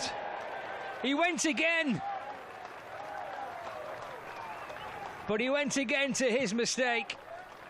And Lancashire have the first of their 10 that they're looking for today. Bailey strikes, Somerset 4 for 1. Well, I'm pretty speechless, I'm not going to lie. 2 deliveries, 2 dancing down the track. First one, he had a bit of success because Tom Bailey overpitched, and it was an half volley that he could punch through the covers. This time, Bailey drags his length back, knocks out the off stick, a little bit of shape away, but it's a perfect delivery from Tom Bailey, and he gives it the wave to Hamid as well. Yes, he did. Watch the follow through here from Bailey. As the Lancashire players celebrate. Yeah, he gave it just the head back towards the pavilion. High fives are plenty. Let's watch those. Can we watch those 2 balls back again? The first ball of the innings, and then the second ball of the innings. A dramatic start to this Somerset replay. Of course, it was pretty dramatic in their first innings when Andy Hamid was dismissed with the first delivery of their innings, caught by Jennings at the slip. Or the start to Somerset's second innings is also going off to a pretty dramatic start. Here we go, first ball of the match, run chase on, down the pitch, bang, 4 through the covers. That sets the tempo, that's what we want to do. And then second ball of the innings, down the pitch again, oh, hang on, bang. Out, 4 for 1. Maybe they urge you to call it the Vitality Blast. Yes, I think. Maybe you confused him a little bit. Excellent start, though, for Lancashire. I would say it's an odd game. Both be upset with the results of Surrey and Kent.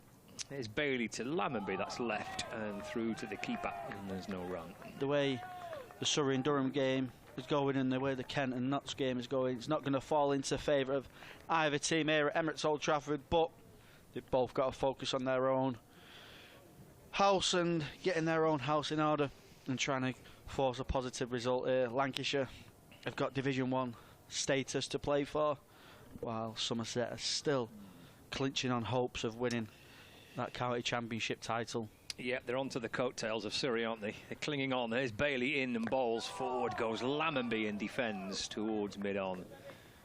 And there is no addition to the score, which is 4 for 1. Somerset's second innings, target at 393. It's been well, it's been a really fascinating few days, hasn't it? I mean, day 1 was bonkers, 21 wickets on day 1. Day 2 came the fight back with the bat for Lancashire. Day 3 that continued, and now a pretty spectacular way to start this 4th innings of the game. Nicely played by Lammonby, just eased away out towards deep backward square leg. Lovely looking shot, beautiful timing. And Lammonby gets his first runs, and Somerset move to 8 for 1. Yeah, nice from Lammonby. He just turns his wrist on that, just a little bit too straight from Tom Bailey, but well put away from Tom Lammonby. It must have been a clear plan, mustn't it, Hamid being sent out there to play that way, because, you know, it could be an awkward chat if it wasn't in the changing rooms. The wicket is very flat and it's not offering much to the seamers yesterday and today. It's left alone by Lammonby. Through it goes to the keeper, Marty Hurst. And that is the end of the over. Tom Bailey signing off for the first over. And it goes through to Hurst, and there's no run. Yeah, it's interesting that, isn't it, as to whether Andy Hamid, who's not really had much of a season really with the bat, averaging 26, whether you think, right, just see, it might come off for you. You've got licence to give it a go, and if it comes off, happy days. If it doesn't, then we just start again. If that's not the approach, then as you say. Yeah, maybe, like you say, maybe it's just one of them where you go, you know what, it's a bit of a free wicket, let's just go out there. If you get a quick fire 30-40, put Lancashire back onto the defensive, you know, it'll work, but it gives Lancashire a little bit of a boost. It gives them all the momentum. They had the momentum anyway going into lunch. It gives them that extra lift, doesn't it? It does a bit. And it just adds a bit of extra pressure now onto Somerset, which I still think they can chase down this total, but they've got to be mentally strong in terms of bat time and the runs will come exactly how Lancashire did yesterday and throughout the morning of today. Philip Anderson. Is it Anderson Philip? I don't know which way it is. It's Anderson Philip. Anderson Philip. But you're not the first one. I swept him round. You're not the first one to be deceived. He sends that down and it goes through to Hurst. I don't know him. I've never met him yet, but maybe he's a kind of chilled out guy that wouldn't be too concerned about those type of things. It's a West Indian personality trait. Not many of them get too flustered. Very chilled characters. We're surprised some of these lanky boys have called him Philip Anderson as well.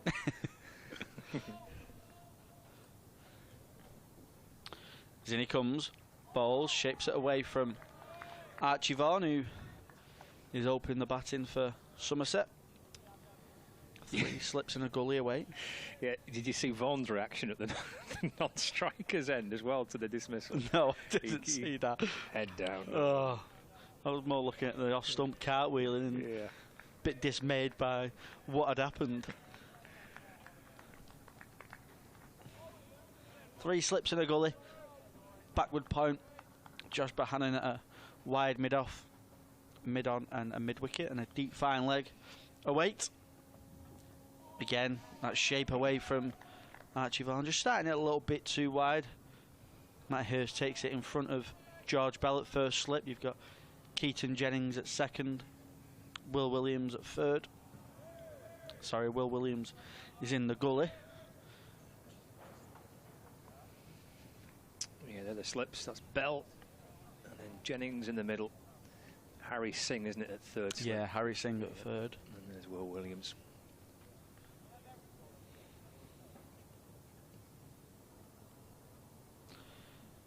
Philip Forte on his back, steams in, and it's a nick. Oh, and don't know if it does carry to Singh. He's diving to his right. It splits the gap of Harry Singh and Will Williams perfectly. There's a little bit of a chance, but I think, off first instincts, it bounces just before Harry Singh, but it is a full stretch. Harry Singh at third slip. He gets 4, does Archie Vaughan. And he probably doesn't need to play it. He's got a little bit straighter as Philip started it a bit more at the stumps. The first couple of deliveries were started wide outside off stump where Archie Vaughan didn't have to really worry about playing a shot.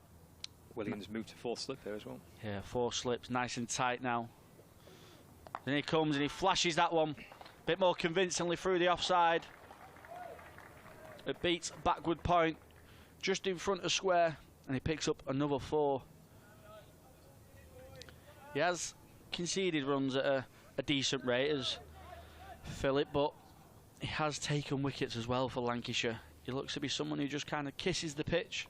He runs in hard, hits the surface, and he's getting some nice shape out there. So if he can find that line of length like he did the previous delivery, he'll certainly bring that slip cordon into play.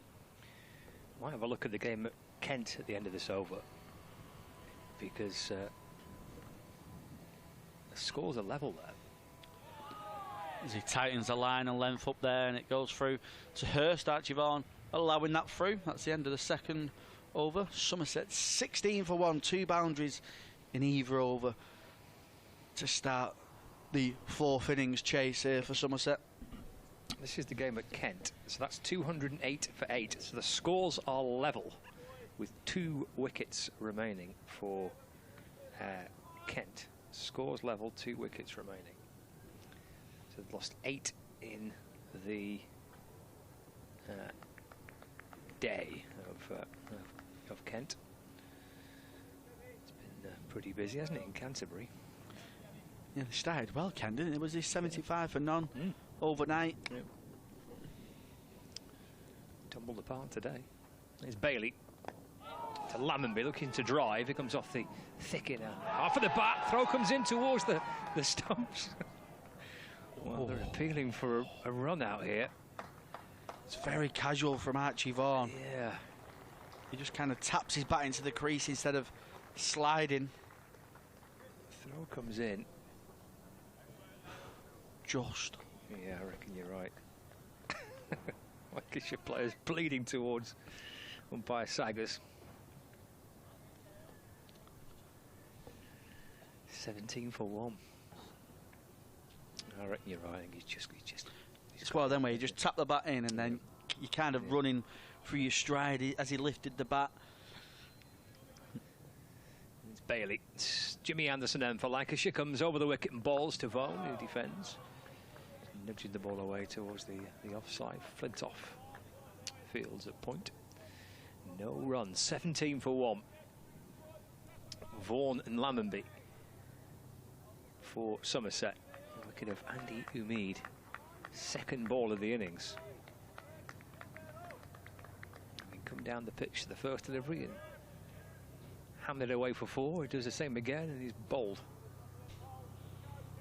Bailey from the Anderson end into the afternoon session. Vaughan waits.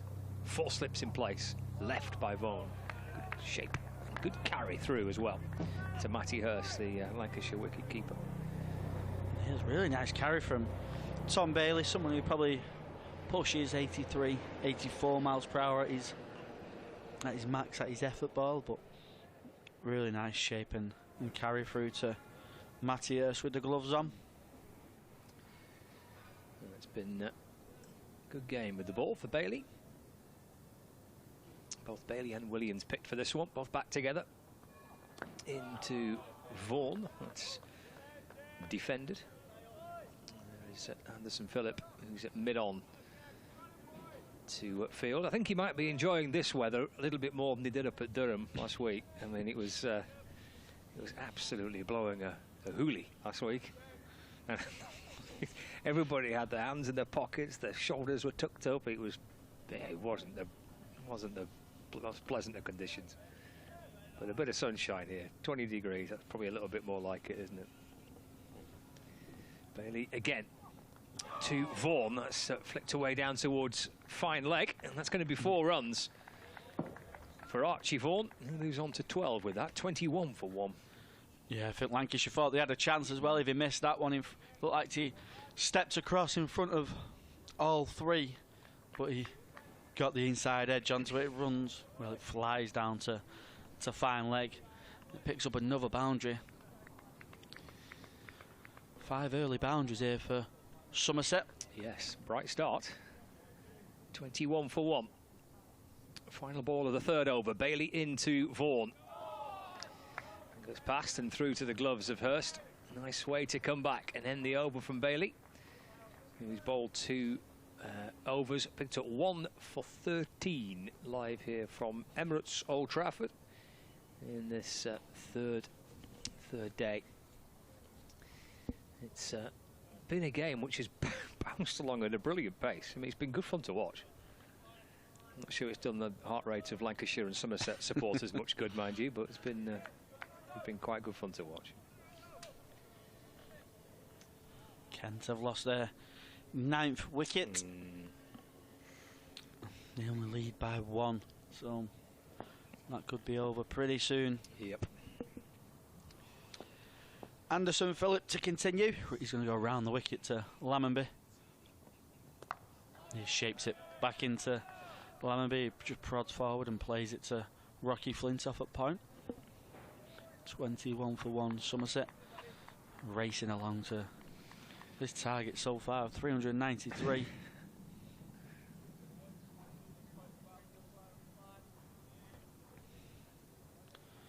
Three slips, point, cover, mid-off, mid-on, mid-wicket, and a deep, fine leg for Phillip. He'll look to shape the ball back into Lammonby's pads. He's round the wicket. That's exactly what he does. Lammonby plays it in front of all 3, nice and confident. Just prodding forward, playing it into the offside. Look at this Somerset batting lineup. When you look at the time left in the game, Vaughan, Lammonby, and still to come Abel, Gregory, Collar Cadmore, Rue.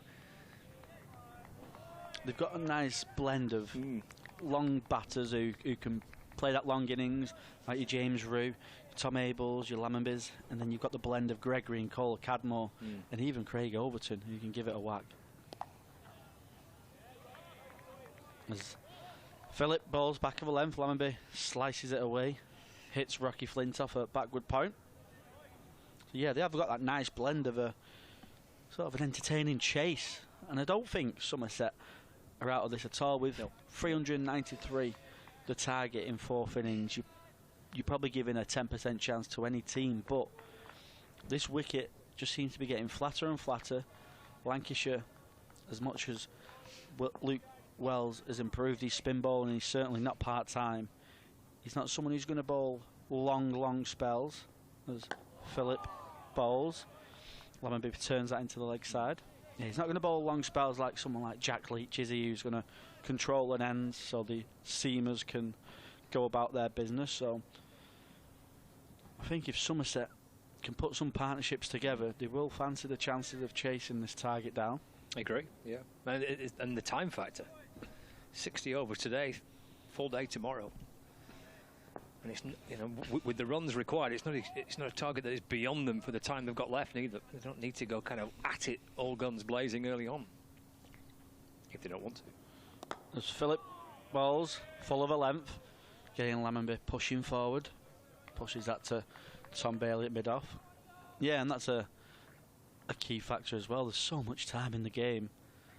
They clearly sent Amid out there to just see if he can ruffle the feathers of Lancashire, just try and get them on the back foot a little bit. That didn't quite work. Hit 4 first ball, attacking Tom Bailey, and then got his off stump removed. But now it'll be a case of just batting and batting time and setting up for a long chase tomorrow. As Anderson Phillip round the wicket. Lammonby on the front foot, covering all the stumps, plays nicely into the leg side, gets no run. Not a wicket maiden, a maiden for Anderson Phillip. None for 8 off his 2 overs so far. I've been encouraged. I've been really enjoyed watching Anderson Phillip. In not just with his bowling, well, he's primarily here for that, but the way he's battered in the game, but actually the way he's fielded, the way he's been out there, both last week at Durham. That was his debut, and let's be honest, the team were battered last week and were well out the game, and he still came across with the enthusiasm you want to see from someone trying to make an impression, trying to do well, trying to commit and be committed towards what the Lancashire were trying to do. I think it's a really exciting start for Phillip. That's Bailey to Vaughan, spins him round, he's pushed up towards mid-off, and there's no run. And it's probably what the changing room was crying out for, wasn't it? Because I imagine the changing room hasn't been a very happy place at the moment. I imagine they're having to try and create some kind of energy from somewhere. So having a new face come in and just try and perk things up a little bit, the energy that Anderson Phillip clearly possesses. He runs in like a sprinter as he bowls, and like you say, he offers a bit with the bat and in the field. So it's a nice personality in the changing rooms for Lancashire. Bailey to Vaughan. It's deflected away to square leg. It will be a leg by. Maybe a little bit of height, maybe a little bit of leg side involved in that. Maybe a combination of the two. It's an appeal from Bailey. A leg by call by umpire O'Shaughnessy. Score ticks along to 22 for 1. Vaughan remains on 12 to bring Tom Lammonby back on strike. Comes Bailey from the Jimmy Anderson end. It's chopped away by Lammonby. Beats a dive of Balderson. May have just got a little bit of something on it. These two sprinting after it, Will Williams and Harry Singh, but neither can get to the ball in time. And down towards the deep backward point boundary for 4 runs for Lammonby. He moves on to 9. 26 for 1 now, halfway through the 5th over. Yeah, nice shot from Lammonby. Tom Bailey trying to push it across him. Just started it a little bit too wide, and he timed it nicely through point. Picks up his 2nd boundary, both off the batter Tom Bailey, who's in again for Lancashire. Lammonby will flash it out towards the leg side. It's gone behind square, where Rocky Flintoff is lurking on the boundary. And a single for Lammonby. He moves to 10. 27 for 1 now. Brings Vaughan back on strike. Elsewhere, Syria have got Durham 7 down. Still trailing in the match. 121 for 7. 32 behind. Yeah, trial ball 32.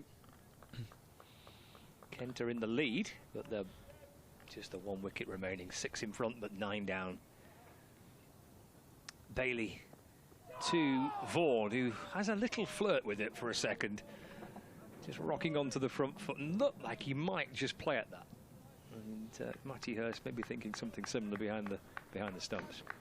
Yeah, the shape of Tom Bailey just causing Archie Vaughan a few problems. He's had a couple of close LBW calls. He's had an inside edge, and he's just beaten the outside edge of Archie Vaughan. He looks in good rhythm, does Tom Bailey here. He's hitting the gloves of Matty Hurst, carrying through it above waist height. In again to Vaughan. And it's past the edge and through to the keeper, and there's no run. Yeah, he started well, hasn't he, Bailey? And he's got through 3 overs, 1 for 18, but as you say, just the way he's bowling, just the way he's running in, it looks a little bit more like Bailey of the last few seasons. End of the over, 27 for 1, Vaughan on 12, and Lammonby on 10.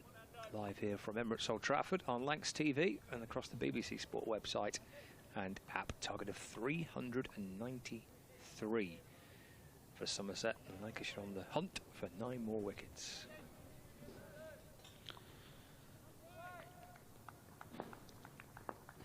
Anderson Phillip to continue to Lammonby round the wicket, 3 slips away. As in he comes, full of a length. Lammonby with that full face of the bat, showing nicely down the ground. Punches it to Josh Bohannon. Doesn't pick up any runs. Another lovely day here in Manchester. Set for another nice day tomorrow as well, so should have no issues with the weather across the 4 days. Yeah, and if you're free day tomorrow, not much on, and if you get down to the ground, you could be in for a decent finish tomorrow. Phillip bustles in. Oh, and he beats the outside edge of Tom Lammonby. He lunges forward, tries to pierce the gap through the offside. But Phillip puts it in a nice area, teasing the drive. Beats the outside edge. He's had a pretty decent season, hasn't he, Lammonby? He's edging up towards 900 runs and averaging just a fraction over 42. So a really solid season for Tom Lammonby. A century and 5 50s. So he's in good form through the course of this season for Somerset.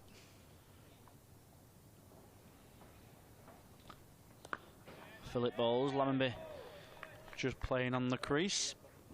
Just being a little bit more watchful. Yeah, he's had a solid season. Second leading run scorer for Somerset. Tom Banton. Great story, that, isn't it, Banton? Oh, he's returned to Red Bull. Yeah, it's a shame, isn't it, with his injury in the last game against Surrey, but he's had an excellent return to the red ball game. Anderson Phillip in. The shape of him just finds the inside edge, of Tom Lammonby. He gets a single. Yeah, it just trailed back into him, didn't it, late? Going off the inside edge of the bat.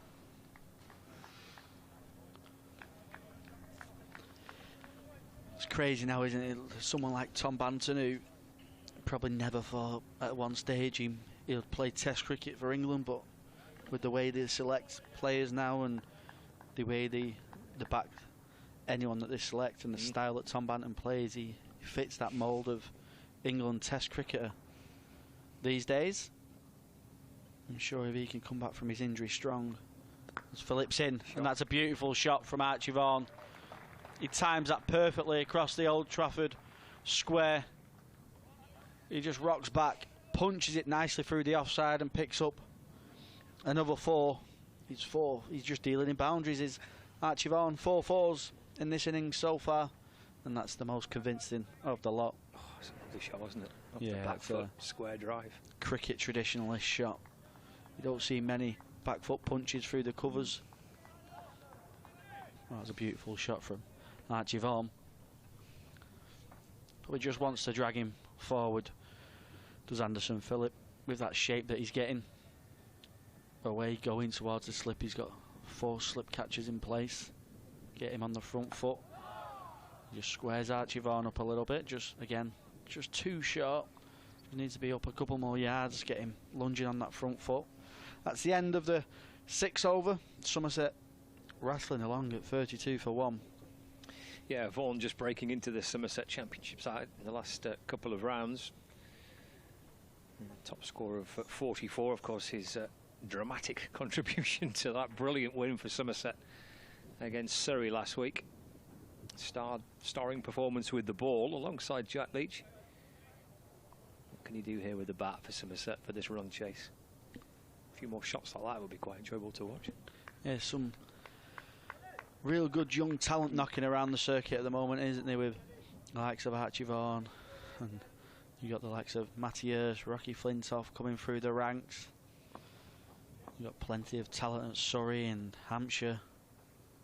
It's Bailey round the wicket, balls full and driven away by Lammonby. Anderson Phillips skipping away to his right hand side and tumbling away to stop the ball. Through for a single, Lammonby. He moves to 12, 33 for 1. Yeah, it feels like that's probably even increased this year compared to previous years, the amount of younger players you're seeing in county sides. That might be just because of the amount of franchise cricket that's around and players not as eager to play 4-day cricket, maybe. That's the one positive, isn't there? If there is going to be one positive of franchise cricket, that is it. Bailey balls left by Vaughan through to Rue. There's no run. It started in COVID a little bit with having to use different squads and more players are getting a go, and then the Metro One Day Cup is kind of a game where you breed through the youngsters and you see what talent could potentially make it in the longer format, and then we're just starting to see sort of the fruitions of that tournament, the Metro One Day Cup, just coming into place in the county championship with them youngsters now breeding through and getting the chance. Tom Bailey to Vaughan, who plays off the front foot in defence. Just drops it away into the onside. It's tricking along a couple of old used pitches here and scooped up by Luke Wells. No addition to the score, 33 for 1. Which again, I say that's a good thing, but also you want to maintain a good standard, don't you? And you need that balance with senior players around as well. Can't just have teams made up entirely, I guess, of young players. There's Bailey to Vaughan. It's left, taken by Rue, and there's no run. And that's kind of like the gamble you take, I suppose, with how many kids, should we say kids, but how many young cricketers you bring in. Lancashire have obviously got a team sort of very split half and half in terms of experience and age, and they'll be hoping that in 2, 3, 4 years time comes to, you know, what they hope and what they expect. Bailey for Lancashire into Vaughan. Swings away from Vaughan. Let's see how Hurst takes that across first slip, which is where George Bell is. Watch this back again as Bailey's in. Shape away. Good carry through to Hurst. Good opening spell this with the new ball by Tom Bailey. Finding some good rhythm here. One of Lancashire's senior pros. One of their main bowlers who's been so consistent, so good for Lancashire for a number of years now, Bailey. Started nicely here today. Back in again to Vaughan. Edged. Oh, put down. Vaughan dropped by Jennings, I reckon. We've watched that back, but I think it may have been Keaton Jennings. 33 for 1. Chance to the slips. He found the edge of the bat. Nervous glance behind from the batter. Jennings just couldn't take it. A lifeline for Vaughan at the end of that over. 7 gone, 33 for 1. who remains on 16. And Lammonby unbeaten on 12. He doesn't drop many, does he, the Lancashire skipper? He's very safe hands in that slip cordon. Normally, that one probably a regular chance, really. It's come at a nice height, but sometimes they just either stick or don't. As Anderson Phillip round the wicket to Lammonby. Lammonby allows that one through to Matty Hurst. Yeah, that's the perfect line and length from Tom Bailey. The over before he's offered a couple of issues to Archie Vaughan. Just squaring him up a little bit with the shape that he offers, shaping it away to the slip cordon, bringing them slip catches into play. I'm sure the slip cordon will still get more chances as Anderson Phillip bustles in. Lammonby drives nicely through the covers. Don't think it'll go for 4. The outfield is still pretty slow here at Old Trafford. Will Williams does the fielding, and Lammonby picks up a couple, takes him on to 14. Takes the score on to 35 for 1 for Somerset. Started nicely as Lammonby. A couple of nice shots off his legs and through backward point.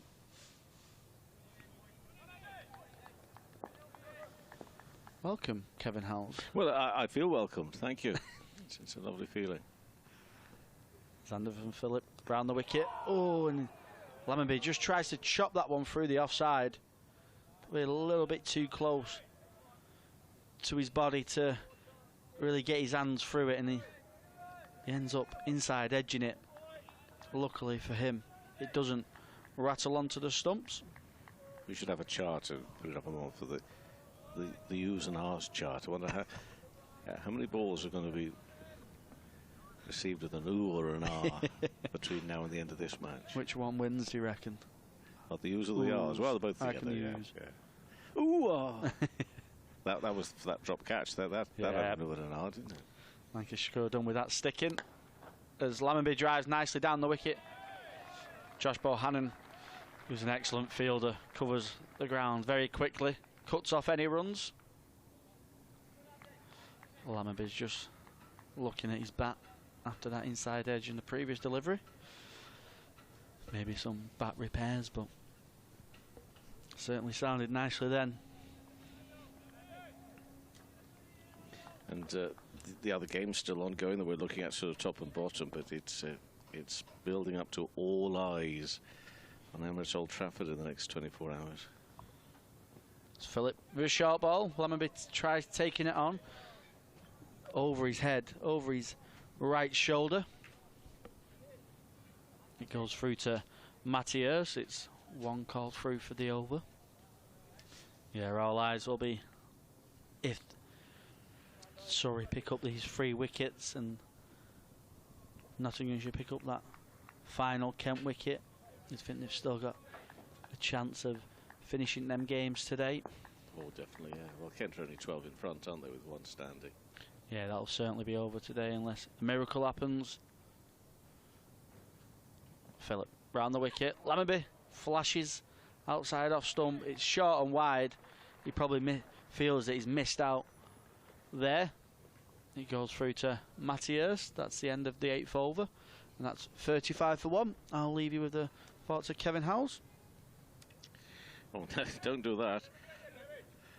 Durham 135 for 7, then trailed by 18 runs down at the Oval. Things just happen so quickly. It's all ticking along. I mean, this morning that doesn't have any impact on these two teams, but that Division 2 situation. Sussex got an innings and 7 runs victory. Middlesex cleaned up Derbyshire for just 119 with an innings and 66 runs. So in that story now, second place Yorkshire, 386 runs lead over Glamorgan, with 1 wicket standing. But back in the sunshine here at Manchester, and it's Bailey who's in and bowls and very nearly gets the edge again and Vaughan. I think this is, just terrific early learning in his career for Archie Vaughan. We saw it last week at Taunton, and I thought he batted brilliantly there. He got a 40 on. But these situations, the pressure of what's riding on the game, and in terms of possible title chase and all that sort of stuff, and the fact that the batters themselves know that the situation, the pitch has changed, but it doesn't necessarily mean that it's going to be an easy ride for them. Vaughan is on 16, gets bat on that, and he'll find a run down towards hind leg. So he moves to 17, and the score goes up to 36 for 1, the target being 393. You mentioned the oohs and the ahs. I've been sitting out enjoying the sunshine outside in the stands. And the ooher and ahra in chief is Keaton Jennings, who lets out a sort of unearthly howl with almost every ball. Well, I imagine he did with that opportunity off Archie Vaughan. Lammonby's facing right now on 14. That's played beautifully, brilliantly, a little bit uppish, but it's safe out there. Finds the gap through the mid-wicket area. And he goes for 2. As it's chased down, but still the score moves up to 38 for 1. Lammonby to 16. Bailey in his 5th over. Killer stat from Simon White, which actually I was reminded of downstairs in the press box. In the last 6 innings, one of Somerset's openers been out either first or second ball. Bailey in, bowls defended by Lammonby. Say that again, sorry, Anthony. In the last 6 innings, one or other of the Somerset openers has been out to the first or second ball. It was TKC out second ball to Warwickshire, Umeed first ball to Durham, Goldsworthy second ball to Surrey, and now this match Umeed out to the first ball in the first innings and the second ball in the second. So Andy Umeed has batted for a total of 3 deliveries in this game for Somerset. I still think the success of Somerset is going to come in that middle order anyway. Anything here for me is a bonus for Somerset. Into the pads, LBW appeal, the umpire not interested. Bowling to Lammonby, so he remains on 16. Yeah, he's just been playing 1 or 2 skittish shots in the last couple of overs, Tom Lammonby. It's almost as if he suffers from periodic losses of concentration. But, looking to turn a straight-ish ball there into the onside, missing it, hence the appeal. Haven't seen the replay, but assuming it was going down, judging by the shot. 3 slips in position here. Lammonby on 16. Bailey comes around the wicket, the left-hander. Oh, even I'm doing it now. Ooh, that one goes fine. It's going to be signalled as a leg by. So for half a moment, Bailey was going up for an LBW appeal, but one presumes it was missing. He saw that, and therefore he and everybody else decided we won't bother the umpire on that one. But it is another one to the total. 39 for 1. Vaughan on 17. Lammonby 16. This target of 393. We'll update you on any situation that changes around the country with an impact primarily on these 2 teams, but also I think most people are interested in what's going on generally around the country, and in this part of the world they're always interested for right or wrong or in different reasons in Yorkshire as well. So we'll keep a close eye on what's going on in that 2nd division promotion race. But what we do know is that Sussex are definitely up, and we know that it's still all on for Kent to try and survive another day, because at 223 for 9 they have a lead of just 15 over Nottinghamshire. Here's Balderson in and bowls outside the off stump to Lammonby. Balderson replacing Anderson Phillip. Ando, as he's known to his teammates, I discovered when I was sitting out in the stands. Well, I went out to the side as well because I find it quite cool in these commentary boxes. And you go outside, and I don't know what the official temperature is, but it feels every bit the height of summer. Yeah, it's very pleasant out there. It's lovely. Perfect. Yeah. Perfect conditions for playing and watching cricket. Somerset on 39 for 1 as Balderson is in and bowls to Lammonby, who cuts nicely but straight to backward point, so he won't get a run. It has been a fascinating, it's another fascinating game and context, a contest, should I say, for the fact that, again, you turn up each morning, you try and think to yourself what's going to happen today. Pretty much, it's not quite always the exact opposite, but... Balderson in and bowls, and this is turned down to Phillip at long log. long leg for another single by Tom Lammonby. Because yesterday, I think the general speak, even with all the 21 wickets falling on the first day, was, well, it isn't going to happen like that again tomorrow, i.e. yesterday. But that third session, for me, where Lancashire really did get a grip that I didn't think they were going to, in all fairness. I thought it was going to be a lot closer than that. Now, they've set a stiff target here. But, again, the pitch, it suggests that Somerset might be able to get there. Balderson and bowls to Vaughan, who plays and misses at one outside the off stump. Not a very good shot, that, from Archie Vaughan. It's asking an awful lot of the youngster, though, to open the batting in enemy territory against pretty experienced Lancashire attack, even on a flattish pitch. But Anderson Phillip was getting the ball to go away from the right-handers early on, getting swing and seam movement. Balderson's in and bowls, and again a good ball from Balderson. Goes past Vaughan's outside edge as he gropes for it. I mean, you're right to call it enemy territory, but of course the Tilsley family of this part of the world, closely associated with the Balls, or part of it. And great uncles. That's right. And also, I think I'm right in saying he was also raised here as well in this part of the world. Obviously went down to school in Somerset. Balderson in and bowls two, and third ball in succession goes past Archie Vaughan's outside edge. Well, he's trying to find the ball with his bat, but on those last three deliveries failing, but he gets away with it.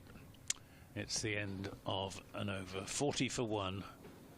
Vaughan on 17, Lammonby on 17. The man out, Andy Umeed for 4, giving Tom Bailey the charge twice in succession. The first time he managed to get it away through the covers for 4. The second time he'd lost his off stump. And I can imagine people saying, well, you're right to point out that Archie still is a teenager, 18 years of age, but haven't you been watching him? Well, yes, I have been watching him, and yes, I would say he shows every sign of a young lad who remained very composed in this situation. That does seem to be part of his character. I think, yet this is still a very big challenge. Right now it's Lammonby who's facing, and goes forward, and well, it's a movement, but he just looks so uncommitted to anything. Yeah. So races past him, and he seemingly is just floating around there somehow, you know. You've been welcomed back to commentary by Dave from Cork. Welcome back, Kevin Howler Howell. Howells it should be. The epitome of BBC sports commentary. How about that? Have you been described as the epitome of BBC sports commentary before? No, I can't even say it. Never mind describing it. Bailey around the wicket in bowls, and a little uppish in the offside from Lammonby. One of your fans, and I use the word advisedly, one of your fans on social media suggested I had an easy day yesterday, I noticed. I thought, that's a bit rich. Well, you didn't do many stints yesterday. Can I just point out I did an hour in the morning, an hour in the afternoon, and then half an hour in the evening session. I don't know about the rest of you, but I think that pretty much, bar that half an hour, which I was involved with high-level management talks, let me tell you, in that final session. You cheeky so-and-so. Honest to goodness. 40 for 1. Round the wicket. In he comes, and it's better. From me or the batter? Lammonby just pushes in the offside for no run. No, that's a bit harsh. I do have other duties to attend to, you know. Anyway, I'm going to take your man from your Cork man. That's what I'm going to take. Thank you. There you are. He used to be grumpy, ex-grumpy git. Oh, I see. Oh, yeah. Okay. Okay. It's nice to be in contact again.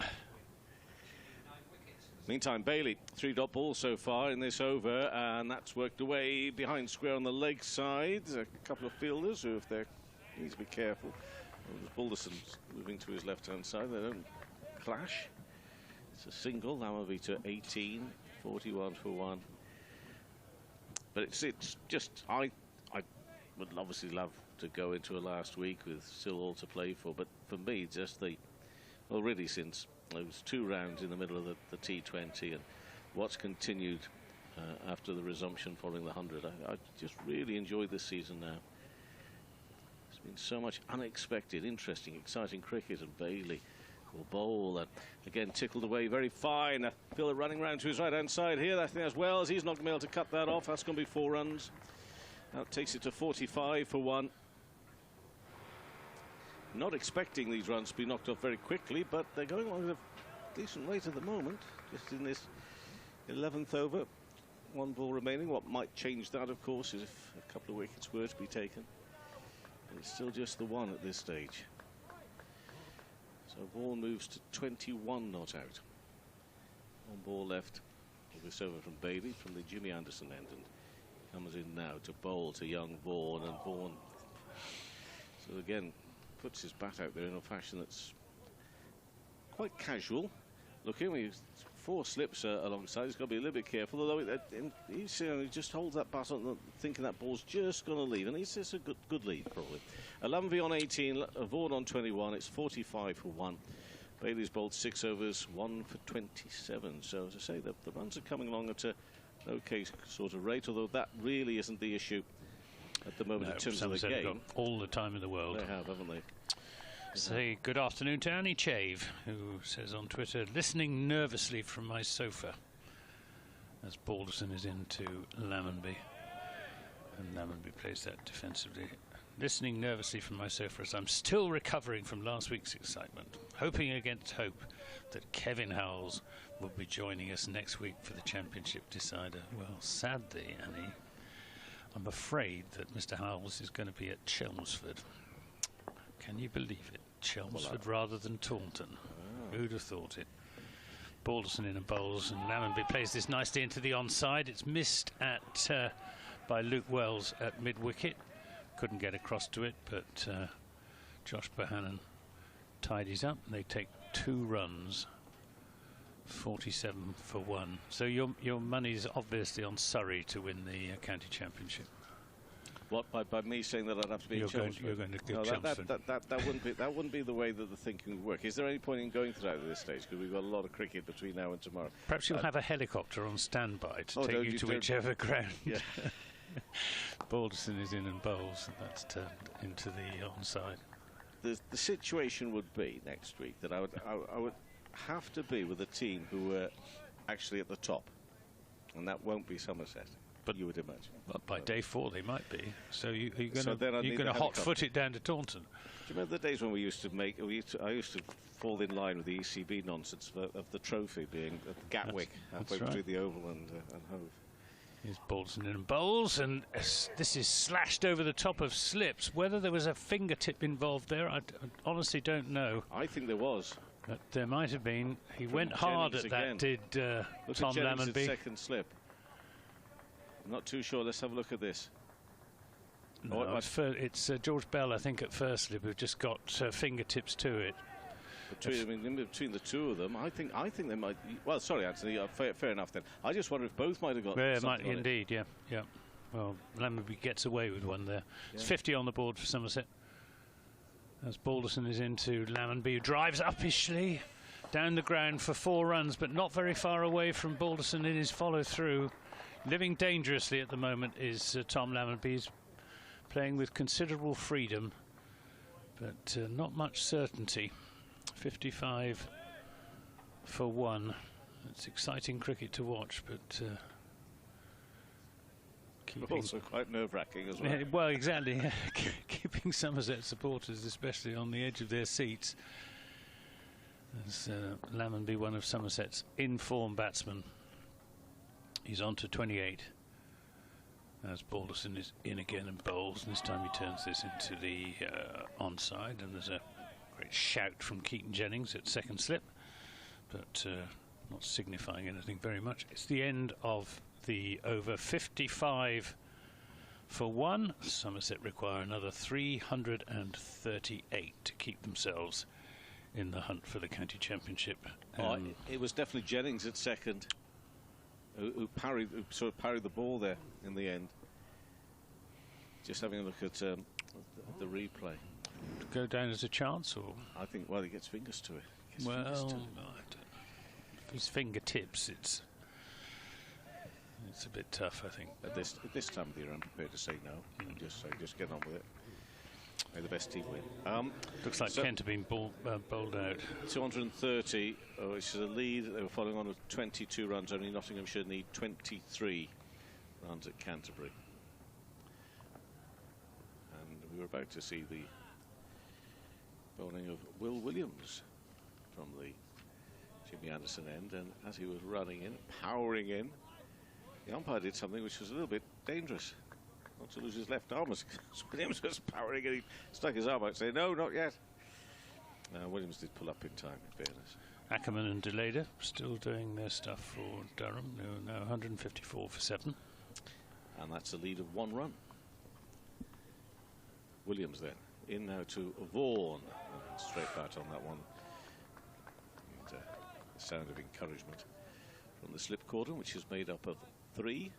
They're a very noisy lot, Lancashire. I think they're noisier than Somerset. Certainly they have been in this innings so far. And you lay claim that Somerset were the noisiest in the country, you felt. Well, they certainly have been. It was particularly noticeable, obviously, in the COVID year, when there were no spectators. Yes. And Somerset were providing their own accompaniment. Well, that's what I heard from the players. They thought they needed to to do that. Williams, again defended by Vaughan, back up to Williams for no run. So we also, because I'm sure everybody else is really, hopefully in that second division title promotion race. Yorkshire all out for 273, 0 for 1 at Glamorgan, chasing 396. So it could like be the Yorkies are going up. Well, yes, because that would remain then a 15-point gap between they and Middlesex, although Middlesex had a big win at Derby. Hard to see a 15-point gap being overhauled. Not impossible. Williams bowls to Vaughan, and that's not too far past the outside edge of the bat. And because I got up far too early, and I'm determined before my career comes to an end, I'm going to get the maths right at least one season towards the end. I think I might have done on this one. There's that scenario. There is that scenario that both teams are on the same number of points, Yorkshire and Middlesex. It was Middlesex who would get the better because of their big victory over Yorkshire at Lord's earlier this season, because it's points between the two teams. Indeed. What a way that would be to decide it all on promotion, as Williams comes in and bowls and pushes into the offside. There's Vaughan, a little tentative at the moment. He's been up to the challenge set by Williams, but at the same time, he's been made to work hard and made to look just a little bit edgy. Well, he's been turned round a little bit the last couple of deliveries by some late movement from Will Williams, and he's adjusted pretty well. And between now and the end of the game, if Somerset are to get these runs, there will be plenty of moments like that as well. Plenty of them. It's about surviving as well as scoring the runs here. Only flashes at that one, very nearly gets an edge, and that one just maybe a little concentration because of what's been he's been facing at the start of this over. Needs to keep his mind on it. But as I say, 18 years old. He was late on the shot, wasn't he? Just got to keep the focus. England going well in the ODI against Australia, 157 for 1. Duckett 73, Jacks 57. So Williams, and 23 overs. Williams and Lancashire looking for this second wicket. Vaughan's on 21. Williams bowls now. It's a confident Vaughan leave. Is that past the off stump through to the keeper? So that's 55 for 1. Target 393. We're only on the third day in the afternoon session chasing this target. Vaughan's 21 off 35 balls, Lambe's 28 off 41, and that is a maiden over to kick things off for Will Williams in this second Somerset innings. Michael Hall, who was the Twitter correspondent who accused you of taking it easy yesterday, says he sends his apologies. He didn't realise that you did half an hour in the evening yesterday. Here's Balderson in and bowls to Lammonby, edges, and it fielded by a combination of Harry Singh and Keaton Jennings. It didn't carry to Singh. It wasn't far short of him as he goes down to his left. And it's cleaned up by Jennings, but he's living a bit of a charmed life at the moment, is Tom Lammonby. Balderson in, bowls round the wicket. Lammonby this time solidly forward. No ball. And it's a no ball. 2 more runs, 57 for 1. We've missed the 50 partnership between these two. At least I've missed the 50 partnership between these two, because of course they came together when Umeed was out with just the 4 runs on the board. Blame me, I missed it. Lancashire, they're nowhere near this point, but if this carries on for a decent time, when catches are dropped or half chances and all that sort of stuff, they'll start to feel sorry for themselves. They're not careful. We've got to keep on it. Balderson and bowls to Lamonby, who plays that defensively. And of course, the other factor in the equation is that the ball will get less hard. Yeah, it's in its 14th over now, so still plenty of shine and hardness about the ball as things stand. But beyond 20-25 overs, then conditions should improve in the batsman's favour. Although there is every chance we will see another new ball in this chase. Should it go on that long? Balderson in and bowls and full-length delivery, and Lamonby shapes as if to drive it and then keeps his bat raised as it goes through to wicketkeeper Matty Hurst. Got 2 fairly diminutive figures at keeping wicket and at first slip in Hurst and Bell. Nothing wrong with that. And then the tall Keaton Jennings at second slip, and the almost equally tall Harry Singh at third.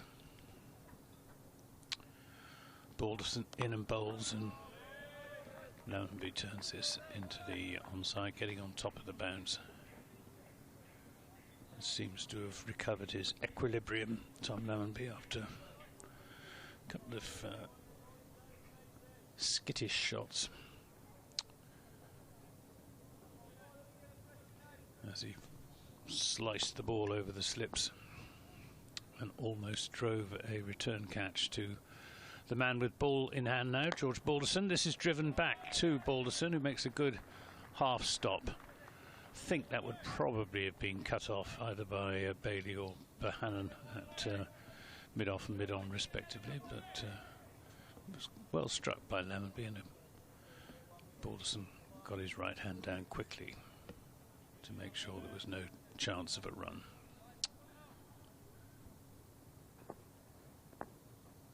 Balderson comes sprinting in, he's there, bowls, and this is turned away down to deep backward square leg, just erring in line there. George Balderson onto leg stump, and Lamonby takes advantage by picking up another single. 58 for 1, 29 to Lamonby, 21 to Archie Vaughan. 58 for 1 is the score. I caught sight of you just in that luncheon interval, just out the back in that lovely area there. I want to call it a patio, but it's not a patio. Roof terrace, I think they call it. Yeah, beautiful roof terrace. And you were casting your eye down over South Manchester. I wonder what's going through Anthony's mind at the moment, thinking, this year, could it still be this year? No, I was wondering what the hills were that I could see in the distance. Oh, nothing to do with the cricket. I thought you were in one. Yes, I'm planning to go walking in the Peak District on Saturday, between the end of this game, presumably tomorrow, possibly today, and Trent Bridge on Sunday. Stover, is this me? It is you, yeah. Well, not me bowling, you'll be pleased to know, but Williams it is, coming in and bowling past the off stump through to the keeper. Well, I think we discovered, along with Colin, top man Colin, I think that still is the peak, so you can see that there, and the Cheshire Plain, which I explained runs all the way down to beautiful Shropshire, all the way down there, past the airport. But I did cast now, and you're thinking, oh, I wonder what's going through that mind. Lamonby's on 29, and he works that away. There's a bit of a gap for a single on the leg side. They'll have to be quick. Vaughan's running to the potential danger end, and it's very danger because of the fact he has to duck out of the way of that throw from Bohannon. I know he only got 60 yesterday, but I was really encouraged. I mean, it's, a bit late in the season to be really encouraged, but I do hope that Josh comes back again next year, and we'll get going again. It's been a tough old time for him, and he's a wonderfully gifted, talented bat. And by his own admission, he's not had the summer he would have liked, but I just thought we saw a little bit of the old Bohannon yesterday, and from his perspective, he could still got important work to do, perhaps this season. So again, Williams comes in and bowls to Vaughan. Vaughan comes down late on that into the offside. And at the air ambulance. Is it? Huh. I don't know. Don't know. Yes. It Yeah, is. Scott says yes. Oh, it is. It's the yellow one. And, flies off from right to left. I was just looking at Tom Lammonby's last few scores. Against Durham, he made 9 and 36. And against Surrey, he made 21 and 24. The point being that he's made starts in 3 of his last 4 innings and hasn't gone on. Williams to Vaughan, no run on the onside. And Somerset desperately need him to go on here this afternoon from the 30 that he's got so far. I see members of the Somerset coaching staff in our commentary box. In the BBC Radio Somerset commentary box. It's, oh, it is, yeah. Curbs. Must be looking at you, yes, Steve Kirby. Casting an eye on things. Oh, he's on the phone. There he is. Advertising a soft drink as well to his right-hand side, although I must confess that's my bottle, not his. 4 on 21. And defended by Vaughan into the offside. With no run. Perhaps he's arranging for another overseas fast bowler to arrive at Taunton before next week's game against Hampshire. I am wondering what the cut-off date is, and if there is one, to be honest, because they do seem to be, I mean, the Notts brought in Jacob Duffy for this. How are they getting on? It's going to be a title finish. Can Nottinghamshire get the 22 runs they need? They are 5 for no wicket. Need another 18 there at Canterbury, and that will be the end of Kent in Division 1 as Williams bowls and worked by Vaughan into the onside, and there'll be no run to come from that. So that's just the 1 run coming from that over, and 1 run from 2 overs from Will Williams so far. 59 for 1, Vaughan on 21, Lammonby on 30. Yeah, Archie Vaughan just becoming a little bit becalmed. Williams has bowled well at him, not offered him anything loose at all. He's been making him play just about every delivery. But he's hanging in there. 21 from 39 deliveries. Still got the 3 slips as Balderson is in from the Statham end, and Lammonby comes smoothly forward in that distinctive way of his. Plays as if he's got all the time in the world, no matter how fast the bowling may be. There's this slightly languid air about him. A little bit like David Gower, I suppose. Gower always seemed to have loads of time to play his shots. Another left-hander, of course. This is driven by Lammonby, but fielded by Bohannon. Keaton Jennings signals to someone, to Tom Bailey, just for a change in the field. Pretty conventional field at the moment. 3 slips, backward point, extra cover, mid-off, mid-on, mid-wicket, and long leg. I was going to say third man to a right-hander, but long leg to a left-hander. And Tom Bailey's just having a chat with George Balderson, senior pro to one of the more junior ones. Balderson in, bowls to Lammonby, a drive straight, and that's going to be cut off by Bohannon, who shies, doesn't really shy at the stumps, he just throws the ball to Matty Hurst, who's closing in on the stumps at the striker's end. A single is taken, 60 for 1, Lammonby on 2, 31. You feel if Somerset are to chase down this 393, at least 2 of their batsmen have got to go big. And they've got plenty of batting still to come. Outside the off stump this time from Balderson, another shriek from Keaton Jennings. Can't imagine why, as that was about 2 feet wide of the off stump and the batsman played no shot. Perhaps he's just trying to persuade Archie Vaughan that it was closer than it was. Closer than it really was. He's trying to disconcert the youngster, but I think he takes quite a bit of disconcerting, does Archie Vaughan. Balderson in and bowls to him, and he's forward defending that into the offside to the accompaniment of yet more noises off from the slip cordon. All 4 of them. I think Lancashire fancy their chances of picking up Archie Vaughan's wicket. What Archie won't realise is that Archie and I have actually been on a cricket commentary together. Have you? Yeah. Well, when he was a youngster. I think he'd be about 4 years old at the time. Here's Balderson in and bowls, driven by Vaughan. Nice shot, but won't get a run as it goes to Bailey. I don't know. Remind us of the circumstances. 4, 5 or 6 years of age. He was a one-day international at Edgbaston. His dad was part of the commentary team, and young Archie, completely, as quite rightly really, when you're 5 or 6 years of age, decided that his needs, and I can't remember what it was, but his needs of demanding attention from his father whilst commentating on a cricket match really outweighed the fact that we were live on air.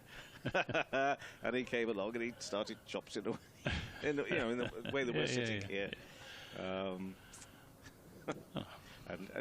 he wasn't shooed away. I think with good grace we heard his request, and I think his father probably attended to it, and that was it. But that did happen. I remember that happening. And little did I know that all these years on, you'd be commentating on him. I'd still be here and he'd be there. Williams round the wicket and into the offside. No run off the bat of the Lammerby, sitting on 31 this time. I'll love you and leave you, Kevin, and make way for Callum. Callum's going to come in. So Callum will be joining us. Just must continually update you if you think what on earth's going on at the Oval. Well, what's going on is that Durham are 159 for 7. That's a lead of 6 runs. So still Surrey, obviously, in a very strong position there. Nottinghamshire, have they won yet?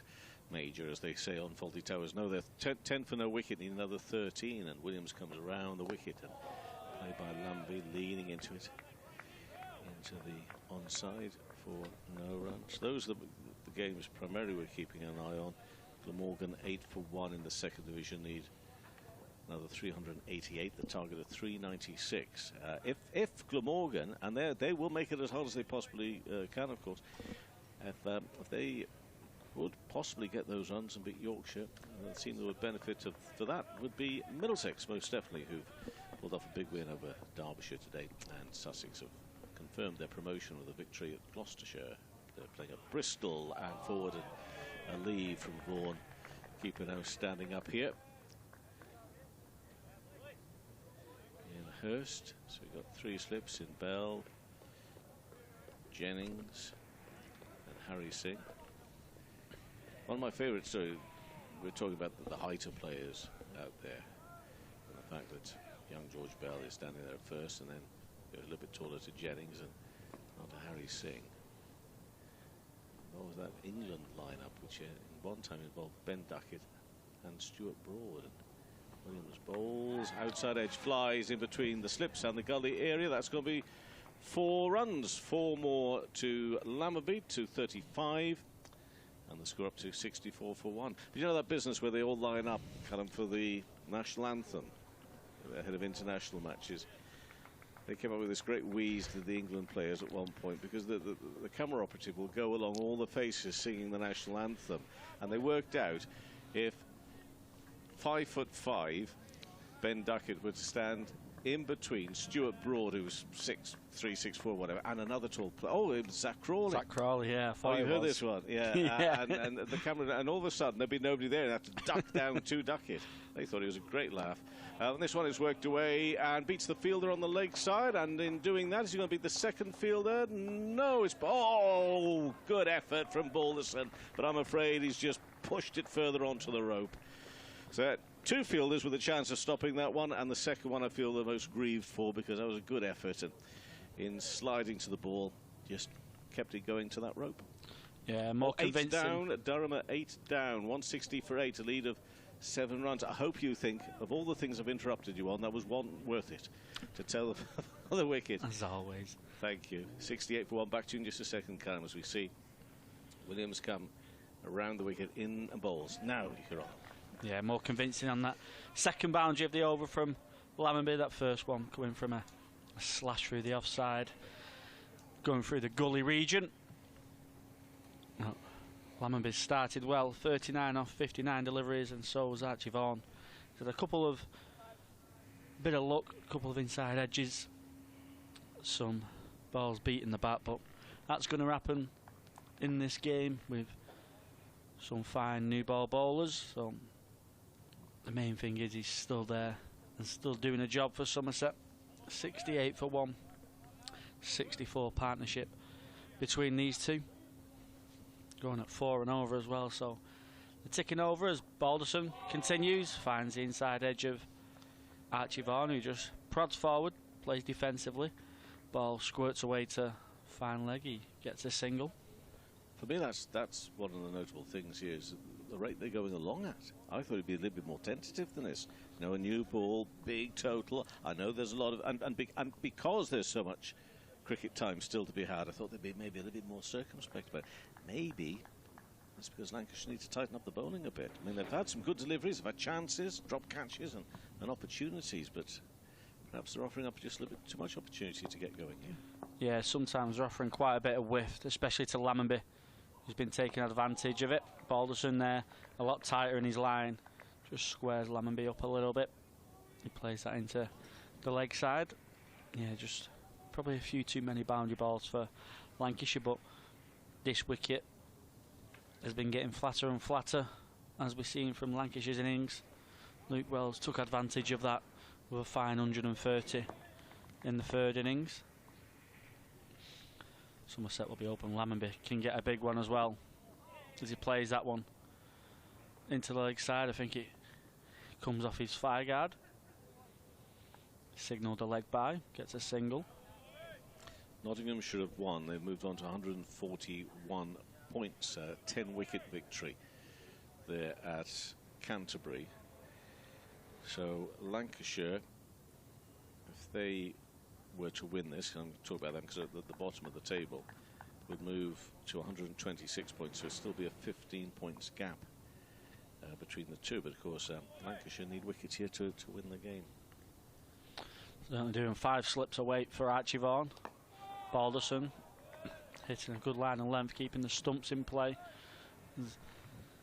That looks like the plan to Archie Vaughan.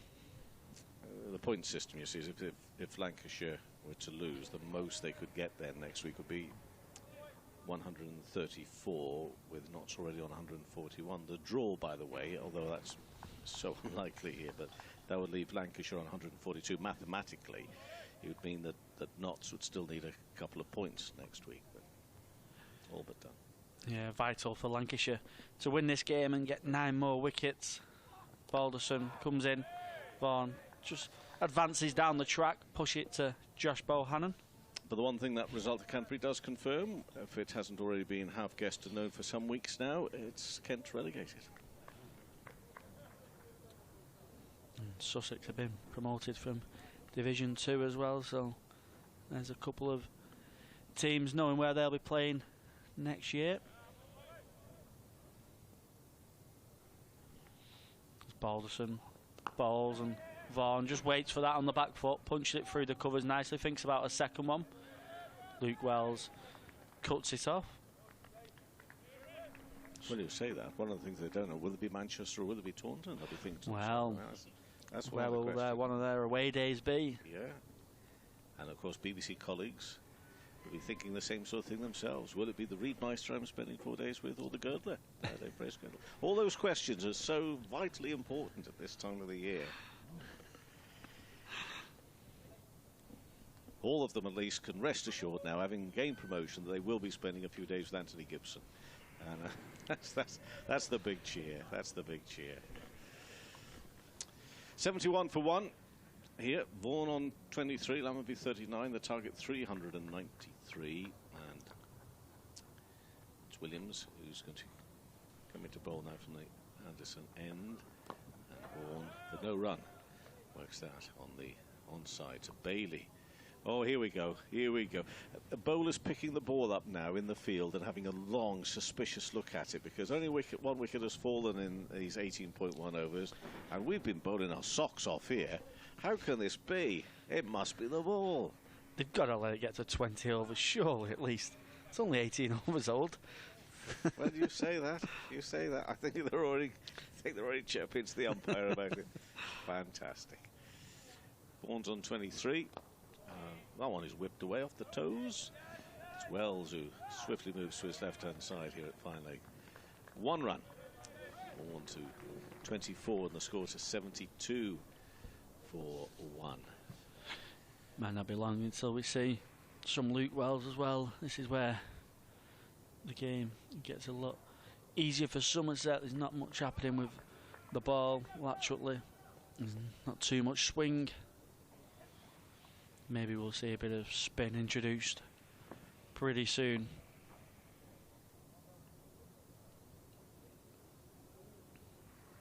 So Williams in and turned away by Lammonby. It's sort of settled. I don't want to repeat the words that Anthony Gibson used of becalmed, because when he said that a couple of days ago, it all kicked off for the next hour or so after that. But it's all gone a little bit quieter, hasn't it, in the last few overs? That said, I mean, Williams has been bowling, you know, really well, nice and tight. That last over, not so good from his point of view, but his first 2, he's been keeping it really tight, so he needs to get that back. He's just about to start his approach then and aborted that one. I'm not too sure if, I think it was just he wasn't ready for it. I don't know anybody else, so passes the umpire now. And Vaughan on his toes and to the onside. We have, repeat myself, seen signs already, and this is just his 3rd game for Vaughan of such mental composure. You think, you know, so now already, so early on for a teenager, I'm looking for the situation or the match position or the bowling or whatever, something that's actually going to make him look as if he's feeling uncomfortable. And to be perfectly frank with you, I've not seen it just yet. Williams to Vaughan, reaching forward. That's not to say he's not going to struggle with some deliveries. It's just the general demeanour of, in fact, you know, it's going to happen. I'm so sorry if we keep on referring to, you know, the dads and all that sort of stuff, but it was one of Vaughan Senior's big things. I mean, lots of cricketers will speak of it, but he made such a thing of it. You know, when that ball is bowled, and it, you know, it's been called dead or whatever, that's in the past. It doesn't matter what's happened to it, whether it was dropped or, you know, almost an LB or whatever, looping up near the fielders or something like that. You're playing and you missed. That's been. Next ball. Next ball. He used to make a big thing about that, his dad. Vaughan on 24 here, Archie Vaughan. And again, to it and turned onto the onside for no run.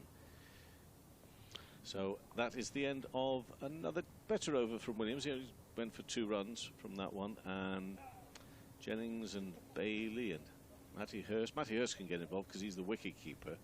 But he's also one of the leading lights in an otherwise difficult year and season for Lancashire. But it's 73 for 1. Here Somerset, Vaughan on 24, Lammonby 40, the target 393. Penultimate round of games, penultimate day of the penultimate round as well, and things are happening. We've seen promotions and relegations. Are we going to see by the end of this round also the championship being lifted by Surrey, or is Somerset going to still have a say? Yeah, George Balderson will be hoping to have a say in that as well, as he looks to get Lancashire's 2nd wicket. As in he comes round the wicket to Lammonby, who tucks it off his hips. That takes him to 41. The score on to 74 for 1 for Somerset.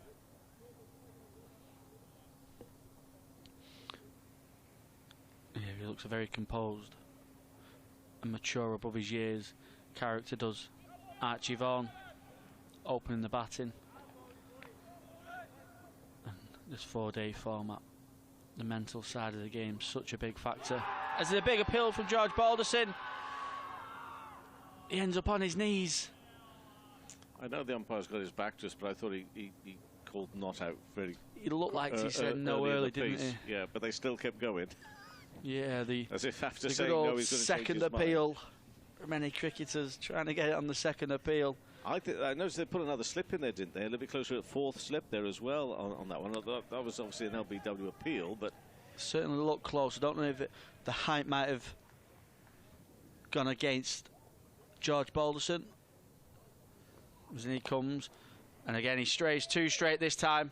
Archie Vaughan, Yep, it runs away for 4. He tucks that away nicely off his legs. George Balderson trying to attack the stumps again, but this time a little bit too full. Allows Archie Vaughan to get his hands through the ball, flick it away nicely through the square leg region, and he picks up another boundary for Somerset. I'm just seeing another look at the... It looks pretty close in front of the stumps. I think that's a really good call. Yeah, it looks pretty close. Looks like he gives his thigh a little bit of a rub on his back leg. I don't know if the height and maybe what the umpires judged it off. As Balderson on a length outside the off stump. Archie Vaughan just plays forward into the offside. Just resets himself after a big appeal, takes a boundary off the next ball, dot ball after that. Close enough call for me to understand why, even after the umpire had, seemingly from where we're looking, said not out, they kept that appeal going as if to say, are you really sure? And there's no technology to use here, but I reckon that would have been very interesting to have had a look at again. Yeah, I think they'll certainly use the review on that one as Balderson in. Vaughan just advances down the track, comes and meets the ball, plays it back to Balderson, who's none for 22 off his 5.5 so far. So often the man for Lancashire in terms of breaking partnerships.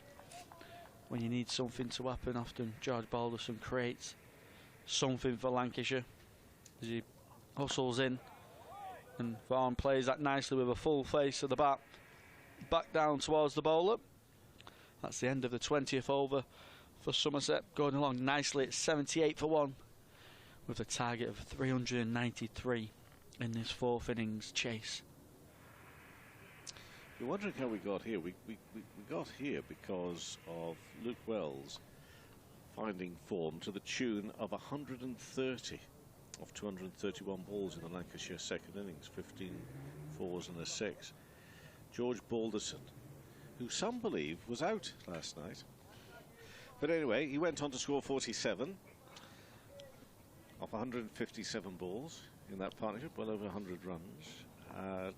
Terrific work from that pair, and then the other wickets went quite quickly afterwards. 78 for 1. It's played into the offside by Lammerby, sitting on 41. So a lot of hard work, a lot of hard graft for the Somerset bowlers in that Lancashire second innings, of which Brett Randall picked up 3 for 71, Jack Leach 3 for 57. Craig Overton 1 for 69, Gregory 2 for 62, Casey Aldrich 1 for 71. Archie Vaughan got through 10 overs in the end. Lammerby got through 2, but now the pair in a batting and down the leg side, and the glove on it from the keeper Hurst. Take a look at that one again. That's just stung him quite some as he whips the main keeper's glove off. Let's have a look at the inner, but anyway, they go through for 1. He stood up to the stumps against Lammerby. It's given us a bye. Sorry, go on. Lammerby does fall out of his crease, but it would be very harsh to say it's a missed opportunity from Matty Hurst. Quite a way down leg side. He's done well to get a significant hand on it. Stop the 4 byes. Mr. Vaughan driven straight to mid-off. And no run. There is one team that we need to just say at the bottom of the table, by the way, having suffered a hefty defeat to Essex, that Warwickshire aren't mathematically safe at the bottom either. So they'll be watching on with some interest as to what goes on here, and then tomorrow and then next week. But Warwickshire travel to Nottinghamshire, so 2 teams who are down at the bottom, trying to ensure they don't have Division 2 cricket next year. Vaughan fairly laid down on that. Onto the onside and no run.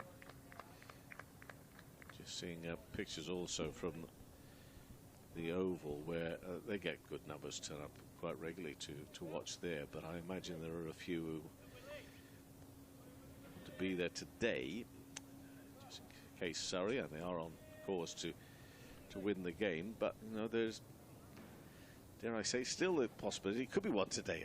I do wish that championships could always be won in a certain fashion, in a certain way, as this next ball is bowled, and Vaughan defends that into the offside. So let's forget which teams are involved in it now, okay? So this is not saying, let's hope Surrey win or anything like that. But it is, there is nothing better than a championship being won on somebody taking a wicket, taking a catch, and that is the moment. As opposed to, especially, what might be the situation here, has been the situation often in the past, of teams winning their game and then sitting and having to wait. Yeah, sitting in the dressing room watching the telly. It takes a bit of the joy and the natural feelings out of it. It does. Vaughan's on 28 here for Somerset, who want to keep them waiting much longer than just tomorrow. They want to go into next week, and that's going to be 4 runs from Vaughan. He moves to 32 and takes the score up to 83 for 1 now. And I have to say, this is a much stronger start than I thought they were going to make. I'm not saying that I thought they'd made more wickets down as such, but I think this run rate is really catching me a little bit by surprise. Yeah, the run rate's impressive, and it's put a halt to Lancashire's momentum that they did gain this morning, and with the early wicket of Hamid, these two have batted perfectly. They've took advantage of the bad ball. Archie Vaughan there, just slashing one away through the offside off Will Williams. And I see why you're a captain. You've been calling for this change. It could be a bad change yet. Let's see how his well, first you've made a few in the past, but I mean that comes with the territory, my friend. Yeah, it certainly does. You've got plenty right as well. But I think this is what Somerset's batting have done. They've forced Lancashire to make a change and try and slow the game up a little bit with the change of Luke Wells coming in, and he's going to have a massive role to play, and probably a role that he's not played too often as the frontline spinner for Lancashire.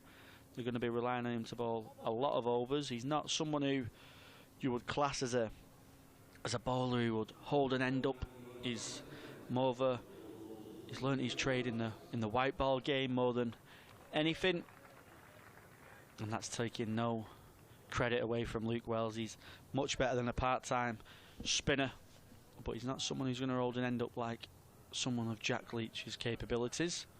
So they'll be hoping he can hit his strap straight away and try and break this partnership for Lancashire. And elsewhere, we see Durham have lost their 9th wicket. Surrey on the verge of winning at the Oval. Then comes Wells, slipping a short leg away. Lammonby just turns that away into the leg side. It's not someone who will give it a big spin. Luke Wells, he'll rely on his height, his dip, and the flight and the lengths that he'll change up. The short leg moves into leg slip. Bowls, and Lammonby comfortably onto the back foot, turning that away into the leg side, gets a single.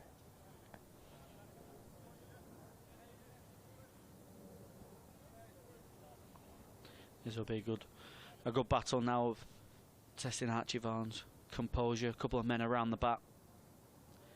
Got to be solid in defence with George Belling at short leg. It's just some workload Wells can expect, isn't it? I mean, if he keeps it anywhere like nice and tight. Yeah, just coming after a brilliant knock, so he'll be full of energy as he bowls to Archie Vaughan. A quicker and flatter one. Vaughan just playing him off the back foot, staying nice and straight.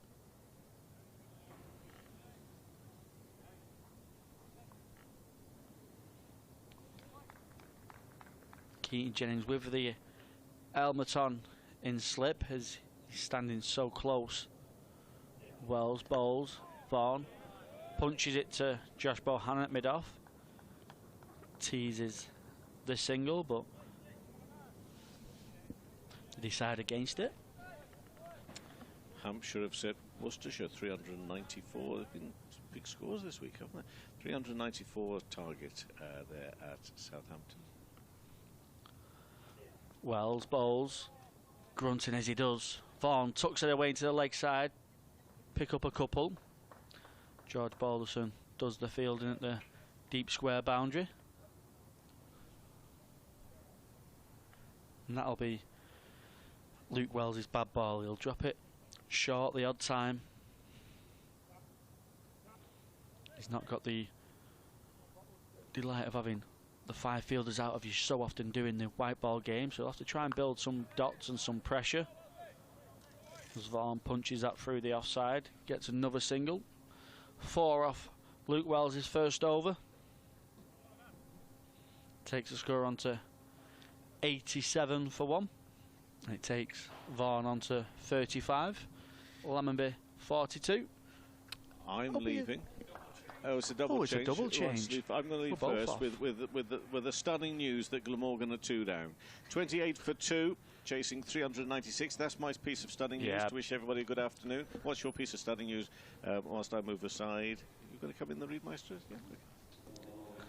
Yeah, my piece of stunning news, not for many Lancashire fans, but Somerset have started well. 87 for 1, or 22 overs, just short of 4 and over as well. It's the rate that Lancashire are going at, that Somerset are going at, that's been impressive, and it's offering some challenges to Keaton Jennings and his Lancashire bowlers.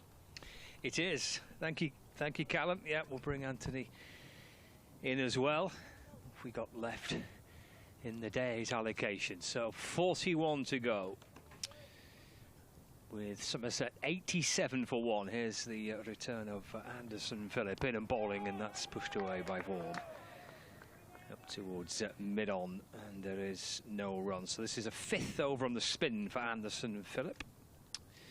4 overs, 1 maiden for 15. Lancashire so far have used the bowlers Bailey, Balderson, Williams and Wells. And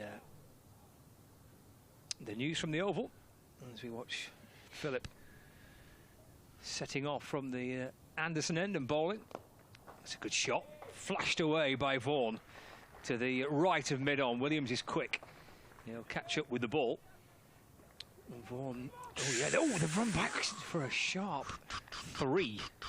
A little bit of hesitation. They looked like they settled on 2 and then decided to go for the 3rd, and they've successfully got through. So that's the scenes from the Oval, where Sam Curran has got the final wicket. So Durham are all out in their 2nd innings, and their target to win now, Surrey, is 25. 25.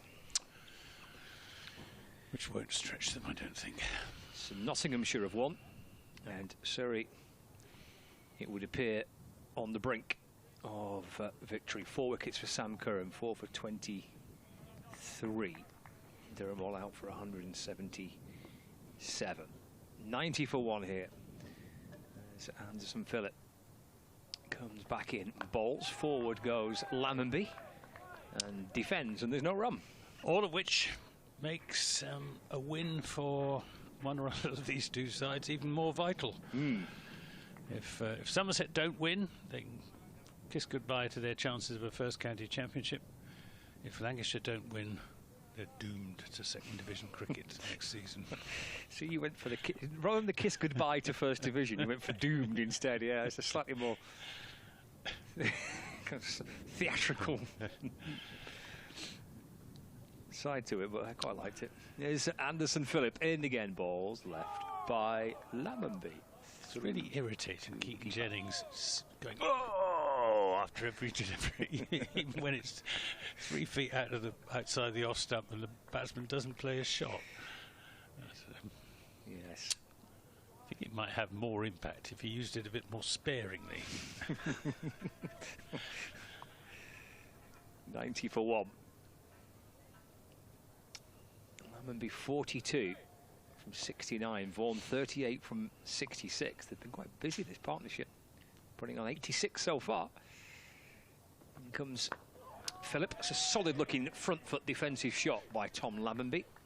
Just rocked onto the front foot, back came down, bang, defended it back up towards the fielder at mid-off where Will Williams fields, and there's no run. Lammonby needs to go on though. You know, he's built such a good platform. That it's vital for Somerset's hopes that he turns a decent score into a really good one. I was saying to Callum before, he's had a very good season, hasn't he? He has, yeah. Looking at the but numbers. Just recently, he's been getting starts and then not going on. Okay. 2 slips and a gully away. Philip in balls to Lammonby. Pretty solid again in defence. Ball bouncing away into the offside. No run. End of the over. 3 coming off it. 90 for 1. Requiring a further 303 for victory. He's had 1 century, Tom Lammonby. 5 times he's got to 50. But alongside Archie Vaughan, put on 86 here, so a good partnership and a nice platform for Lammonby potentially to go on. Just the 1 wicket so far. That's the dismissal of Tom Bailey, which came in a rather eventful start to the innings. Bizarre, wasn't it? 4 hammered away by Andy Umeed in the first delivery, down the pitch to Bailey. And then he tried to, I think, do something similar second time and was bowled. Yes, I don't know what he was playing at. Very strange. He's wilder in the county championship cricket than he is in the One Day Cup, where he's scored a lot of runs. As Vaughan back on his stumps, playing that from the crease from Luke Wells. Nice to see the crowd at the Oval being allowed onto the playing area. Something don't do here at Old Trafford. No, they have done. Yeah, done in the past. Yeah, haven't done this week. Wells to Vaughan. Appeal for LBW as he goes to sweep. But I think that was going down the leg side. Yeah, not a bad shout. Probably just missing the top of leg stump. It was a justifiable sweep shot from Archie Vaughan. Wells in and bowls outside the off stump, and Keaton Jennings, which noise from first slip again. No shot from Vaughan. Just a hint of a little bit of bounce and turn. Vaughan drives this away into the offside, and it's a very good diving stop by Harry Singh at extra cover. We've got a slip and a forward short leg. Who's under the helmet? Is that George Bell? It is, yep. Under the helmet at short leg. They're the only 2 close catches, although we've got close-ish extra cover and mid-wicket. This is driven by Vaughan, but again straight to Harry Singh. 90 for 1, these 2 coming together in the first over after just 2 deliveries, when Umeed was out with a score on 4. Wells bowls is short and it's pulled by Vaughan. Which wasn't really, it was almost a slog sweep, in fact. Down to deep backward square leg, brings him a single, takes him on to 39, and the score on to 91 for 1 wicket in 24 overs. So Somerset going along at 3.75 runs and over, which is about a run and over faster than Lancashire managed in their second innings. Yeah, they're hoping here, Lancashire, with 7 overs left before the tea break. Try and dislodge one of these 2. It's a good partnership, this. It's a good recovery. It was a rather frantic start by Somerset. But to be fair to Lammonby, when he came out, the way he played the first delivery kind of oozed a little bit of calmness, didn't it, really, after a frantic first couple of deliveries. Here's Philip. Oh, that's an appeal for an LBW. Bit of an inside edge, wasn't it? Oh no, he's single leg side there, isn't it? Yeah. We'll look back on the replay. Angled in towards him. Umpire's call. Umpire's call. I think that's fair enough. Just about. Get low, that didn't it? It did. So 1 or 2 close calls, says Archie Vaughan. Well, sometimes you need a bit of good fortune as an opening bat, don't you? It's not the worst shout here by Anderson Phillip. Didn't massively get up. too many complaints if you give it out, neither. Anderson Phillip in bowls to Vaughan. Off the back foot. She punches away towards cover. And there's no run. I don't have the technology to have the DRS and all that stuff. If you had that kind of ball tracking technology in county cricket, it'd be quite interesting to see that, wouldn't it? Well, it would. Yeah. It would. I thought it can't be that far away with the quality of certainly some of the live streams. Lancs TV being the best in the country. Yeah. And Somerset's arguably the second best, or certainly one of the very best, but could graft on DRS to that. Anderson Phillip into Vaughan. It's turned up towards mid-on. There's no one. I suppose the flip side to it is that when you introduce something like that, and you make the examples of here, and Lancs TV and the Badger and Coombs team here that do a brilliant job, and you mentioned Somerset and Surrey. But there are one or two that aren't so good. Those that don't have that standard, therefore, if you can't implement it across all 18 counties, it then becomes... You couldn't do it, no. So I'm not sure. That's the next kind of challenge if you're trying to push it forward as to how it's all right when you've got the setup like we have here, or if you've got a Taunton, but for those that don't have it. Here comes Phillip in, ball short and pulled out towards the deep backward square leg boundary. Latched onto that quickly, Archie Vaughan. Takes him on to 43, not out. 95 for 1 now. Somerset. It's a positive start. And there's been some player misses, certainly. But they've come out with an intent to be positive, but not reckless, I don't think, Vaughan and Lammonby. That was a good shot, then, that hook shot from Archie Vaughan, because he kept it down. And Lancashire responded by putting a man out by the square leg umpire. Except he's not going out there, he's coming into sort of forward square leg position. It's Phillip in again to Archie Vaughan. That's worked up towards Will Williams at mid-on, and there's no run. There's one ball after the over. 95 for 1. Lammonby 42 and Vaughan on 43. I'll let you do this, Anthony. I'll do a quick update and rejoin you. Yep, it's Anderson Phillip. Ando, as he's known to his teammates from the Jimmy Anderson end. Partnership now worth 91 between these two. But Somerset need them to go on. Phillip to Vaughan down the leg side. Vaughan looks to turn it down to long leg. Doesn't get anything on it. Taken by Matty Hurst. 95 for 1 at the end of the 25th over. So Somerset going along at not far short of 4 runs and over. It's been good, positive batting from these two. They've just gone out there and played their natural games, and I dare say that was the word from Shane Berger, who's the Somerset batting coach. Just go out there and play your natural games. Don't worry about the scoreboard. Hit the bad balls for 4 and keep out the good ones. And rotate the strike. That's the other golden rule when you've got a left hand and right hand combination, or especially when you've got a left hand right hand combination. It's a pretty good golden rule under any circumstances. Here's Wells in and bowls, and Lammonby back on his stumps defending.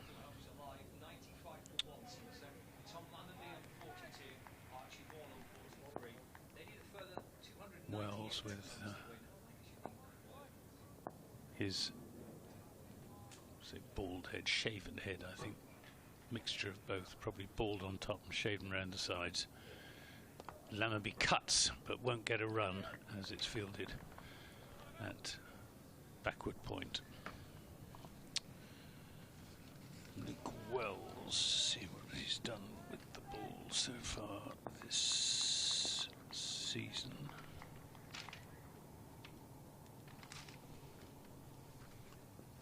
Yes, he's in to Lammonby, who stretches forward.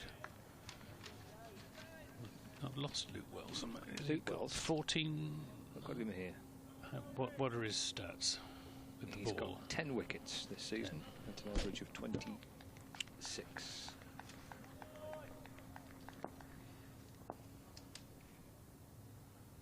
He's got quite a long approach for a spin bowler.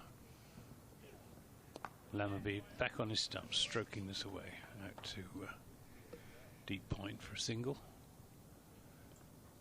Two batsmen just about level pegging, 43 apiece, 96 for one, 393 rather the target. So the requirement has gone below 300.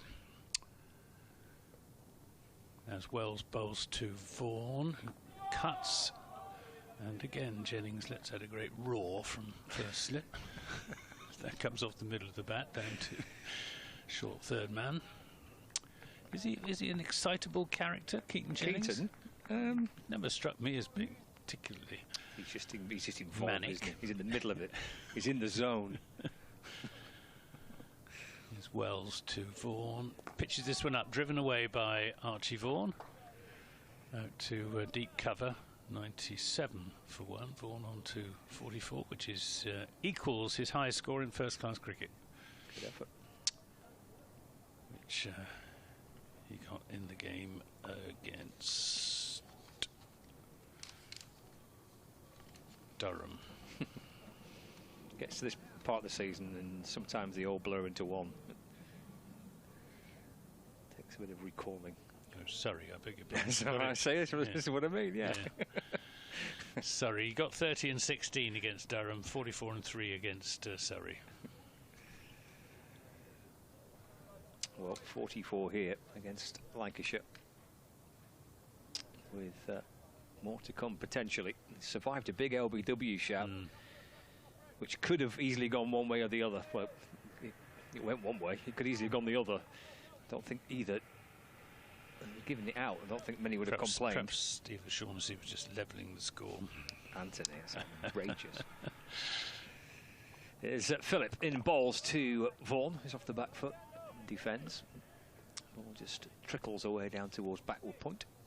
And there is no addition to the score, 97 for one.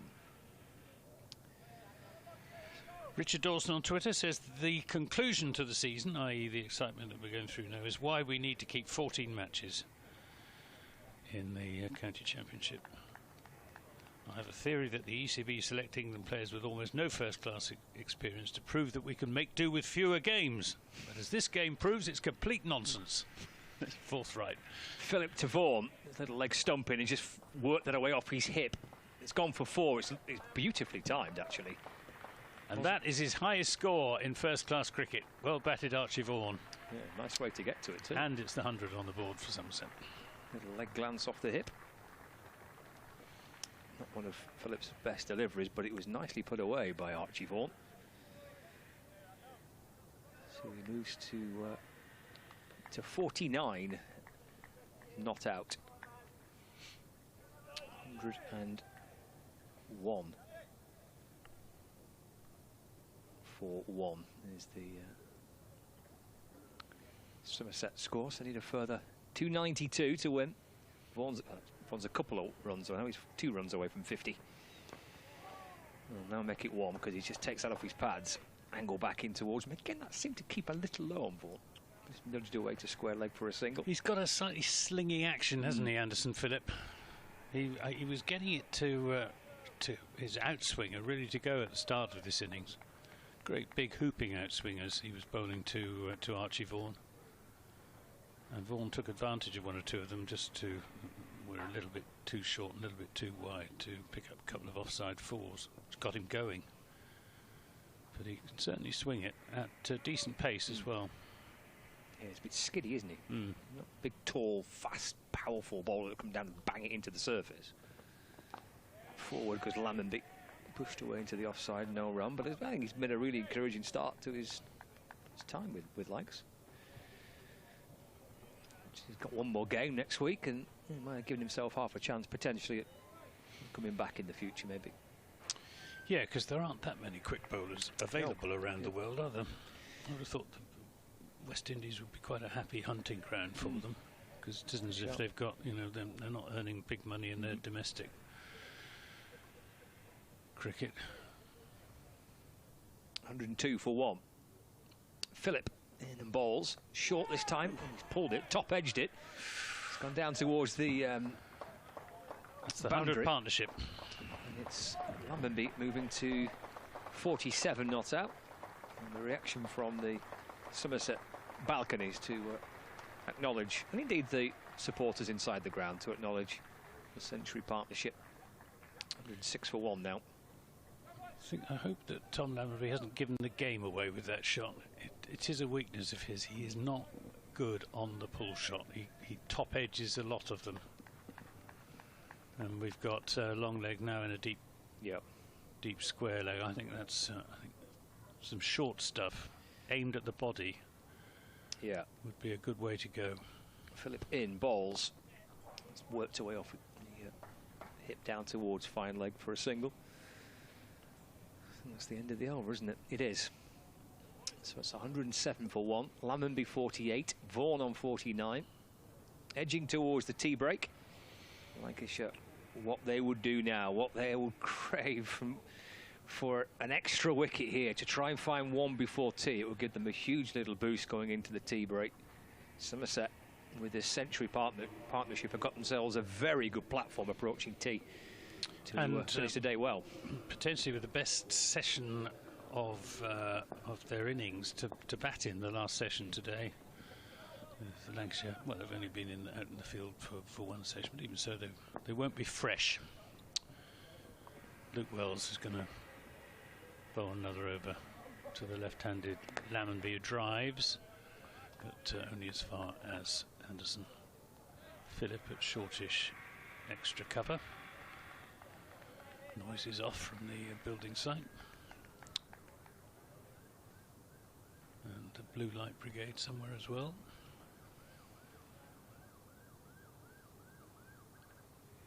Just a slight delay while Wells has a chat with umpire Saggers. Not quite sure what that is all about. Maybe about where the umpire is standing. As Wells is into Lambenby, who turns this up to mid-on for a single. He goes on to 49. Both batsmen on 49. 108 for 1. They came together when Andy Umeed was clean bowled off the second ball of the innings. And Archie Vaughan on 49. Wells bowls to him, he lays back, cuts, and that is Archie Vaughan's 50. His first 50 in first-class cricket, and if I'm any judge, it will be the first of very many. He gives his teammates just a cursory wave of the bat. He gets a congratulatory fist bump from his batting partner, and he can feel very well pleased with himself. But it's a job so far, only half done. 110 for 1. Yeah, very nicely played. Is Wells to Lambenby, and Lambenby goes for a cut shot to a ball that was too close to him. Lambenby would say that he was playing with the spin, but I don't think there was any spin there. That was the arm ball from Luke Wells. He's bowling around the wicket to the left-hander, cramping him for room. He's there again and bowls. This time Lambenby is forward, defending. Don't want Lambenby to go through one of his little dozy patches where he just seems to lose concentration. Just needs to focus each ball on its merits. Oh, he's bowled! Oh, well, there you go. It was a Yorker really from Luke Wells, and Lambenby played all around it and clean bowled, and an innings of great promise, cut off in its prime, with Tom Lammonby bowled by Luke Wells for 49. It's 109 for 2. Yes, and boy did Lancashire need that. As it was fired in full by Wells. Yeah, it was almost, he yorked himself, didn't he? To Lammonby's horror and to Wells' relief and Lancashire's relief. See that ball skid through and smash into the stumps. Yeah, the reaction from Luke Wells. And it's a much-needed wicket. The contrast of the two emotions of the sides and the two ambitions and aims of the sides. A sense of, wow, that's a blow for Somerset on the stroke of tea, and it's a huge relief for Lancashire. 109 for 2. It's a very good partnership, though. Lammonby would have, I'm sure, be desperate to have gone on, but he has given Somerset a platform here with that century partnership.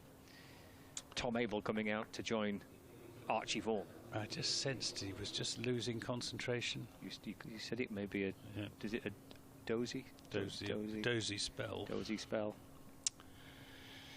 He does have them. Don't we all? Yeah, absolutely. But have them on a regular basis. You know, he'll go along looking comfortable and at ease, and then all of a sudden he'll play he'll play the wrong shot, and it almost comes out of the blue. He'll either go too aggressive outside the off stump, or earlier on in the over trying to cut a ball from Wells that was much too close to him, and they're just playing over the top. If he'd played that straight, he would have been all right. He was trying to hit it through the onside. That was his undoing. It's a 2 down. 3 to go till tea. Here comes Phillip in and bowls to Archie Vaughan, and a wicket like that can actually do so much for the other players, can't they? Archie, Anderson Phillips run in there pretty hard, steaming into Vaughan, sends down a good delivery first up, which Vaughan keeps out. Just gives the fielding side such a boost, doesn't it? The other bowler at the other end can benefit from a breakthrough from his bowling partner. Especially just before tea as well, just before the interval. Just the lift that Lancashire needed. It absolutely was. Vaughan now with the task of just trying to see this through, along with Abel, to the tea break, hopping back and defending this time towards mid-on. Well, George Balderson fields. 109 for 2. It might be the case through the course of the evening and into tomorrow, where it looks like maybe it's going one way. Quickly we see these things can change, and might get a little bit of ebb and flow through the course of today and tomorrow. One side feeling they're in the ascendancy and the other one striking back, but still 284 runs to get, and there's still 8 wickets for Lancashire. We're heading towards tea on the 3rd day. Anderson Phillip bowls to Vaughan. Oh, he's rocked back and pulled it, and he's top-edged it over the slips. Sure, he was fully committed to the shot, but it flew off the top edge of the bat. Well, he's got away with actually, maybe his shoulder, maybe. Yeah, maybe his shoulder onto helmet, something like that. I'm not sure he did hit the bat. Yes, it's there's helmet involved. Oh dear, almost took George out as well, the photographer. Want to be a little bit of a... He doesn't look as if he's any... Looks like he's okay, doesn't he? I think it was a sort of glancing blow. What, to George? There he is. Yes, the old warrior. Yeah, I'm sure he knows exactly where he is. But I think he's... Yeah, I think he looks like he's all right. This is just kind of a regular mandatory check, isn't it? Short ball by Anderson Phillip. He's just found that extra bit of a yard, hasn't he? I mean, say everyone's boosted, everyone's got the extra adrenaline because the wicket's been taken, and he's just found that extra bit of pace. Well, the show that was who came on to give him the once over. One of the Somerset coaching staff, and he's been given a clean bill of health. Yeah, he has. He's okay. Probably get another short one though. Yeah, and the field that's being set rather confirms that, with long leg, deep backward square leg, and a deepish forward square leg, which has prompted Martin Saggers to go across to the other side of the pitch to point. So we got 3 men out for Anderson Phillip. So here he comes back into Vaughan. Yeah, 3 on the leg side boundary. Here comes Phillip in, bowls. He's run away down to third man. He's played that very nicely. He's played it late. He rolls off the face of the bat. His hands tucked in towards his waist. Just deflects it down to third man. It's lovely batting, isn't it, that by Archie Vaughan. 114 for 2. And it's required 279 more to win. We're not too far away from the tee interval. The run chase is on for Surrey. So at some point in the next half an hour or so, there'll be clinching victory there. The target of 25 to win that match to 4 without loss. Short again by Anderson Phillip. That's quick. Through to Tom Abel. Spell this by Phillip. It's into his second spell. Tom Abel wisely not taking on the challenge. Yeah, quite content to duck and weave out the way of that. 1 ball remaining of the over, 2 till the tea break. 114 for 2. Anderson Phillip tearing in, balls again, carved away by Abel. 4 runs for Tom Abel. Cut away towards backward point. He's up and running, 118 for 2. Handsome shot. Tom Abel, you feel absolutely crucial to this Somerset run chase. It was his century, 150 in fact, that was the key to the successful run chase against Warwickshire back in July, when Somerset needed to score 410 in the 4th innings, ended up with 413. Tom Abel hitting the winning runs. If he hit a 6 to win the game for Somerset. Immediate priority for Somerset is to get through to tea without any further damage, as Wells is in to bowl to Vaughan, who's back on his stumps. Defending Archie Vaughan on 55 from 89 deliveries with 10 fours. He's had a couple of close shaves. He survived a catch to a drop catch to Keaton Jennings in the slips and a very close LBW call. He drives this slightly upishly, but he'll pick up a single. 56 he has, 119 for 2. 274 more Somerset need. It's still a mountain to climb. And they need to keep building partnerships. Wells tall in, bowls to Abel. Ooh, lets that go outside the off stump, and it was the off break. It did turn a little bit. I'm not sure it's a leave that I would necessarily recommend. Tom Abel knows what he's doing. I've seen him bowl not playing a shot before, but then you can say that of almost any batsman these days. It's not an uncommon form of dismissal. He's got a rather less classical stance now. Tom Abel, it used to be the case. This is played off the back foot into the offside, and he won't get a run. So technical change that he's made just to open his stance up a little bit, with the aim of picking his bat up a little straighter. He has a tendency to pick it up towards gully, so that he's cutting across the ball as it comes down. He's turning into the onside, and there will be a single as Bailey fields at mid-on. 120 for 2. It's a great example, isn't he, Tom Abel, of a player who's built a one-day short-form game out of the basis of hard really work of a red ball technique. You're absolutely right. Yeah, shows it can be done. It's Wells in a bowls, and Vaughan turns this into the onside, not far away from George Bell at forward short leg, but safely enough. End of that over. 120 for 2, 56 to Vaughan, 5 to Abel.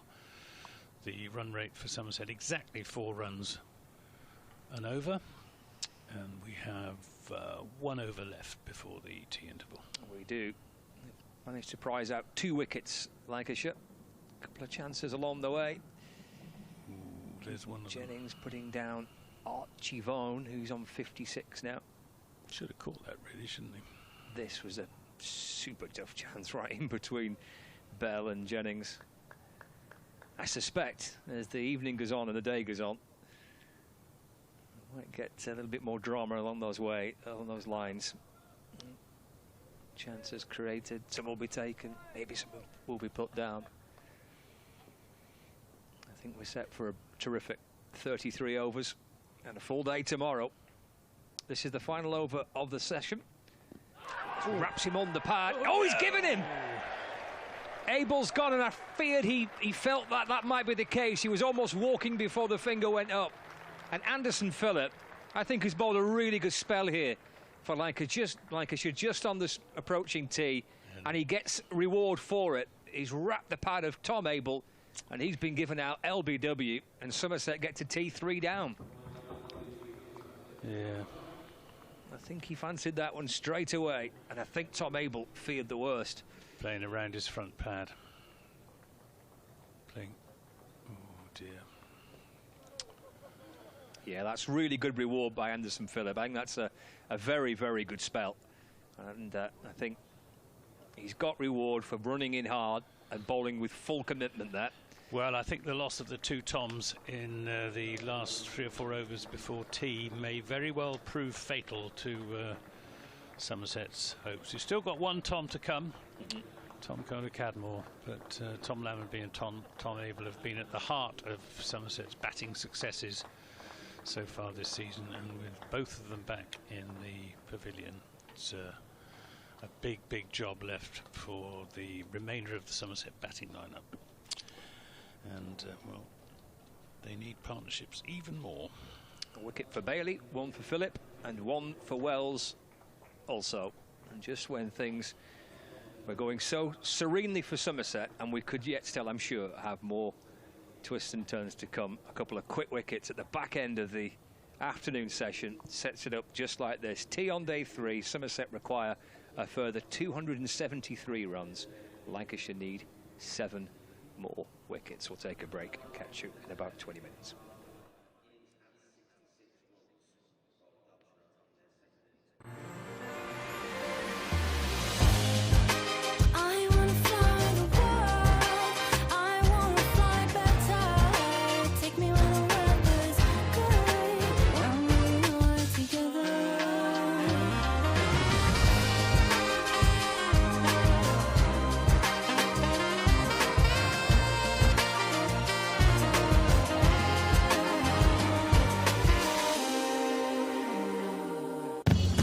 Welcome to Conrad Dubai. Here's your key. Thank you. Let me help you with the bags.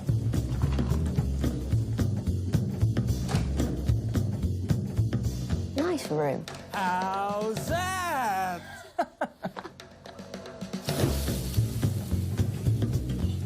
How's that?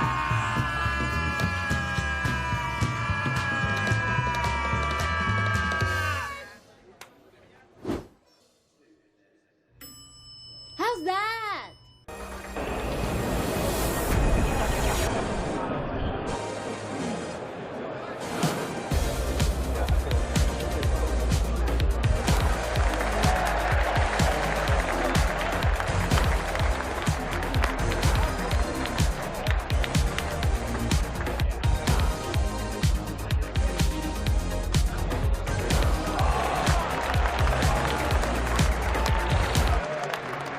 This is a call for hungry dreamers and hard-working self-believers.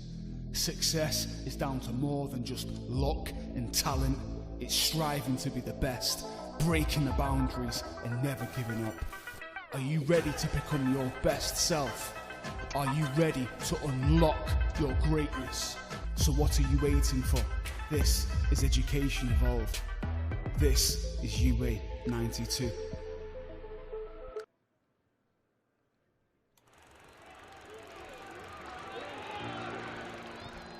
"1864. We were first class then, and we're first class now. With a dream to spread cricket through Lancashire's towns, where girls and boys, with willow and leather, become more than a badge, but the red rose together."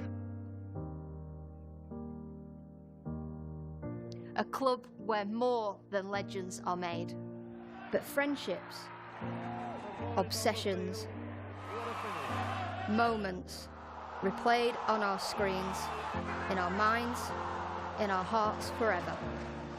'Cause it's who we are, our DNA, the red rose together. Statham, Briggs, Jimmy, Freddie and Joss Chappie, Sir Clive Lloyd, Carol Hodges, Kate Cross. What a roll call. It's a hard one to measure, with future names still to be written on the red rose together. We're all about people. It's what the red rose really means. Yeah, the ones signing autographs, but the ones behind the scenes. Our community, grassroots, the ones that feel tethered. Whether you're from here or belong here, we're the red rose together. And what about this place? Talk about world-class venues. Internationals, gigs, events.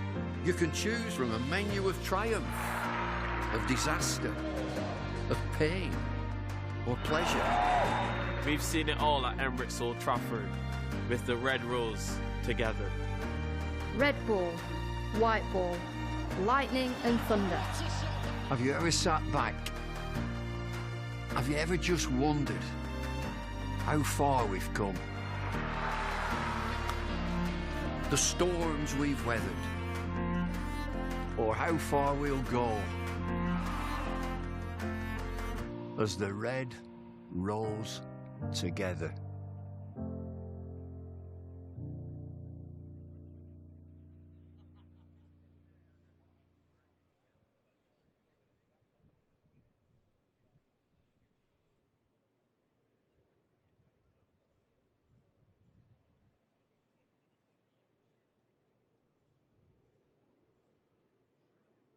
Two local favourites are staying at the Hilton Garden Inn. She's gone for the chip. My goodness me. It's over to the Hilton review system. A big bite. Gone. When lunch is the best part of the day, it matters where you stay. We are in a hard world of professional elite sport. And a warm welcome from Emirates Old Trafford. We are back again. It isn't a nice Sunday school tea party. There are no hiding places. It's another monster hit for six. I know we are good enough, but we're just not showing it on the pitch. You put that support in, you put that investment in, right, start winning games.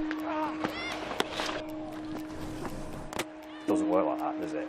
It means so much. It means so much to me, the staff and everyone in it. A few wins put together, maybe they could actually reach finals day. Well, that's a ferocious looking shot. We don't want equal pay, we want equal opportunity. They're going to try and show a little bit of something for the investment that's been put in. The reality dawns, that is what professional sport is.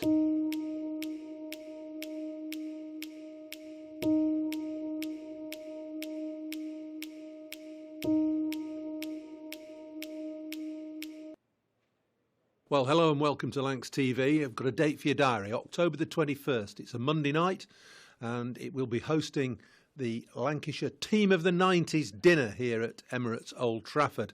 I've got Warren Hegg alongside me. Warren, I suppose it was your brainchild really initially, wasn't it? To commemorate those wonderful years of the 90s where Lancashire won 8 one-day trophies.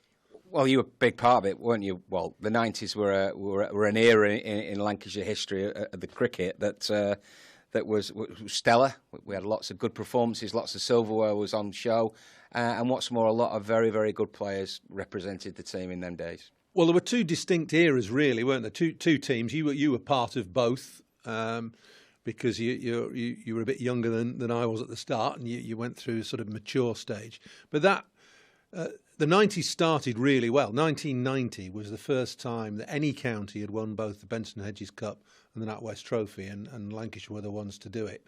But the basis for that had started in the late 80s under David Hughes.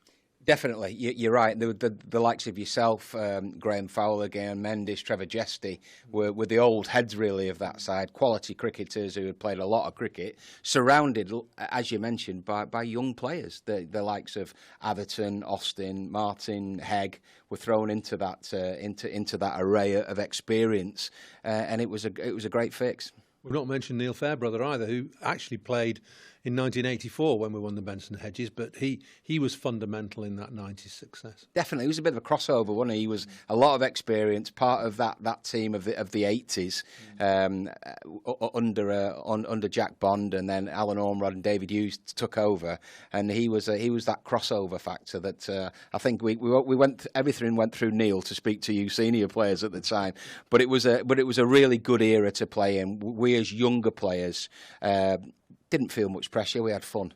We had lots and lots of fun playing all those stellar games in front of big crowds in all the different formats of one-day cricket, and we came out on top more than often. So two trophies in 1990, then there was a bit of a lull. We got to another final in 91, but lost it.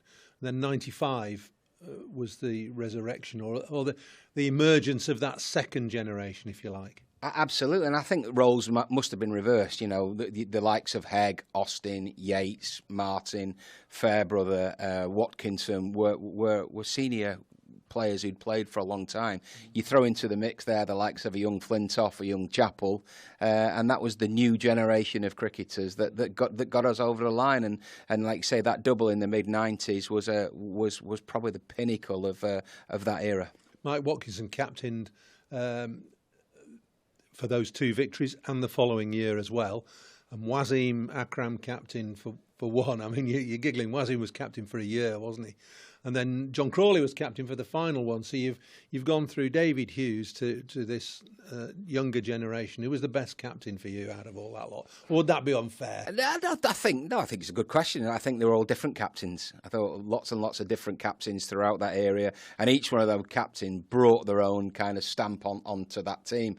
It helped that we'd all grown up together. It helped that we'd played together in junior age group sides through second team into first team cricket. So we knew each other backwards, really. But you mentioned Wasim Akram there, you know, one of the greatest cricketers ever lived, and no doubt he played for Lancashire cricket. And you add him into a mix of all those players that we've mentioned, and you've got a very, very formidable team. Talking about three different competitions, Benson Hedges, NatWest Trophy. Well, it was basically 55 overs, 50 overs, and the 40 over Sunday League, wasn't it? Different competitions, but which one gave you the most joy to win out of all those? Or is it the Lord's Finals, or is it the playing well through a season for the Sunday League? You're right. The Lord's Final is the FA Cup of cricket, and we loved it, didn't we? Well, we all went down to Slater's and got a new suit, and we went down on the train. We played golf at Wentworth. There's lots of media hype. A couple of days before the event, we trained together, we worked hard together, we ate together, we drank together, we won and we lost together. So I think for me, those days in the Lord's Finals were second to none, although take nothing away from the wonderful years we had in the old Sunday League, the Refuge Cup.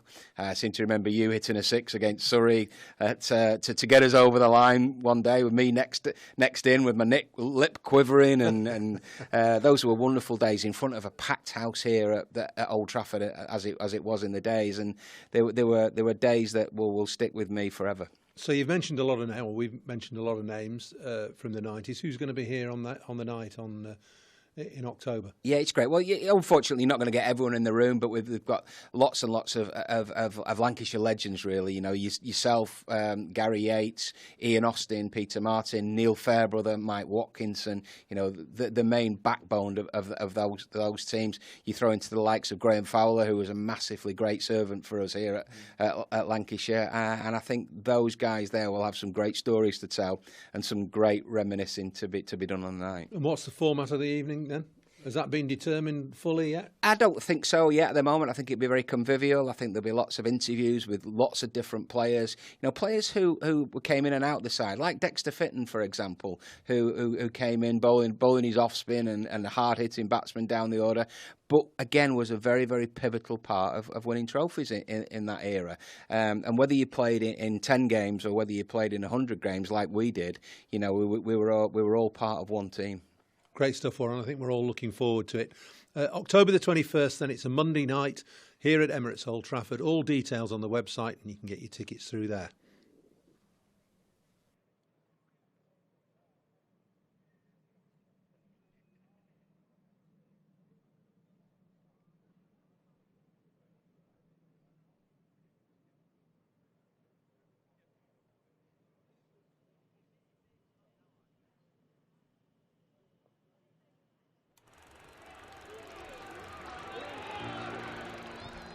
"1864.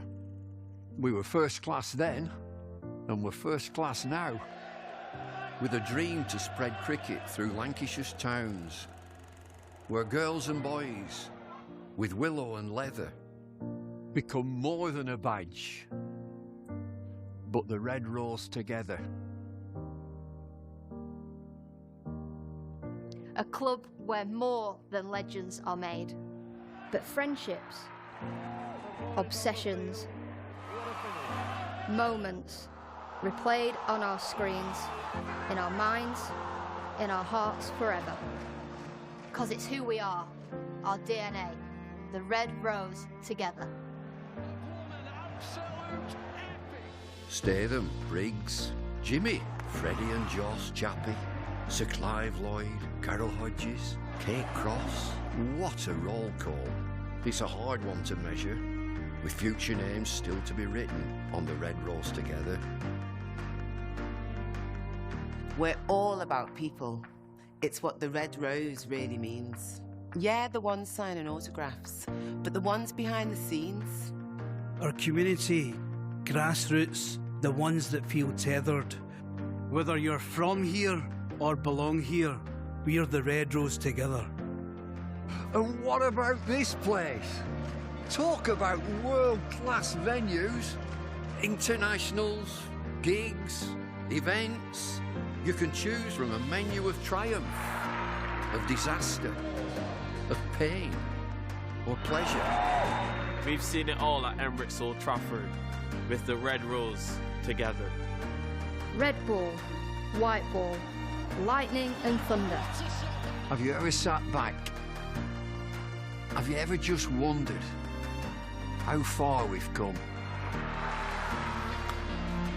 The storms we've weathered, or how far we'll go as the red rose together.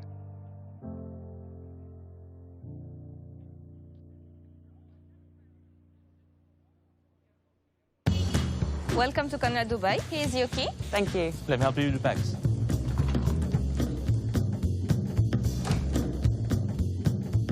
Nice room. How's that?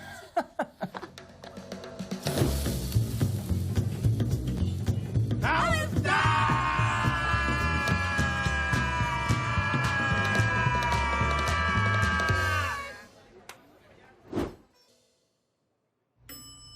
How's that?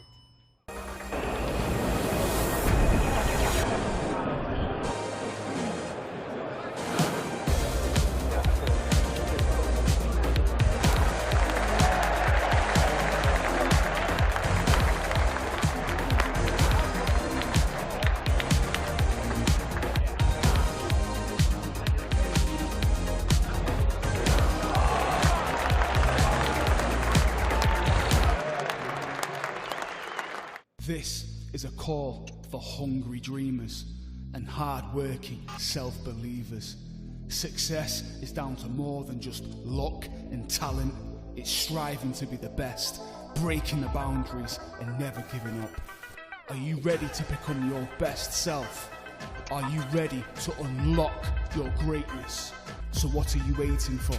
This is Education Evolved. This is UA 92.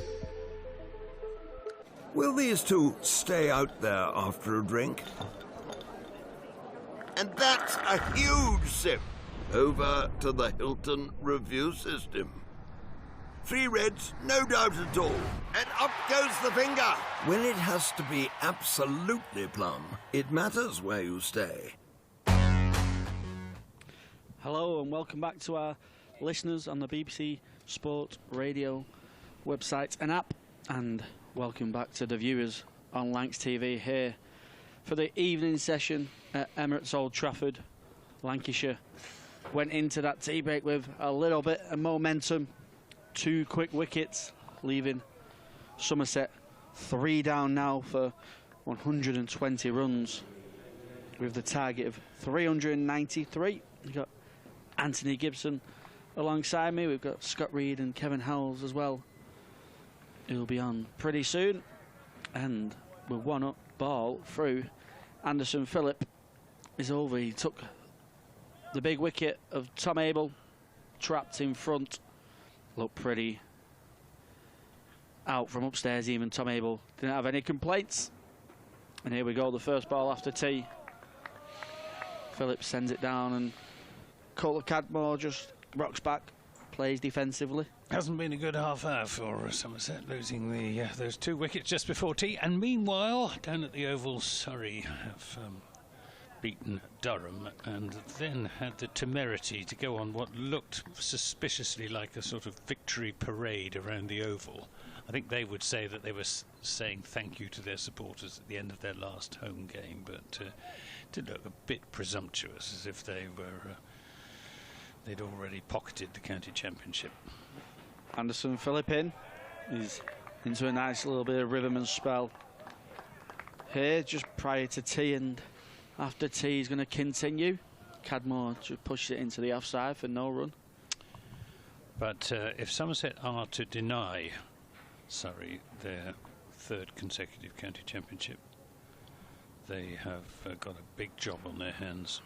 And Tom Coulter Cadmore needs to show what he's made of. He hasn't come charging down the pitch at Anderson Phillip yet.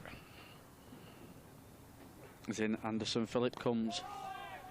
He's quite a skiddy customer, is Anderson Phillip. Really hustles and bustles in, sprints in like an 100-metre sprinter. Really fires it down, quite a low slingy action. He's got one of the fastest run-ups I think I can remember seeing. Yeah, he can. And he really sprints in, doesn't he?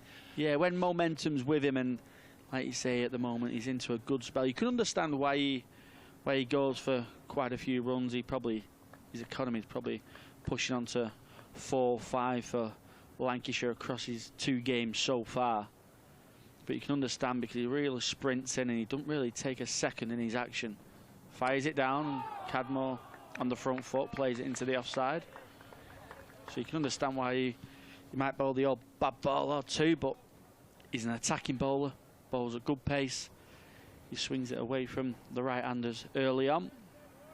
But he'll be Lancashire's point of difference throughout this 4th innings, with that extra pace and someone who could maybe test the batsman upstairs. We've seen him hit Archie Vaughan on the shoulder, glanced onto the helmet. So he'll be someone who can maybe just change it up a little bit when, as we see, this wicket gets flatter and flatter. A deep square fielder as well. He's just been sent out for the last ball of the over. He goes full. Goes for the double bluff. But Coulter Cadmore keeps it out nicely.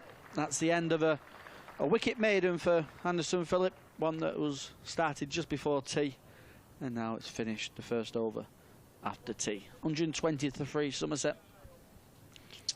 I think if Somerset are to entertain realistic hopes of winning this game tomorrow, they need to lose no more than 1 or maybe 2 at most more wickets this evening. They've got to go into tomorrow with needing around about 200, 180, something like that, with at least 5 wickets in hand. Then they would still have some hope. But we're a long way from that situation at the moment. as George Balderson is bowling to Archie Vaughan in and bowls, and Vaughan defends from the crease. Archie Vaughan, 56, his first class 50 in only his third first class game. He's batted absolutely superb as well, hasn't he? Yep. Lancashire bowled excellent up top. Tom Bailey was in really good rhythm. Anderson Phillip shaping it away as well, but Archie Vaughan has looked very composed and very mature innings so far.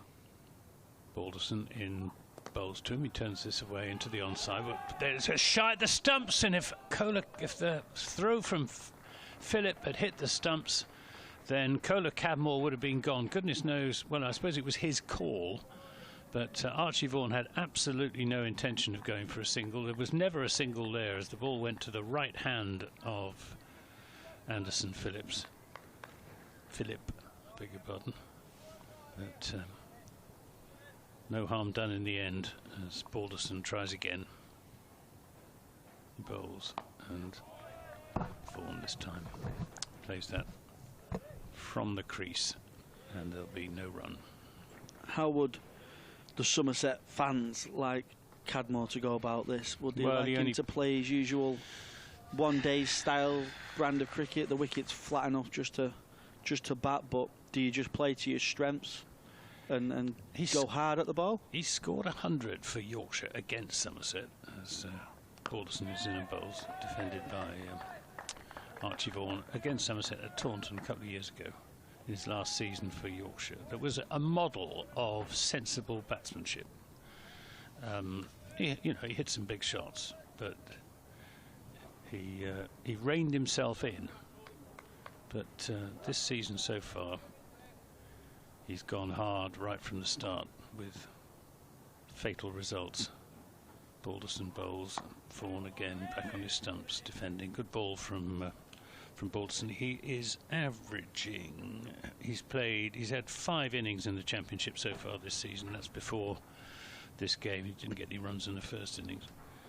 And he's totaled 127 runs in 5 innings, a best of 49, averaging 25.4, which is not the sort of figures you want to see for your number 5 batsman. Balderson in and bowls, and Vaughan gets in behind a good ball from Baldy, as he's called by his teammates. It should really be Luke Wells who's called Baldy, shouldn't it? Yeah. 120 for 3 at the end of that over. It'll be hoping he doesn't go that way just yet. Yeah, George Balderson. He's got plenty. He's got a good head of hair on him, as George Balderson. Yeah, I'm always, as a captain and someone who thinks about the game quite a lot, I think I'm always on the side of someone playing to their strengths. And Tom Kohler Cadmore is certainly an attacking player, especially the way the longer format game is going now, the freedom of allowing players to express themselves. If his attack is better than his defence, why not stick with that? Obviously, he's got to think about the risk and reward. Just as long as he doesn't play a really silly shot. Anderson Phillip in, short ball, and he uppercuts that one. And I think it's, just falls short of the boundary rope. Excellent shot from Tom Kohler Cadmore. He's rode that short ball from Anderson Phillip, which is quite a good short ball as well, at good pace. He's rode it pretty well, and he's uppercut it over the gully fielder, and he picks up 4. Yeah, perfectly sensible shot, that one. And that's what you say in terms of the risk and reward, in terms of it's not a silly shot, it's a sensible shot, it's a clever shot. Pick the right ball to play the right shot to. You don't want him going across the line to straight ones or trying to hit a big pull shot when he doesn't need to.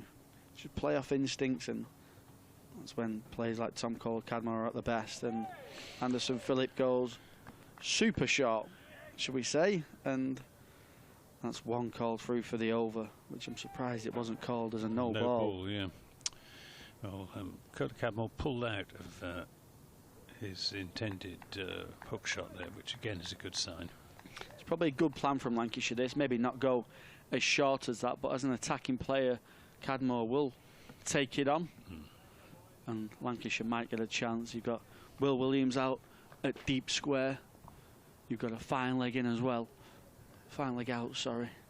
2 slips. Back of a length. Tom Cadmore pushes that into the offside. Takes a very risky single. Yeah, I think he's got on. But you've got Luke Wells coming across from. Is that Luke Wells? Rocky Flintoff. It's Rocky Flintoff, Yeah. who is pretty quick across the ground and right-handed, and he was running right into the path of the ball, and picked it up one hand and flicked it at the stumps, and Coda Cadmore could have been in trouble there. But he gets away with it. Yeah, he plays it nicely off the back foot. Cadmore, Archie Vaughan on strike. 56, his highest first-class score. He's played with a lot of composure, and he'll look to double this score and reach his first 3-figure target in first-class cricket. As he plays that nicely off his hip, as he so often has in this innings. Got a very leg-side field. He takes on the fielder, gets a 2. Got a deep fine leg, a deep square leg behind square. We've got a catching square leg. Josh Bohannon, he's on 6 wickets away. He's obviously just in front of square. And then you've got Harry Singh out at a deep mid-wicket as well. So maybe a clear short ball plan targeting the body of Archie Vaughan coming up from Anderson Phillip.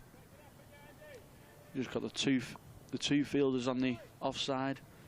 Rocky Flintoff at a stump high mid-off. And you've got Luke Wells at backward point.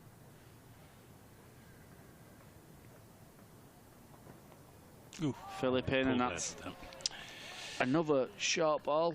Yeah, he thought about playing the pull shot, Archie Vaughan, but very sensibly decided against it. It's called for the over again. But a clear plan here from Lancashire against Vaughan. Just going to try and ruffle the young batter's feathers a little bit, get him trying to play the game in his head a little bit more. Try and get some premeditated shots. Try and get him thinking about a short ball and when the full one's coming.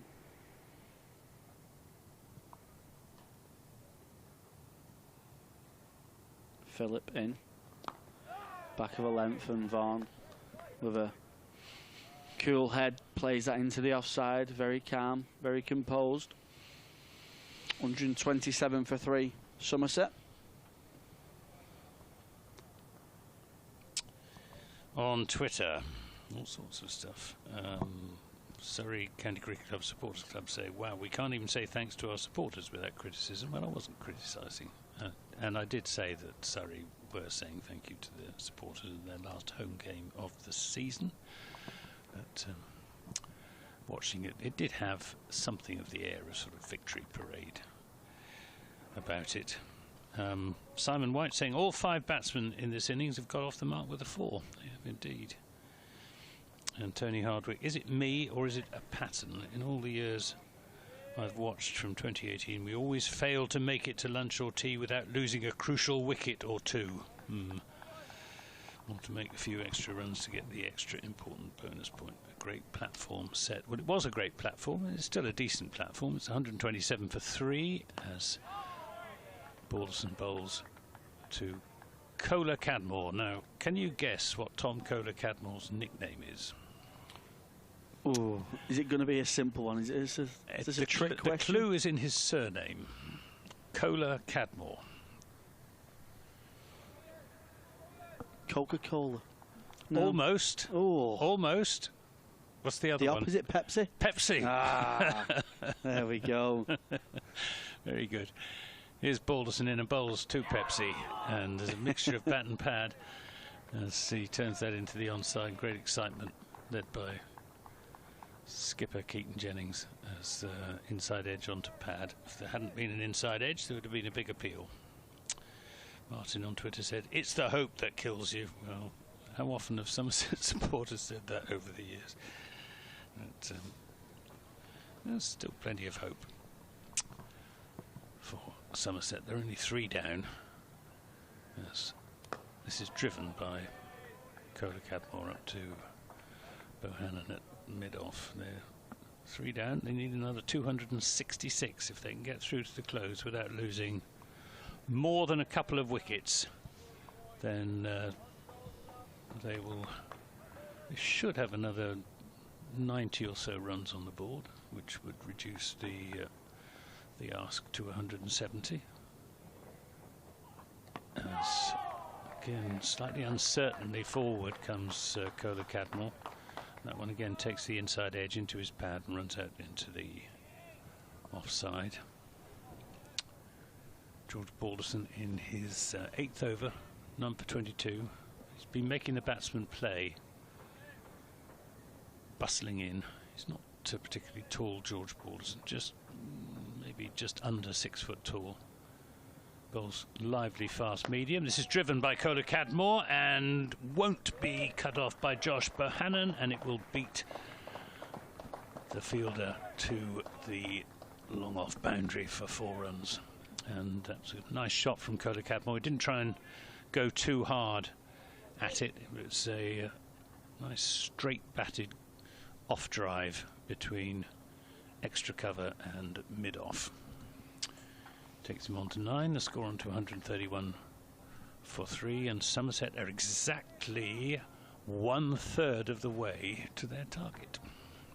Yeah, good shot from Tom Kola Cadmore, driving nicely through the covers for 4. Balderson bowls. This is driven back to him by Kola Cadmore. Somerset 1/3 of the way to their target, and they've got more than 2/3 of their wickets still in hand. So on that basis, Somerset are winning. No, they've set, like I say, a good platform.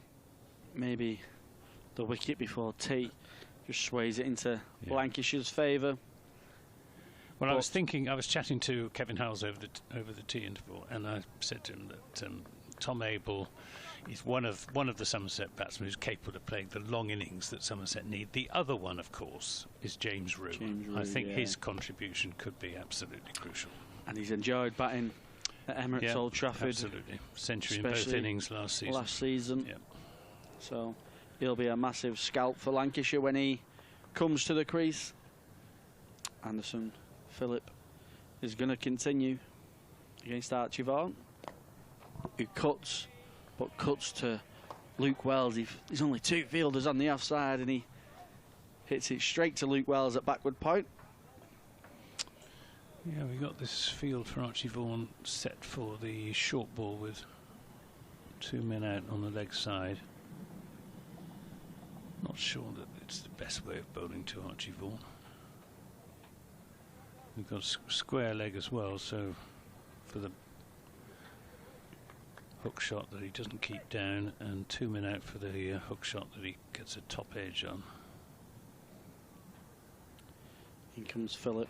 That slingy action, ball straight, and Archie Vaughan just a little bit early on that one, plays it a little bit in front of himself, his hands going in front of his pads and going in front of his head, just offering the chance of a potential caught on ball, but keeps it down. It's in the air for a time, landing well short of mid-on. I think this field, of course, Anderson Phillip will go to a short ball every now and again, but it's maybe more of a chance of just testing the thinking of Archie Vaughan. Will it potentially affect his footwork, expecting the short ball as Phillip comes in, and that's what he does, delivers that short one. His short one's a little too short. It's not threatening the batsman at the moment. It's one that they can leave through. It's that short, it kind of tennis ball bounces into the wicketkeeper's gloves. Wrong line as well. It's a long way outside the off stump. Need to be bowling at Archie Vaughan's body with the bouncer. Yeah, it needs him so that he gets in a in can't decide whether decide whether to fend it off or to go for the hook shot.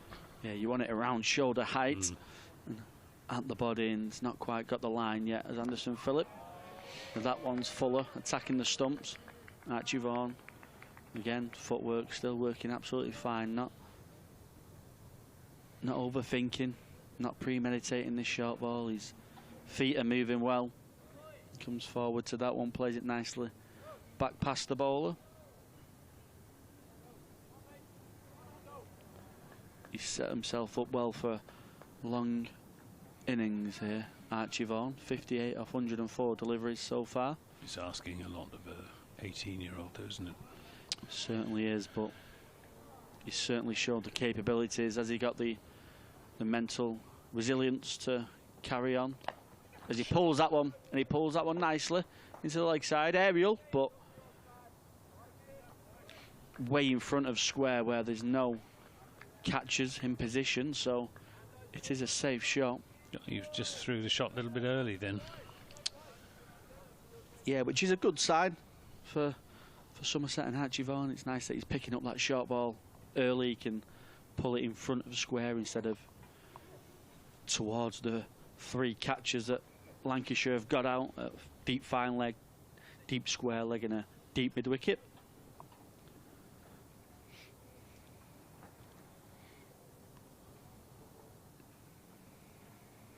Philip in, and that's nicely punched through the covers this time off Archie Vaughan. He'll pick up a couple again. It's a really good shot from Archie Vaughan, just offering Lancashire some challenges with this field. He's scoring on both sides. Yeah, anything that is there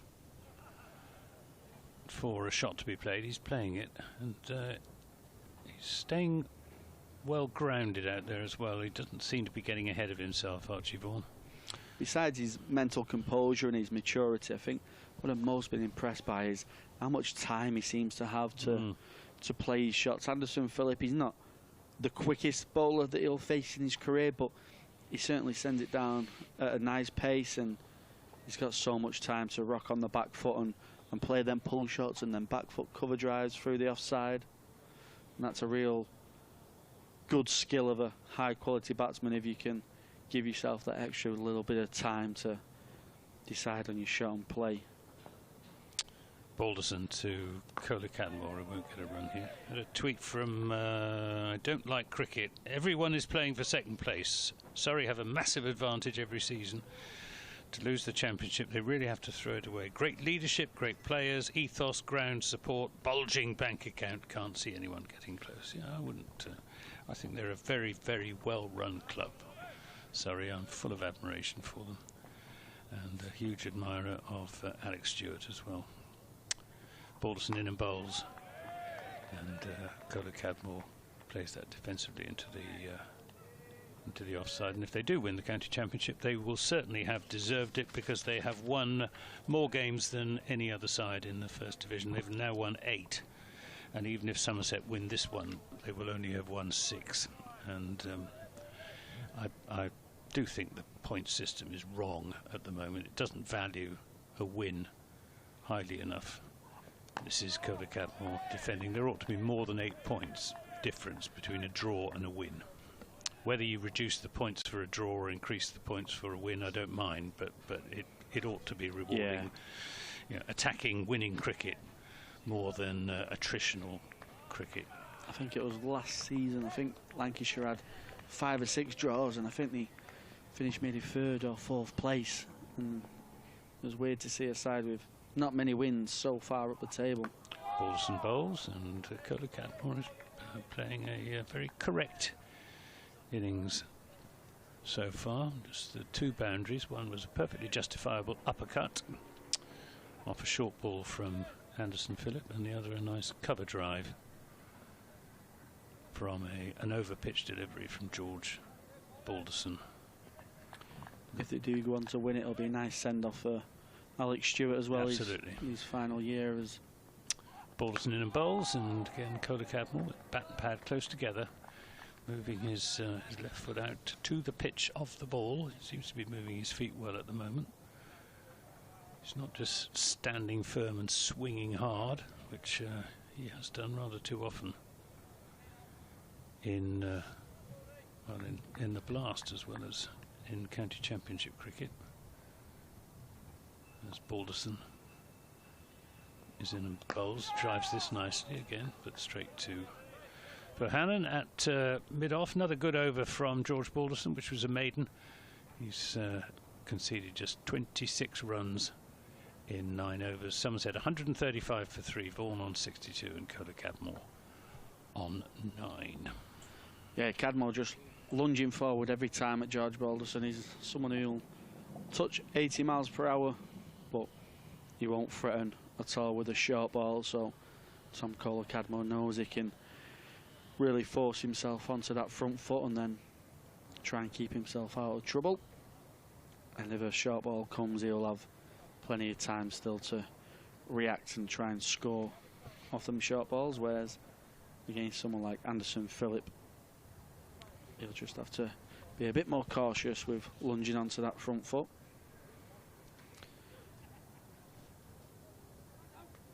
Anderson Phillip to continue from the James Anderson end, looking for Lancashire's 4th wicket. He sends one down, and Vaughan nicely onto the back foot, allowing it to come off his bat into the offside for no run. I bet it's the first time that anyone called Anderson has bowled from the Anderson end. There you are.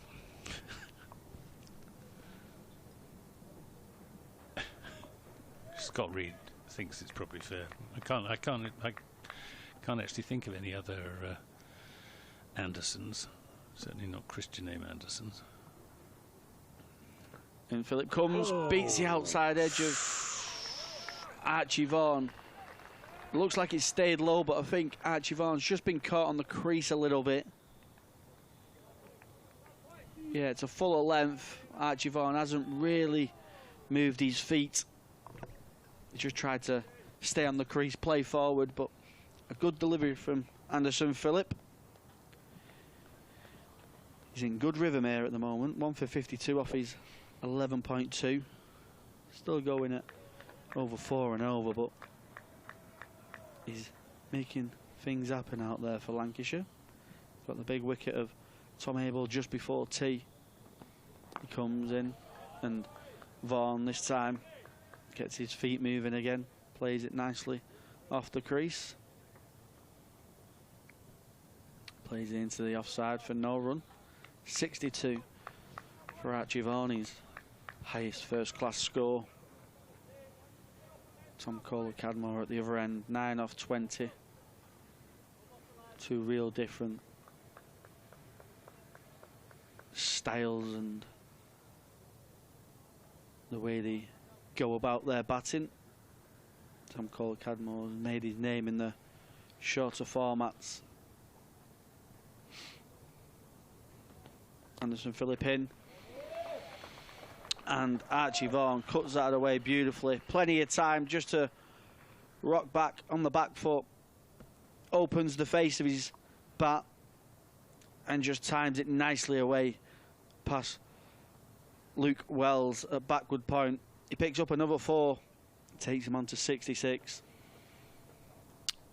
Cool as you like. Again, it's the time that he has to play.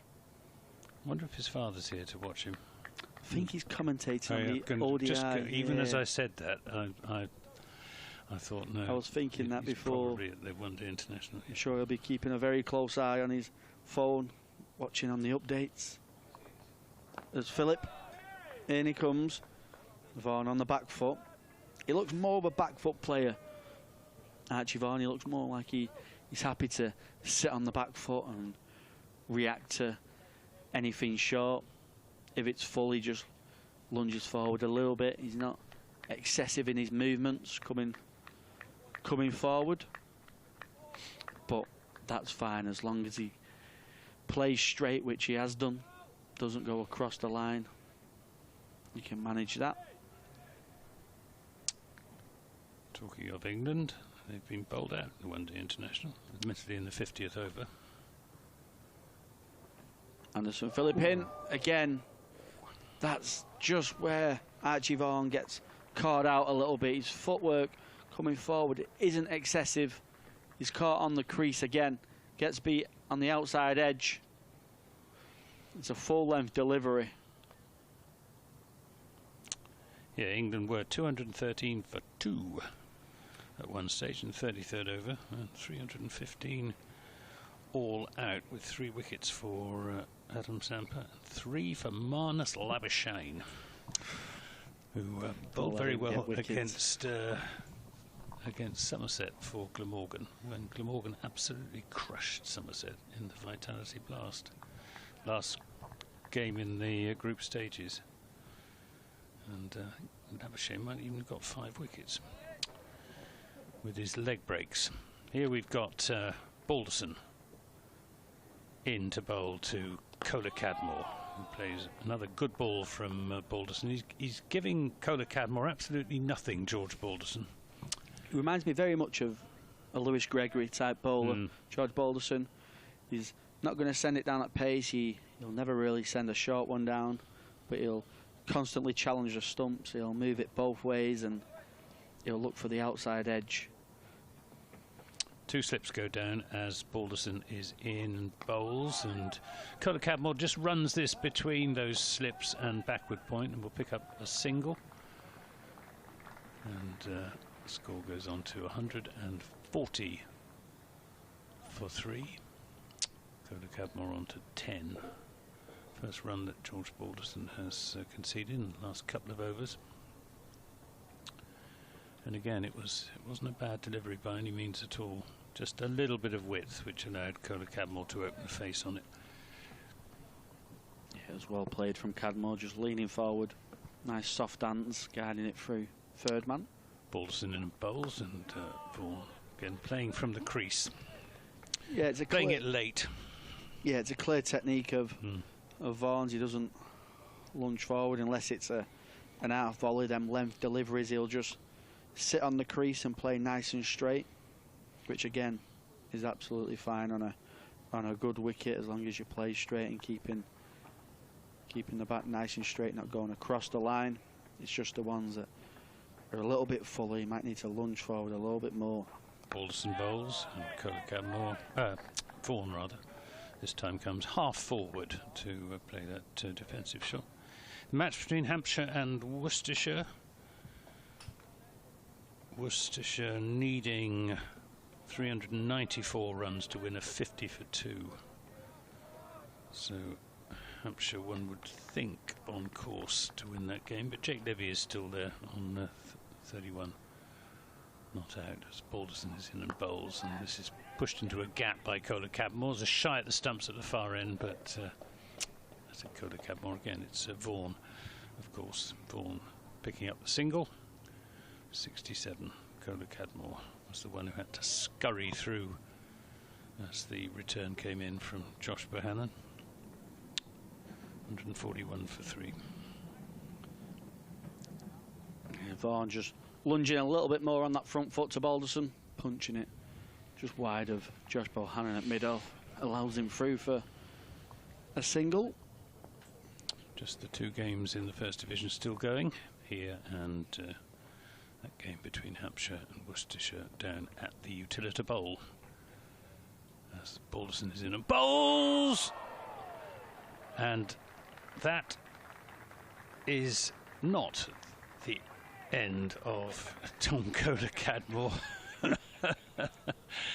It was Matty Hurst whipping the bails off in a flash, and Kola Cadmore playing and missing. But it looked for all the world for a split second as if he'd been bowled, but he wasn't. I noticed at the start of the over when Matty Hurst came up, Tom Kola Cadmore played it back to the bowler, George Balderson, and he walked out of his crease as soon as he hit the shot, kind of like falling over. So I think it's a good idea, Matty Hurst being up to the stumps to Cadmore, his body weight coming through the ball. Maybe he might just trail that back leg out of that crease, and that's why Matty Hurst has took the stumps. It was a good take from the Lancashire keeper. Apologies to Somerset supporters. 141 for 3. Anderson Phillip in. Archie Vaughan punching it through the offside, as he has done a few times against Anderson Phillip. This time the Centurion, Luke Wells. Brilliant to see Luke Wells back into form. Such a stylish batter for Lancashire. Such a good batter. Such a good batter to watch when he's in full flow like he was today. he'll still have a say with the ball as well. He's taken 1 wicket so far of Lammonby. He was well set on 49. Looked like he was going to go on and make a big score for Somerset. Anderson Phillip is getting a good bowl here. Lancashire getting their money's worth from their Trinidadian import. Yeah, the tea break came at a nice time, didn't it, really, for Lancashire. It means they could get a spell either side of the break for Anderson Phillip.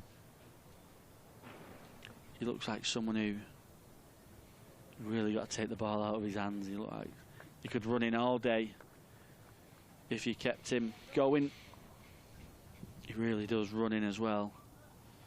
He charges in to Vaughan. Vaughan on the front foot, punching that back towards the bowler, who collects and offers it back to Josh Bohannon, who has the ball shining duties for this Lancashire team.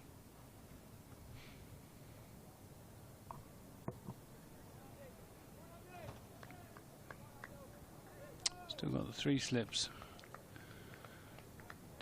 2 slips and a 4th slip, really. Not quite a gully, and we've got backward point as well, who's almost in a catching position.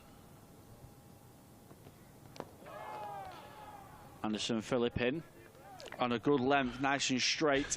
Archie Vaughan whips that into the leg side to Josh Bohannon, who has a shy at the stumps, but launches it straight into Tom Kohler-Cadmore. He keeps giving the fielders a chance, Kohler-Cadmore, sort of wandering out of his crease. And there clearly was never a single there. But I suspect it's just a sign of nerves. Plan looks to have changed a little bit to Archie Vaughan now after the last over where he was caught on the crease a couple of times. There's no deep mid-wicket fielder, got an extra catcher in on the cordon now. And Anderson Phillip going fuller, and he nearly finds the rewards, finding the inside edge of Archie Vaughan. Squirts away into the leg side, gets a single to the deep square fielder, takes him on to 68.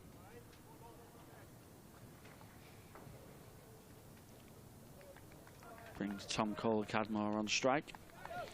Well, I think Archie Vaughan's done enough to be my interviewee of the day already. Unless he's not out at the close. I don't like interviewing not out batsmen. Just superstitious kind of, yeah.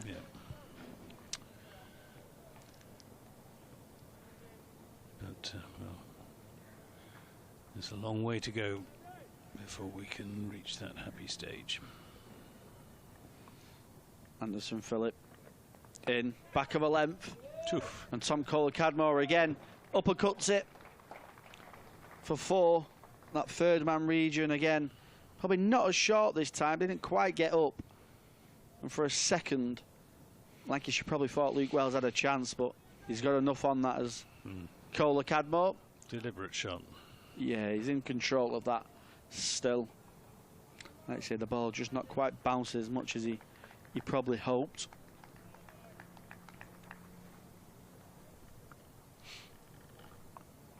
Five off the over so far. Single and a 4. Moves Tom Kohler-Cadmore on to 14 off 24 deliveries. 3 4s in that 14. Anderson Phillip back of a length. Peps is just behind that. Nice and strong, pushing into the offside. Now leave you with the thoughts of Anthony Gibson. Well, Scott Reed replaces me.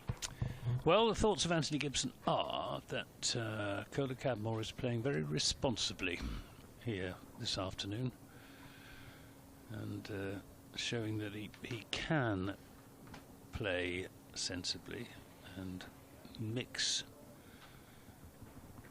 aggression with sound defence.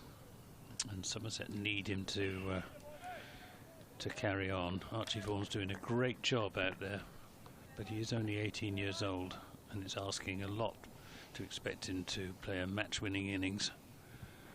As this is turned by Vaughan into the onside of Balderson.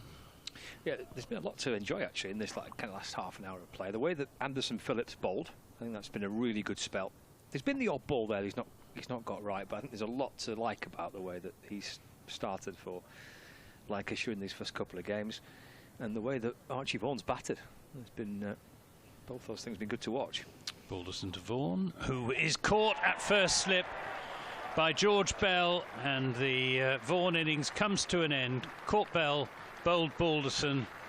He has looked a little bit vulnerable, coming half forward outside the off stump. He's missed several, and on that occasion it took the edge, and a good low catch by George Bell, and Vaughan has gone. But fine innings from Archie Vaughan. His highest score in first-class cricket, his first 50 in first-class cricket in only his third game, and he should feel very proud of himself, having got his side off to a very good start and made 68, and a nice warm round of applause from this Old Trafford crowd for a very talented and very promising young cricketer. Yeah, absolutely. Yeah, echo all those comments. That's a really impressive innings. Young man opening the batting, big responsibility in a pressurised situation for Somerset, and there's a lot to admire there.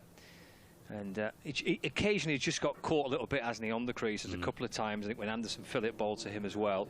Just the few examples of maybe just not quite using the feet as he could do, but something to obviously to develop and to work on. He's 18. That's a really impressive performance opening the batting here for Somerset. So nothing but praise for the way that Vaughan has batted.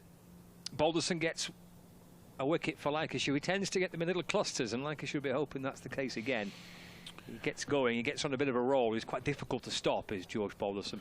But that was a really good length, wasn't it? Yeah. To bowl to Vaughan. Maybe just seeing one or two areas that Vaughan can develop.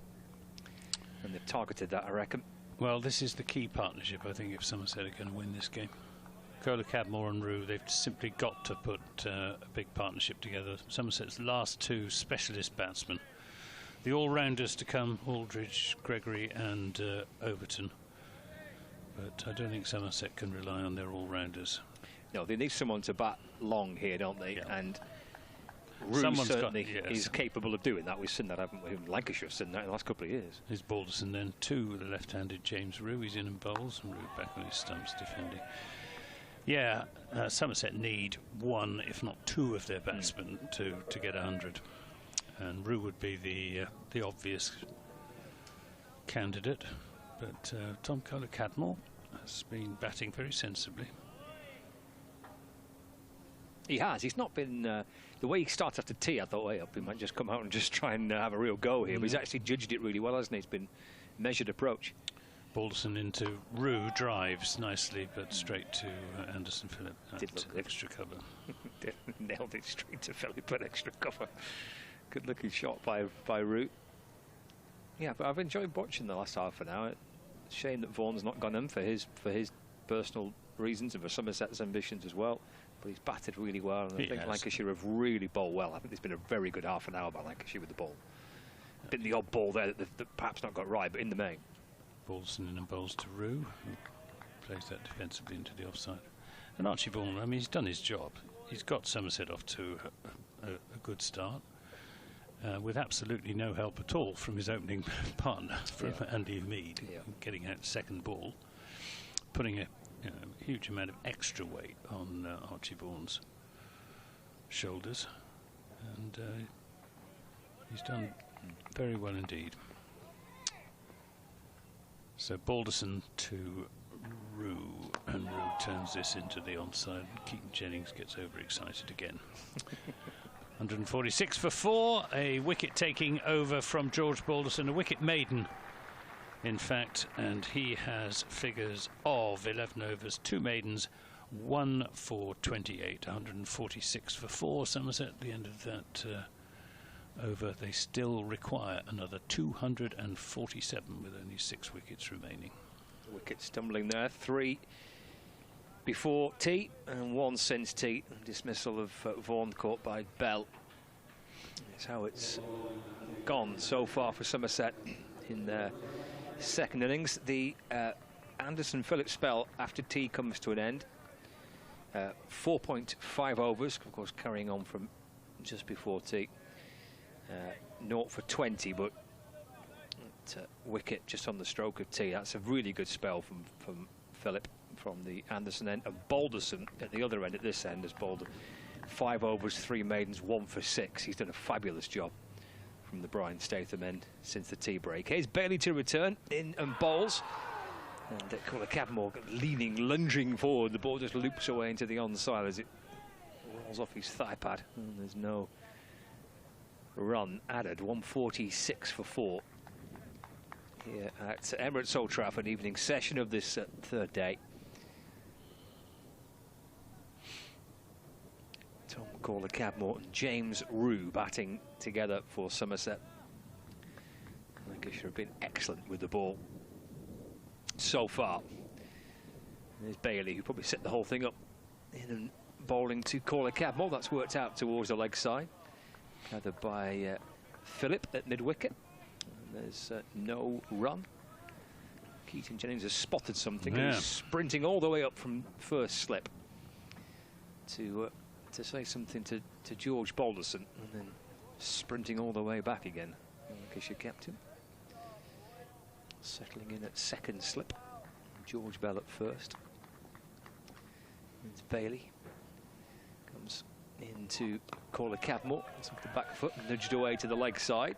Philip fields at mid-wicket, and there is no run. What on earth can Keaton Jennings have been saying to George Balderson? I don't know. Just hang back a little bit at mid-on, just in case he tries to go over the top. I don't know.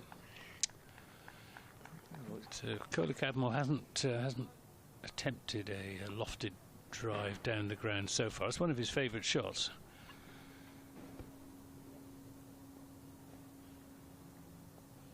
Bailey into Corner Cadmore, just trying to work it to the leg side.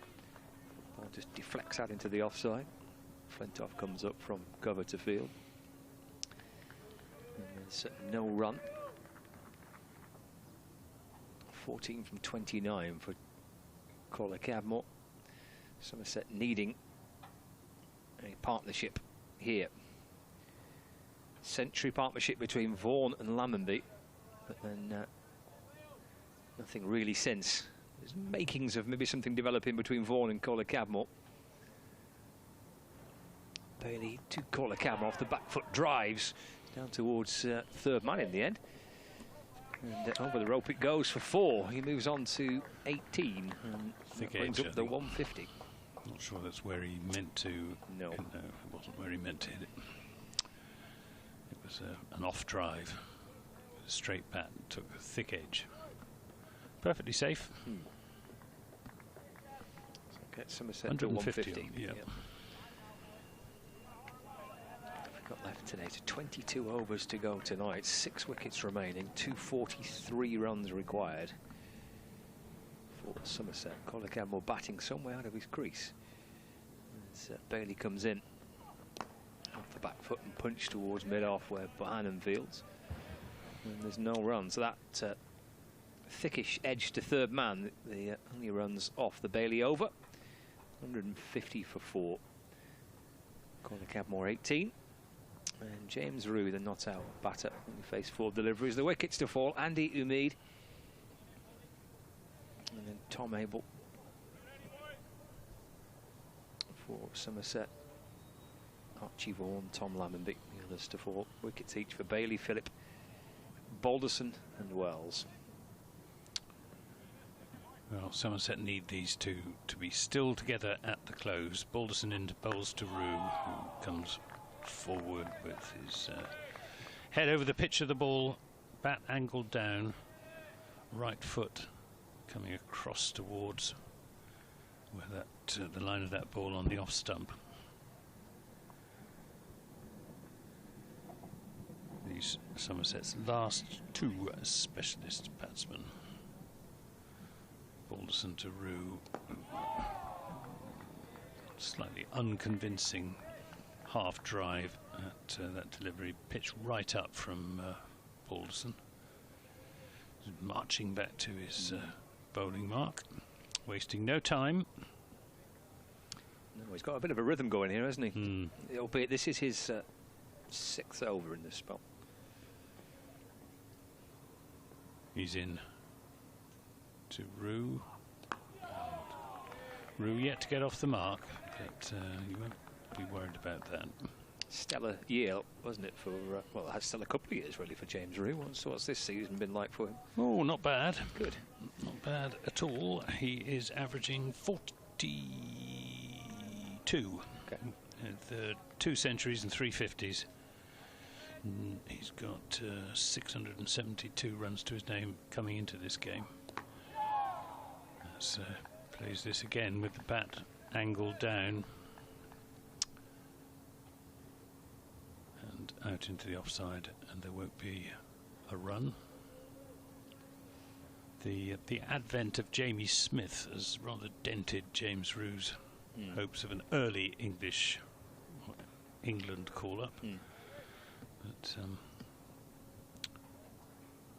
Balderson in bowls and Rue defends, but he's only 20, so he's got all the time in the world to make his mark as a specialist batsman. Not that he's a bad wicketkeeper, but I think Jamie Smith will occupy the England wicketkeeper slot for some time to come. Feels like it, doesn't it? And probably Ollie Robinson would be next in line if England aren't going to go back to Ben Foakes. Rue again defends. Another good ball from Balderson. Very good over from George Balderson. A maiden over to the new batsman, giving him absolutely nothing. Balderson 12 overs, 1 for 28. It's 150 for 4. Kohler Cadmore on 18. Rue yet to score. Somerset need another 243 runs to keep their championship hopes alive. Yes, if you're just joining our coverage, either across Lancs TV or via the BBC Sport website and app. Today, already victories for Surrey, beating Durham by 10 wickets at the Oval. And Nottinghamshire beating Kent by 10 wickets in Canterbury, which means a win for both of these sides now is crucial for Lancashire to try and take their relegation fight to next week, and for Somerset to try and keep alive their title hopes. Left alone by Kohler Cadmore through to Hurst.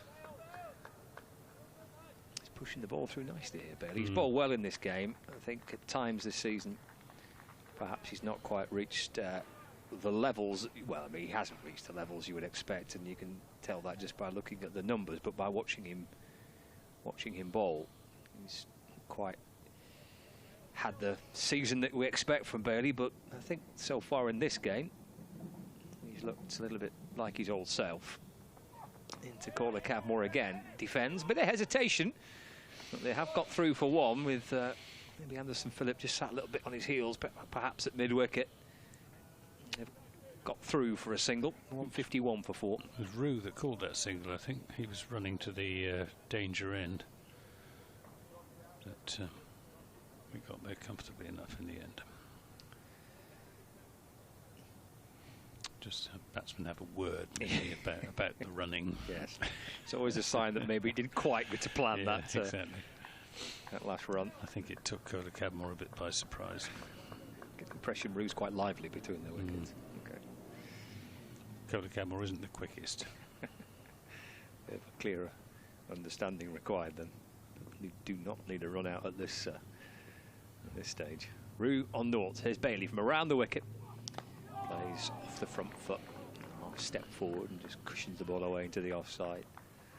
And there's no run. He's having a good look, James Rue. We haven't seen any of those flashing off drives yet. Well, he did hit one, but he hit it straight to Anderson Phillip.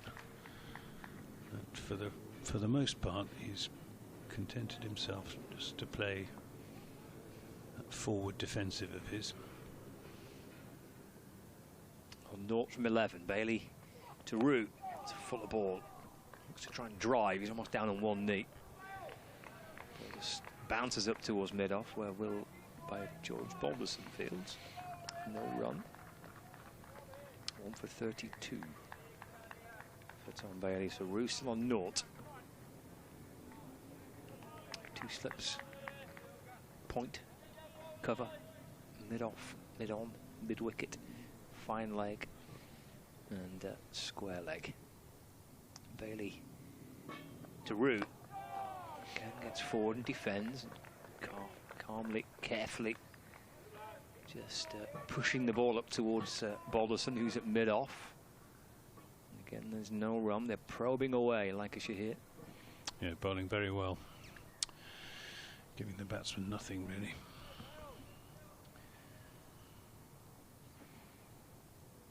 (1-5-1 for 4). Final delivery.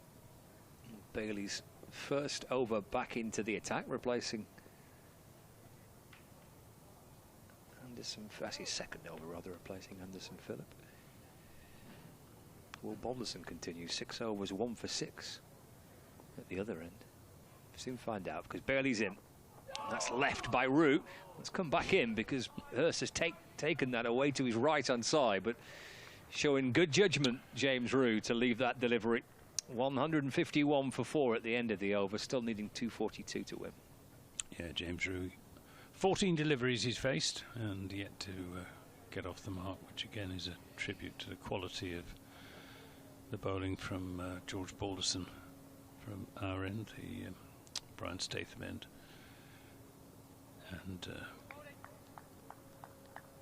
Tom Bailey from the other end. Right, Balderson to bowl another over.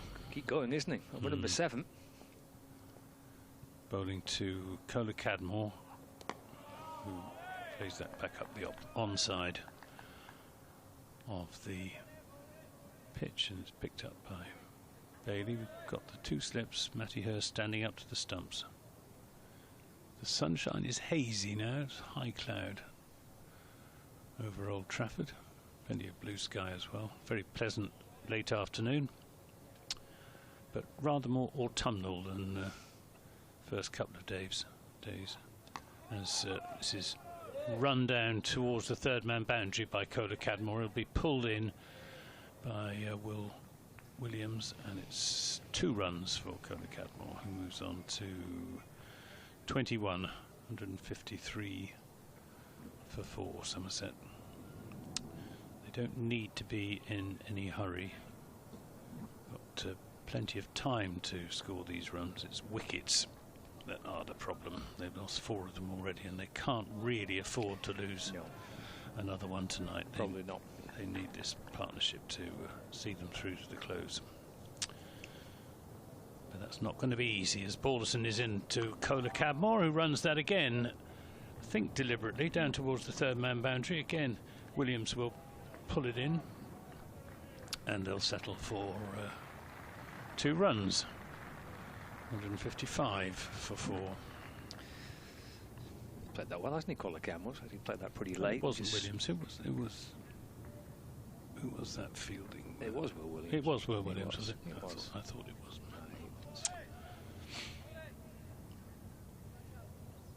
Yeah, I think he played that quite nicely.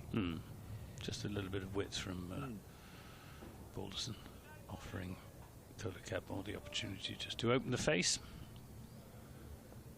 Tries again, he's there and bowls, and Kohler Cadmore this time plays a solid looking defensive shot, getting everything behind it. The last 2 days have been in contrast to that first day, which was a bit bonkers, wasn't it, really? But it's actually been really engrossing cricket, hasn't it? It has. Lancashire batted very well yesterday, and again this morning, to set Somerset this huge target. Balderson and bowls, and he's got at slip. That's the end of Tom Kohler Cadmore. And, well, it's the 5th Somerset wicket to go down. It's George Bell taking the catch at first slip. Kohler Cadmore has gone. It was a good ball from Balderson. Kohler Cadmore tried to adjust to it, took the outside edge, and a good sharp catch by George Bell.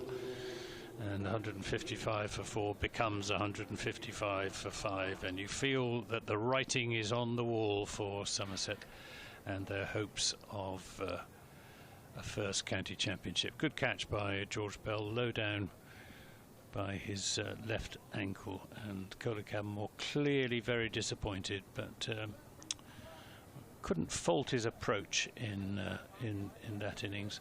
He was got out rather than getting himself out. He was. It's a fantastic spell of bowling by Balderson, and it helps massively when the keeper stands up like that, and you can keep your 2 slips in place. It cramps the batter for room. He's just given him a little bit of width the previous couple of deliveries, and he's worked it down to third man for 2 on both occasions. Straighter ball on that occasion, gets the outside edge. Good catch by Bell.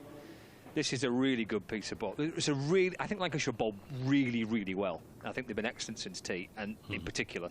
And this is a fine spell from Balderson. 2 for 10 now from 6.5 overs. But the keeper stood up there. That edge to Bell just gives him so little margin to work with. Such a help for Balderson, I suspect, when the keeper's able to stand up like that. And yeah, it's an important moment potentially, that to have got rid of that partnership, because that felt like it could do some damage. But if they could stay there tonight, you could see the reaction there from George Bell, how much he enjoyed that. But it's reward for Balderson. I think he's been superb. I think it's a really good spell. Yep, I agree. I agree. It's Casey Aldridge who's the new batsman for Somerset. And these two need to put together the same sort of partnership that they put together here in the equivalent fixture last season under rather less trying circumstances. George Bell, I think, bowled a few overs on that occasion. That's Aldridge's forward defending that. That was when Dane Villas and Tom Abel couldn't agree a declaration target. End of the over, 155 for 5. Neither batsman with a run to his name, and Lancashire very much on top. Balderson 2 for 10 from 7 overs since tea. 7 overs, 4 maidens, 2 for 10. So superb work by Balderson. Yeah, both batters on naught. Yeah, it wasn't a thriller, that game, was it? It turned into a bit of a farce in the end, didn't it, really? They put on 192 together, with Rue finishing on 118 not out and Aldridge on 101 not out. Didn't Dane Villas and George Bell take the new ball? I seem to remember that. Yeah, that's right, yeah. There's Bailey around the wicket balls. Forward goes Rue and defends to cover. Yes, Villas actually bowled 11 overs, none for 47, and George Bell 10 overs, none for 36. Actually, may have been Croft that took the new ball, thinking about it. I think I remember Croft taking the new ball. I think with Dane Villas. Oh, it was such a... It was a real ball draw, wasn't it? Yeah, I was losing the will rapidly. I don't think I was on my own. There's Bailey in, balls again to Rue. And pushed away off the front foot to mid-off. And there's no run. So 238 still needed here at Somerset. Stephen from Berkhamsted says, why couldn't we bowl as well as this? Well, it's a good point. I think Lancashire have bowled very well. It's not been a case of Somerset capitulation. Their batsmen have, as I said just now, have been got out. They haven't given away their wickets at all, with the exception of Andy Umeed. Bailey to Rue. Again, that's left, and again that comes back in. So that gets everyone excited behind the slips as that just shaves away past the off stump. And Matty Hurst, Lancashire's keeper, just takes it away to his left-hand side, bowling quite wide of the crease here, angled in, and then left alone. It's a decent way wide of off stump, but just gets a few of the Lancashire boys trying to play into the batter's mind. 155 for 5. Still on naught route. He's faced 16 deliveries now. Bailey in. Oh, he's playing at that one. That beats him. It's a tighter delivery by Bailey. Tighter on off stump. Drags Rue forward. And he plays and misses at that delivery, James Rue. Slides past the edge of the bat. Not far past the edge of the bat. It's just the previous ball from Bailey from around the wicket to Rue was wider. Relatively comfortable lead, but with a few reactions from Lancashire. That's a straighter delivery, dragging Rue forward. just past the edge. In again, Bailey. Another leave by Rue. He's getting forward up onto his toes and then lifts the bat out the way. And through to Hurst. If you see this one from behind for viewers on Lex TV. That's good judgment by Rue. He's still there. It's a test, this, for the young Somerset batter here. He's faced 19 deliveries. He's still on 0. And Lancashire, who have been excellent with the ball, sense further opportunities. Final ball of the over. Bailey to Rue. And that's flashed away across his pad down towards Luke Wells on the fine leg boundary, and James Rue does get his first run. That's the end of the over. 156 for 5 with Rue on 1, Aldridge on 0. We've got 18 overs remaining in the day's play. Yep, and well, the whole nature of this innings has changed since, what is it, about 3 overs before the tea interval. Somerset going along quite smoothly. 109 for 1 they were. Then 109 for 2 when Lammonby was bowled by Luke Wells. 120 for 3 when Tom Abel was pinned LBW. As Balderson is in, bowls to Rue, turns it into the onside. And then 146 for 4. Archie Vaughan caught in the slips. And 155 for 5. So Somerset have lost 4 wickets for 46 runs in the space of 15 overs. 15 very good overs from Lancashire.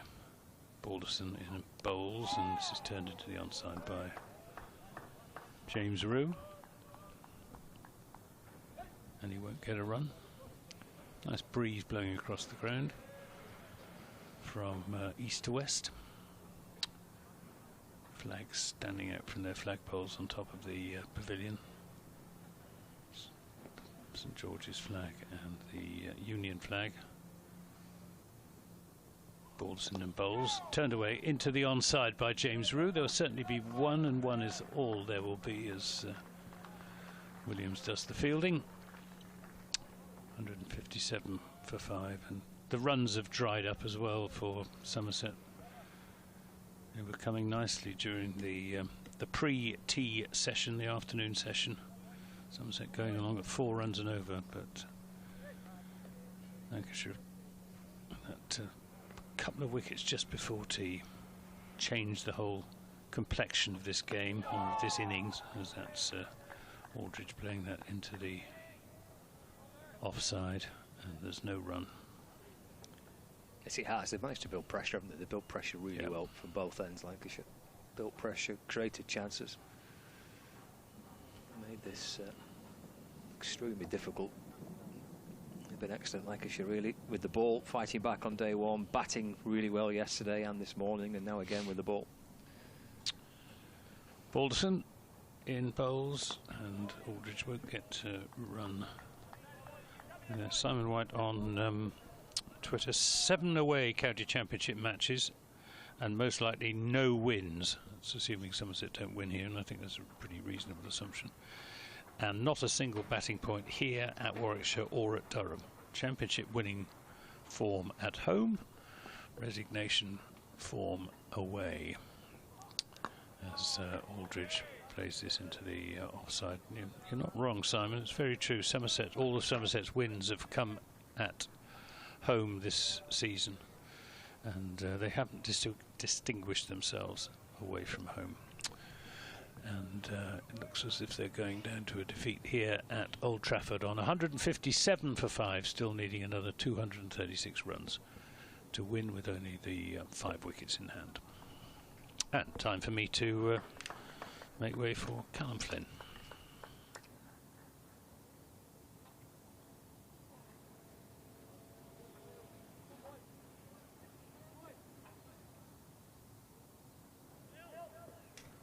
Yeah, it has been terrific by those 2 bowlers.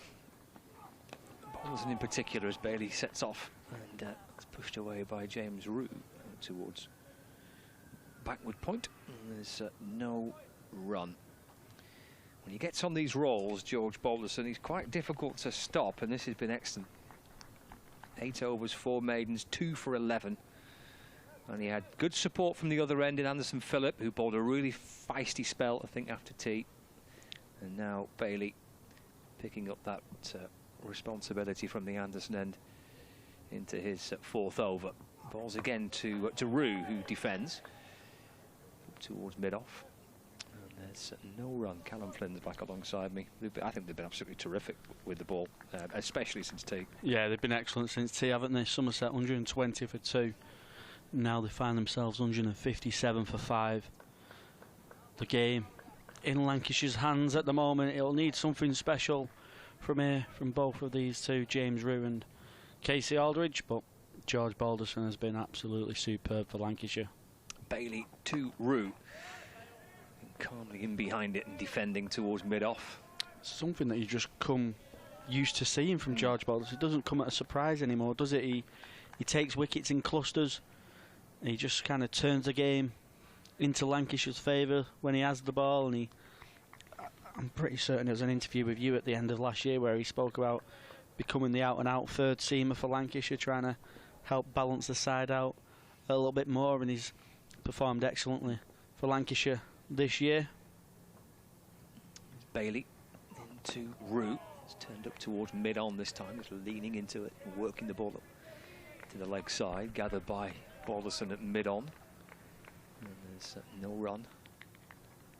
5-7 for 5. And still with 16 overs to go tonight. There's a bit to go this evening for Somerset to try and give themselves any chance. Still scoring 236. Lancashire on the prowl, taking 5 and they need 5 more. Bailey to his approach now. 2 slips in place. Bailey bowls again. Rue clips the ball away off his hip down towards the fine leg boundary, and Luke Wells can't shuffle across to his left to cut that off. 4 runs for James Rue. Oh no, he's not got a bat on that. It's 4 leg buys. Just flicked his thigh pad down towards the boundary. So it's gone quickly off his thigh guard, hasn't it? Yeah, I just thought with the pace of it, yeah, he managed to get a bit of bat on that. But just Tom Bailey just going a little bit too straight to James Rue, shaping it back into the left-hander from around the wicket. 61 for 5 is Bailey, final ball of the over, and Rue defends, just drops the ball out into the offside. And there's no addition to the score, so those 4 leg buys, the only runs there. So Balderson's been the man of the moment for Lancashire. He's taken a couple of wickets since tea. It's a big one. Archie Vaughan caught by George Bell, and then Tom Corley-Cadmore, and another Bell catch at first slip. And this spell for Balderson, which actually now has come to an end, was 8 overs, 4 maidens, 2 for 11. So excellent work from Balderson. He's going to have a breather. Will Williams returns from the Brian Statham end. Yeah, excellent spell from George Balderson. He often delivers long spells for Lancashire, certainly helps his captain juggle his bowlers around. He's done his job now. 2 big wickets of Archie Vaughan and Corley-Cadmore. Now he hands the ball over to Will Williams, 2 slips away. He bowls and instantly targeting the stumps of Casey Aldridge, finding his inside edge, which squirts away behind square, gets a single.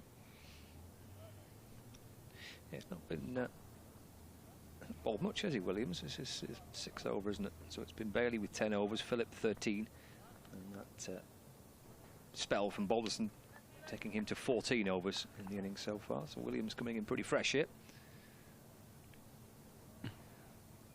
Yeah, it's not about a seam attack from Lancashire. Plenty of experience with Will Williams and Bailey. And then as he comes round the wicket, full of a length, James Rue punched it through the offside.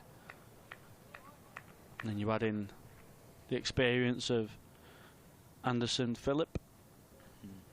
He's played a couple of international games for West Indies. And then George Balderson, who is one of the more experienced players in this Lancashire side these days. Will Williams round the wicket, full of a length again. James Rue trying to punch that through the covers, probably too full to get any sort of good bat on it. I shall leave you, Callum. And have we found Kevin? We've found Kevin. I think he was just having a little snooze. Oh. He'll come and join you. Somerset 162 for 5 with a mammoth chase. 393 the target. Williams round the wicket. It's a big appeal, but the umpire says no straight away. The way James Rue's playing that into the leg side, you'd imagine that is sliding down as we see a replay on Lancs TV. Yeah, not much going for that one. It's probably at middle on another set of stumps. But a bit of late shape into James Rue there from Will Williams. Maybe the ball just reverse swinging a little bit. 47 overs old, 48 after this one. Williams in. Again, shaping it back into Rue, who looks to drive through the covers. Welcome back, Kevin. Well, one, I wasn't snoozing.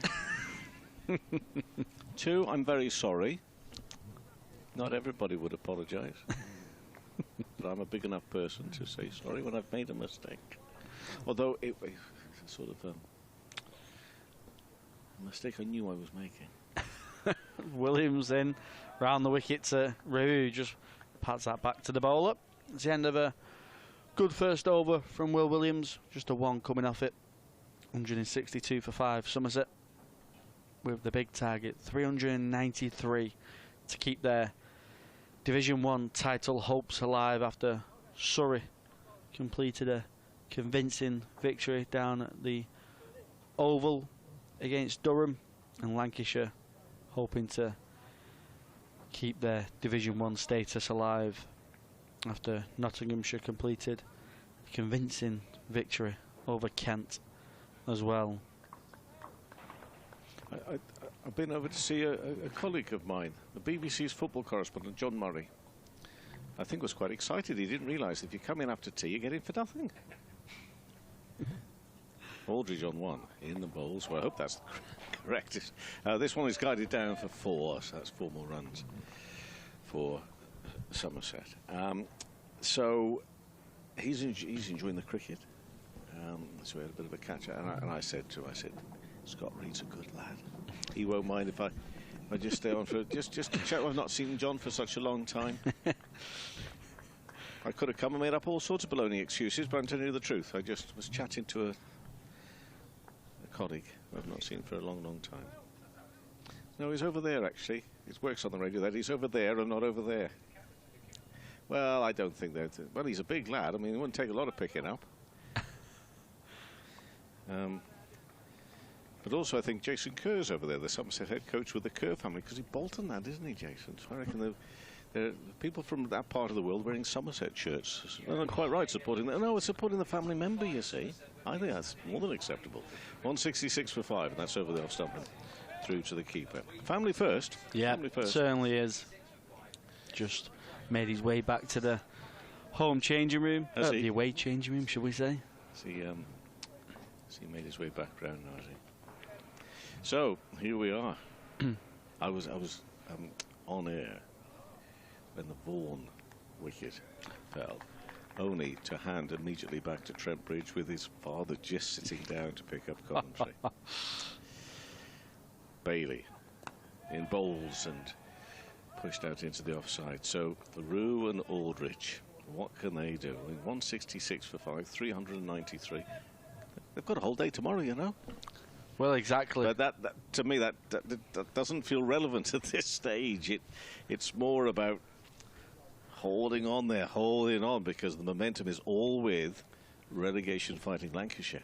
It certainly is. It's always the mental side of the the battle in terms of chases. The pitch isn't doing anything, but can you stay switched on for that long? Bailey to Aldridge. And the reason you get the U's and R's there is because you got bat on that, but that very nearly squeezed through again. But I reckon he's just used a third of the bat there to keep that one out. Yeah, quite a lot have been hitting the inside edge of Casey Aldridge's bat. Not exactly lunging forward. He's got caught on the crease, that delivery. But himself and James Rue will look to try and survive the evening. And like you say, if they can come back tomorrow, who knows what might happen. There's still 14 overs after this one. It's a toughie. It's very, very tough. Sorry, they'll be having a few beers or two there at the Oval. It could turn into a big night. Bailey bowls up onto the toes. In the air, out there on the onside. Fielder comes in, takes the catch. No, drops it. Anderson Phillip coming in. I'm going to say, I think he got to it. I'm sure he got to it. It was difficult. It was difficult to time it right to come in. He's a good fielder, but he's not kept hold of that. Got two hands straight through. Just to the point where he's falling on the knees and everything. Oh, gosh. Yeah, he's covered some ground as Anderson Phillips, but they do say in the professional game, if you get there, you probably should be catching him. It's a tough chance. Rue is on 2. So that's Aldridge who survived that, just, wasn't it? Top edge it up in there. Yeah, Aldridge just took the one.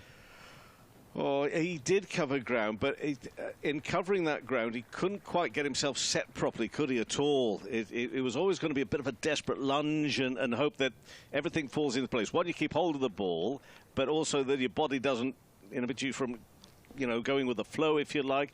It just didn't feel right. It just didn't feel right on the approach and everything. Yeah, he could never really take that split second of balancing himself out. Just before he dived, he was sprinting and then straight into the dive, and like you say, he wasn't quite balanced. No.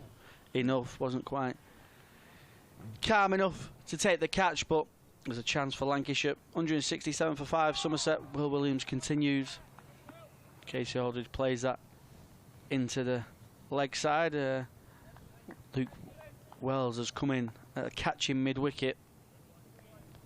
We've seen a few inside edges of the bat of Aldridge so far in his innings of 6 from 11 balls, so I think it'll be attacking the stumps from Will Williams, and as Tom Bailey again, there's going to be another change. He's coming up to a stump high mid-off. You've got 2 catching positions there in the leg side. Very much attack the stumps from Will Williams. As he does, Aldridge keeps it out. So it's still going to be, if Lancashire win this one, obviously Surrey will be the champions. There'll still be a 15 points gap going into next week between they and Notts. Yeah, you're asking still for a lot, aren't you? From Warwickshire, they're asking for a big favour from the Bears. Warwickshire, you see, mathematically, has still got a little bit of concern there. As Williams bowls, just back of a length, comfortable enough for Aldridge just to sit back, guide that into the offside. The Yorkies are well on their way to a victory because they've got Glamorgan 101 for 5, chasing 396. I mean, it's not one, of course it's not one. But there have been a few wickets fallen there quite quickly and recently. And that would mean that it would be, as we were really, with Sussex at the top, but that 15 points gap still between Yorkshire in second and Middlesex third, with 2 going up. Williams in, just a little bit too straight, going down the leg side. Mathias does the glove work. Yorkshire play Northamptonshire at Leeds, and Middlesex go to Sussex, where Sussex will still be keen on making sure they get the few points they need to be certain of the title, let alone promotion. First time for Sussex in 10 years back in Division 1. Yeah, excellent achievement from Paul Farbrace, Simpson and the Sussex boys. As Williams comes in, bowls. Aldridge knows the plan, they know they're attacking his stumps. He gets himself out the crease, playing forward. He's got to stay switched on here. Casey Aldridge, which, of course, all the Somerset batsmen do, but Will Williams is giving him nothing to leave. He's making him play every ball. A deep square leg drops out. Williams just a little bit back of a length, shaping back into Aldridge. Plays it down the ground. Tom Bailey fields, and that's a maiden over from Williams. It's just got, it's not cloudy, but the sun sort of disappeared. What a wonderful few days we've had. I'm told that the weekend is not going to be great. Sunday to Monday for the one-day cup, and the problem with the bad weather forecast for next week, of course, is that it may restrict, the opportunity to get those full points. It's the batting ones. I still don't know why they've gone for 250. It makes no. You're not going to change it now this season, but 200 was fine, wasn't it? Yeah. Batting point. But anyway, weather could play a big part next week, and this one is pushed by Rue and square in the offside. So in Rue they now trust here, Somerset, at such a young age. Archie Vaughan, they played a really good knock, hadn't they? Yeah, I was really good knock. Really impressed with Archie Vaughan. Not just his technique, but more just the mental side of the game, more his composure, his maturity. He knew when to attack, when to score his runs, but he also knew when to sit behind his defence, which I thought was really impressive. It was probably, he got a bit caught out playing off on the crease a little bit, and I think that was his demise, really. Lancashire sussed that he was playing off the crease. He went a little bit fuller and he caught the edge. But I thought it was a real mature innings from Archie Vaughan. Bailey around the wicket, defended by Rue. Back up to the tall Bailey. One that indicates he'll have a pretty good future in the game.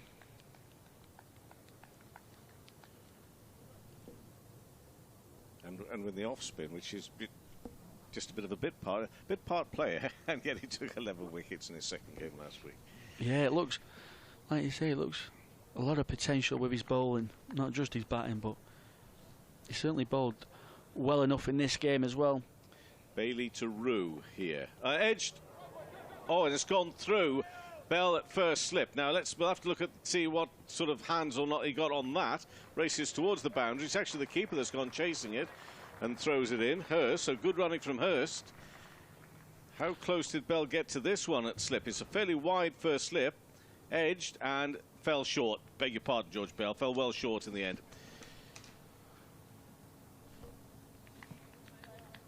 But it then raced past him and towards the boundary. Good work from the keeper. He had a lot of ground to cover very quickly there, did Hurst.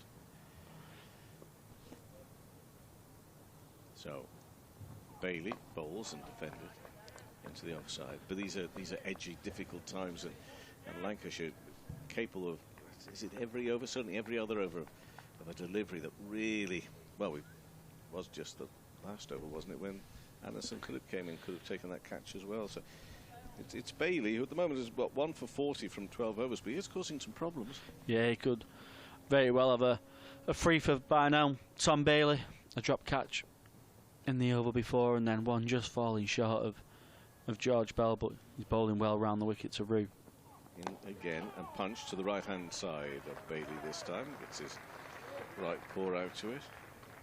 And here's another one who, Lancashire would have been very keen on just holding things together this season because of some of the younger players that they're bringing through, and Bailey will be more frustrated than anybody that he hasn't been able to hit the straps as he has done in previous years. But gosh, they're putting plenty in, and they have done this match. Luke Wells, of course, being another with some runs out. I mentioned earlier it was just a 60 from Bohannon, not a century or anything, but really encouraged to see Josh playing the way he played as well.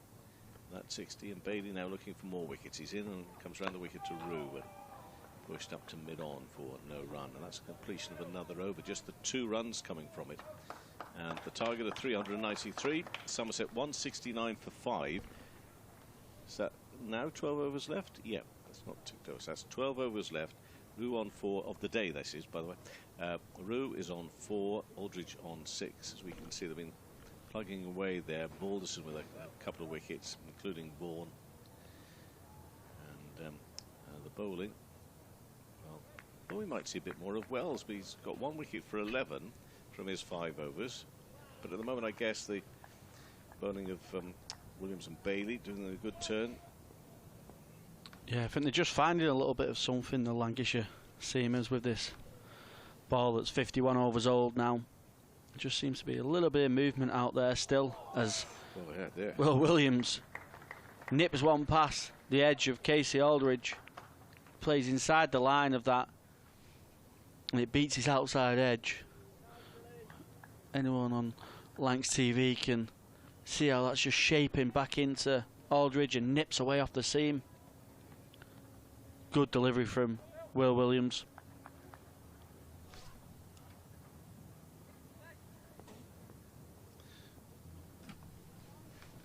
As Williams in, bowls, short and wide. Casey Aldridge takes the opportunity to pick up a couple of runs through the offside. Not many bad balls being offered up by Lancashire after tea, so when they come, Somerset have to look to score, keep the scoreboard ticking over. Just put a little bit of pressure back onto the Lancashire seamers.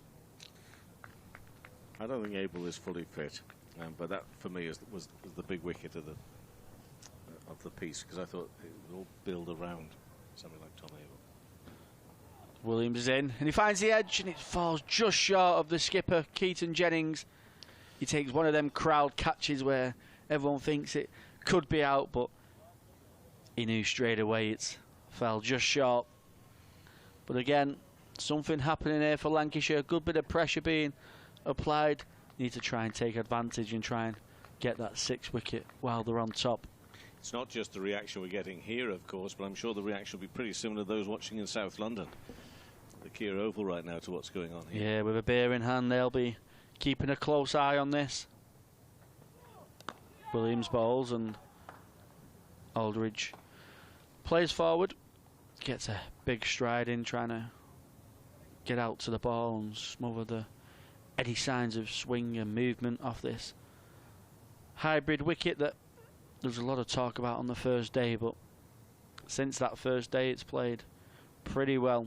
It's still hybrid flat. Hybrid pitch or whatever pitch. I mean, what an extraordinary contrast we've had, though. It's been a complete change. It's like a different wicket at all. As Williams is in, Aldridge lunging forward, playing it back towards the New Zealand-born bowler. As he so often does every now and again, he pushes his deep square leg fielder out onto the boundary. He's not someone who really threatens with a short ball. He probably tops 80, 82 miles per hour does Williams, so I don't think they'll fall into the trap of that Somerset batsman as he attacks the stumps. Tries to double bluff Aldridge, but he keeps it out.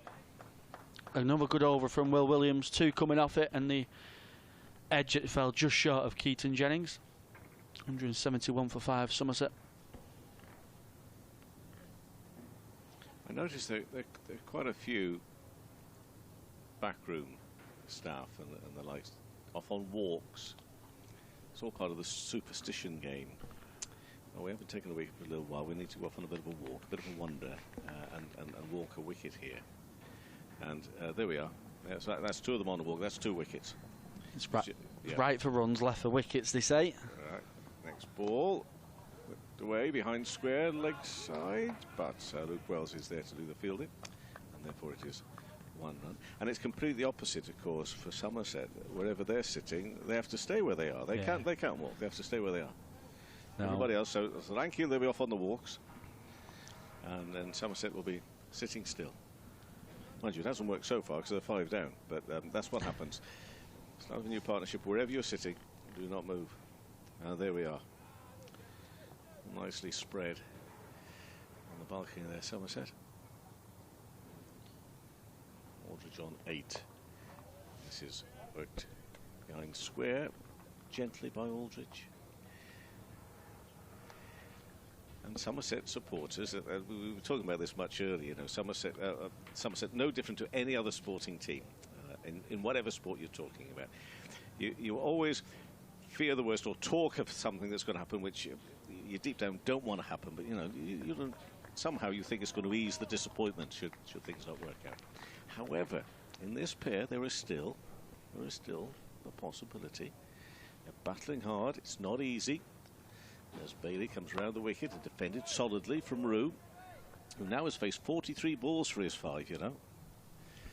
And it's very similar to what the Lancashire batters did, who have had success in their second innings. They batted plenty of time. They just try to take time out of the game, get themselves used to this wicket, soak up the pressure, and you can't score runs from the changing rooms. As long as you're out there in the middle, runs will come at some stage. Bailey turns again. Balls from the Anderson end. And worked away towards short mid-wicket. Where's Harry Singh doing the fielding?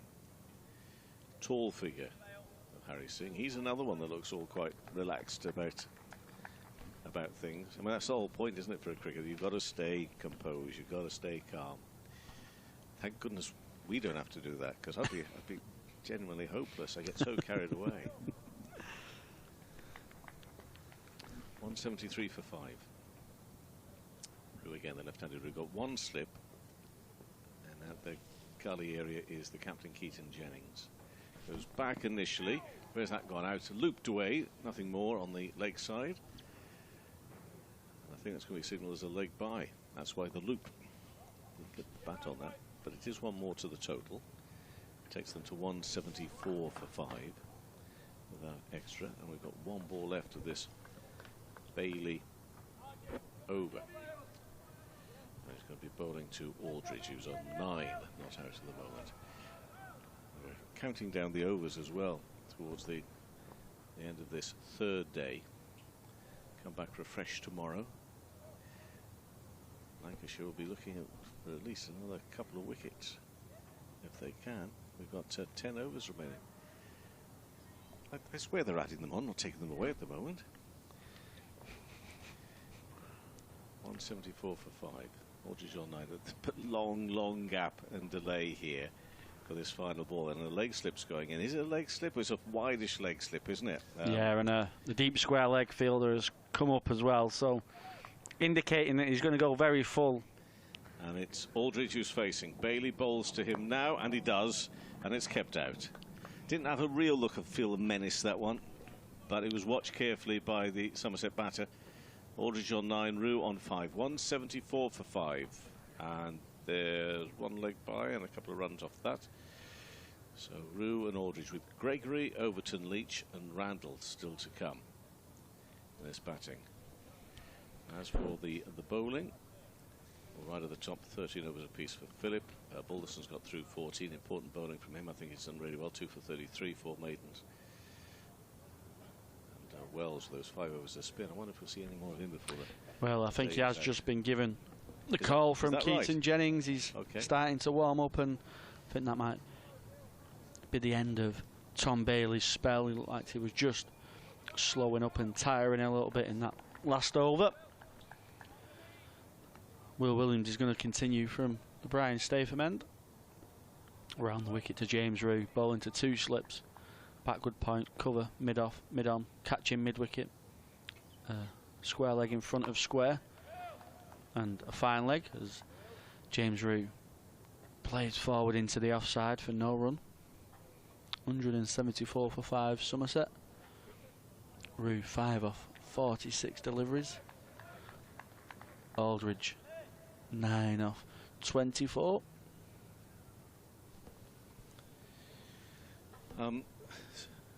Just been handed a piece of paper here. It's excuse for those listening on the BBC. They're going to have a look at the ball here. Yeah, this is surprise. Is it going through the ring or not? But yeah, just been handed a statement from the Lancashire County Cricket Club board, who of course ultimately take responsibility for Lancs TV. If some of the pictures you've been watching over the last 15 and 20 minutes looked a little judgery, it's nothing, or you know, you just wondered why we saw so much of the cranes in operation instead of the cricket for the last 10 minutes. Apparently Scott Reed's been on the buttons in the control room. Unbelievable. Williams in onto the legs of Rue, tucks that away into the leg side. George Balderson at fine leg, sweeps round, does the fielding. Rue gets a couple of runs. I'm actually very envious. I love buttons. You could cause mayhem in there, I think, Kevin. Well, no, this would be awful. I said this one. I'm going to say it now. Wouldn't mind to go on the camera. Uh-oh. Wouldn't mind to go on there. I bet it's all in black and white. That's the bit that I couldn't understand. I know it's difficult. Williams in, pitching it up, and Rue drops his bat in disgust that he's missed out on a half volley through the offside.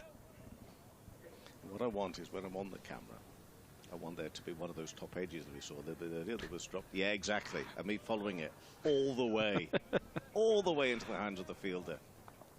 Never in doubt. We forget how, and I'm not again just saying, we forget just what skills are involved. Terrific work. Williams round the wicket. James Rue leaves that one outside the line of off stump. Through to Matty Hurst. A few oohs and ahs from the Lancashire fielders, indicating it might have been close to the off stump, but Rue solid in defence so far. Did you do the old standby camera 3 business? He wouldn't let you do that, and I'm not surprised, thank goodness for that. Williams in, and Rue punches that off the back foot. Rocky Flintoff does the acrobatic fielding at backward point. Diving stop, cuts off any runs. Deep square leg. He's going back. It's always for the last ball of Will Williams over. He sends that deep square leg back, just trying to get in the head of the Somerset batters. Trying to get them thinking about a short ball. I'm sure he'll pitch it up as he so often does. Oh, he goes for the short one. He pulls that nicely down to fine leg. Not a plough that Will Williams goes to very often. But Rue gets a single. Had's coming out for the field. No, coming out. No, going back on. Coming back on again. Cancel. Oh, they want more. They want more. Am I staying on here, boss? Yeah. Okay. Callum's just going to move aside, and Anthony Gibson's going to come back in alongside as well. 177 for 5, then 393. There were 3 runs coming from that last over. Luke Wells is going to bowl. He's bowled 5 overs so far. He's taken a wicket. 1 for 11. His figures currently read, but down 130 with the bat earlier today. Amazing stuff. Terrific work for Wells. It was Wells who got rid of Tom Lammonby, but it turned into a Yorker really from the spinner when he was bowled for 49. Crucial wicket. It wasn't it. Although I'm still thinking the Tom Abel one for me. I know we're both in agreement. We don't know officially. He doesn't look as if he's fully fit, but no. But for me, I just had in my imagination, Anthony, things being built around Tom Abel. But there are others who can fulfil that role. And, notably, Mr. Young Master Rue, who's out there at the moment, yeah. Although he's being made to work very, very hard for his runs by this very accurate Lancashire bowling. That's exactly right. They've really stuck at it, Lancashire, not offering anything of any ease. There's a little bit of width maybe first on, because they cracked on with it run rate wise as well, did Somerset. But Wells is in and bowls, and played out into the offside by Young Rue for 1 run. What's going to happen when you've got 2 Rues in the team? Which is going to be Rue the Young and Rue the Younger? Well, the way things are going, Thomas Rue captaining England under-19s at the age of 16, you can expect him to step up to the Somerset side next season. 178 for 5. And we have 9 overs left after this one. And the sun has disappeared behind some cloud here. It's still very high cloud, but the sun has disappeared. And coming across and not slicing it, but defending fairly late, Aldridge. Bell, who's taken on the work of the man at forward short leg, collects the ball. We've got a slip in Keaton Jennings as well, with Wells bowling from the Jimmy Anderson end. And he's in and bowls now and push back up to the tall figure of Wells. It's down to his right-hand side to gather in. And for those joining it, remember, Surrey have won their game against Durham comprehensively earlier today on the 3rd day. And it means if Somerset fail to win this match, Surrey will be crowned champions. It'll be a 3rd successive title, something that's not been done. Championship title since 1968. Well, that is sliced through the legs of Aldridge. He's a little fortunate to get away with that, but he also gets a single to move to 10 and take Somerset to 179 for 5. And the Lancashire scenario is that following Nottinghamshire's win over Kent, which relegates Kent from Division 1, it means that Lancashire need to win to make sure that they are not relegated along with Kent. So much at stake here. As well as comes around the wicket. Oh, and that's a leave and a half. From Rue, that didn't look to be too far away, but he was so certain that he was doing the right thing. And do you know what? He was right. 1 ball left of this over. 179 for 5 then. Well, the 214 runs required. Looks to sweep this and does so. Around the corner. Is he going to get to the boundary before the fielder? No, tumbling stop down there by Rocky Flintoff. Rocky Flintoff, who looks every bit of 16 years of age when he's in the field and looks every bit the age of 35 when he's batting, with his helmet on. But what a young face he has there. 181 for 5. Aldridge on 10, Rue on 11. And a total of 4 runs coming from that over. 9 overs remain. Gosh, I'm going to ask the Lancashire specialist, is Luke Wells bowling off breaks or leg breaks?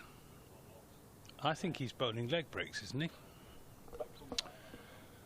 He's down in the Cricketers' Who's Who as bowling off breaks. He's down in Playfair as bowling off breaks. But for my money, he's turning his wrist over. Right, we've got Will Williams to bowl another over for Statham End. He's bowling to Aldridge, who plays this off his hip out to Anderson Phillip. Phillip, who put down a difficult chance at deep mid-wicket when Casey Aldridge got a top edge. Oh, we're watching Scott Reed it's not directing proceedings. Yeah, I think they're trying to edit it in such a way to make sure that the viewers know that it's pretty obvious when Scott's doing it and when everybody else is doing it. I think that's what they're trying to sort out. Here comes Williams again. 2 short mid-wickets in, and Aldridge plays a sort of indeterminate defensive shot. Keeps it down though, that's the crucial thing. 181 for 5. Just 212 more Somerset need. But if these two can get through to the close, their hopes will still be alive. It's very much that, isn't it? It's one step at a time here, yeah. Yeah, that 212 seems a long way off, but that's not even to be thought of really at the moment. No. Williams in and bowls. This is turned into the onside. Keaton Jennings continuing to get very excited with every single delivery. It's well dealt with by Casey Aldridge. He's got rather an awkward stance, but he gets into a good position actually to play his shots. But he, like James Rue, is being made to work very hard by this accurate Lancashire bowling. They bowl really well from about a quarter of an hour before tea. This is down the leg side, and Aldridge comes across his stumps and gets nothing on it, so it's through to Matty Hurst. Because the Lancashire bowling at the start, they were almost trying too hard to pick up early wickets. and offering up scoring opportunities, which which Lammonby and Archie Vaughan took full advantage of, so that they were going along nicely at 4 runs and over. Do you think that might have at all been by design or not? Not in the trying too hard, but just to get them going a bit, to make sure that, you know, because you could argue that last week Surrey didn't have a go at any of that, did they? And I think that really worked against them in the end. As this is played defensively into the offside, because I think the circumstances were a bit different. Somerset have got to win this game. Yeah. Surrey only had to draw the game at Taunton. That is true. But there was, I mean, as much as that rate was, they were going along here, Somerset, at quite a pace. There were opportunities, catches dropped, and there were a few oohs and ahs, almost getting edges and that sort of thing. They were almost leading to errors, weren't they? Yeah. By tempting them almost. Williams in bowls. And this is pushed up the onside of the pitch. They'll take a single, 182 for 5. But the wickets haven't fallen because Somerset have been over aggressive, with the exception of Andy Umeed. They've been winkled out by good bowling from Lancashire. Look at this. I mean, this is Reed pressing the buttons. At least it's colour-coded for him, which is a good job. They must be saying red now, Scott. Yeah, now the blue one. Now green. That's green, Scott. Green. Oh, look, not that screen. No, he makes it look like he's a wedding party DJ, to be fair. Probably is in his spare time. Well, good point. Bookings being taken for winter now. Yeah. Look at that. Well, oh, he's counted it in. He thinks it's last night of the proms. Look at him. Unbelievable. Oh my! He took it so seriously. Yeah. I'm very impressed. I'm very impressed. I certainly couldn't do it. Wells bowls and punched into the offside and no run. Well, I didn't think I could, but now I'm having a look at that. I think maybe I could. Now tell me that Luke Wells isn't bowling a leg breaks. I'm never going to disagree with you. You know, that's been a lifelong broadcast policy of mine. You watch him now. Yeah, I know. It's a strange one. No, I totally agree with you. And I sort of think that, well, I know more than think. I can see from this distance, Aldridge there picks up a single on the leg side. I think they must have seen it before, but I think it's baffling. I think Aldridge more than Rue. I think initially he was taken aback by it a little. Yeah. Trying to get his head around the fact that you're trying to watch the ball, but when he's doing all that with his hands and everything, trying to focus. That was a leg bite, by the way, but it does take the score to 183 for 5. Well, he's been pitching them pretty well for leg breaks and googlies. Hasn't offered anything short so far. He's coming around the wicket here to the left-handed Rue and played defensively back up to Luke Wells. So, countdown to the close of play to see if Somerset can make sure they start tomorrow still with 5 down. Wells will bowl. A little bit of width sits up, carved away. Well stopped by Singh, who looks a good fielder. He looks sharp in the field. Yeah, nice shot from James Rue. Again, we've seen enough from him on his debut. Well, he's going to have promise, otherwise they wouldn't put him in the team. But enough to see why. Because you think they might have got something there as well. And another young player. Rue on 11. Wells bowls, very full that one, and worked away through the onside for a single. Rue will move to 12 and take Somerset to 184 for 5. I'm just really giving the target at the moment for those that maybe are just joining us, returning from work or whatever today. But the target is obviously it's very important. It's not really what's forefront of Somerset's minds at the moment. No, survival is the key. Get through to the close. Wells will come in and bowl, and quite a big stride from big lad in Casey Aldridge into the offside. That completes that over.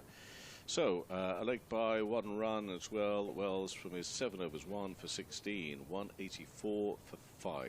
Rue on 12, Aldridge on 11, and that for me all important figure that I can't quite see on the board 6. 6 overs left. And is it time for a change? 5 more minutes. Okay. And we've got a bowling change with Anderson Phillip. Somebody kindly on Twitter reminded me of Anderson Cummins, but Anderson Cummins won't have bowled from the Jimmy Anderson end because it's only recently been called the... Yes, that's very true. Did you raise this question earlier? I raised the... I made the suggestion that possibly Anderson Phillip is the first Anderson to have bowled from the Anderson end. And not realising at the time, they thought that's a nice warm welcome for me. Well, absolutely. They're giving me my own end to book. But he's going to bowl now. His 14th over, he's had a good bowl. Bowling to the left-handed James Rue. He comes racing in and bowls, and Rue just meets that with a calm, defensive bat. He runs in faster than most quick bowlers, does Anderson Phillip. Who else have you seen, Kevin Howells, of fast bowlers who run in really quickly? I suppose Mark Wood, he comes bounding in, doesn't he? But this chap really sprints. Yeah, nobody that necessarily sprints apart from Mark Wood, as you say. He's a Usain Bolt amongst quick bowlers. You watch this. There he goes, speeding in. Oh, takes an inside edge onto the pad. I think we could hear that from here. And it was a good delivery. It was quick. It was angled into it swung into the left-hander.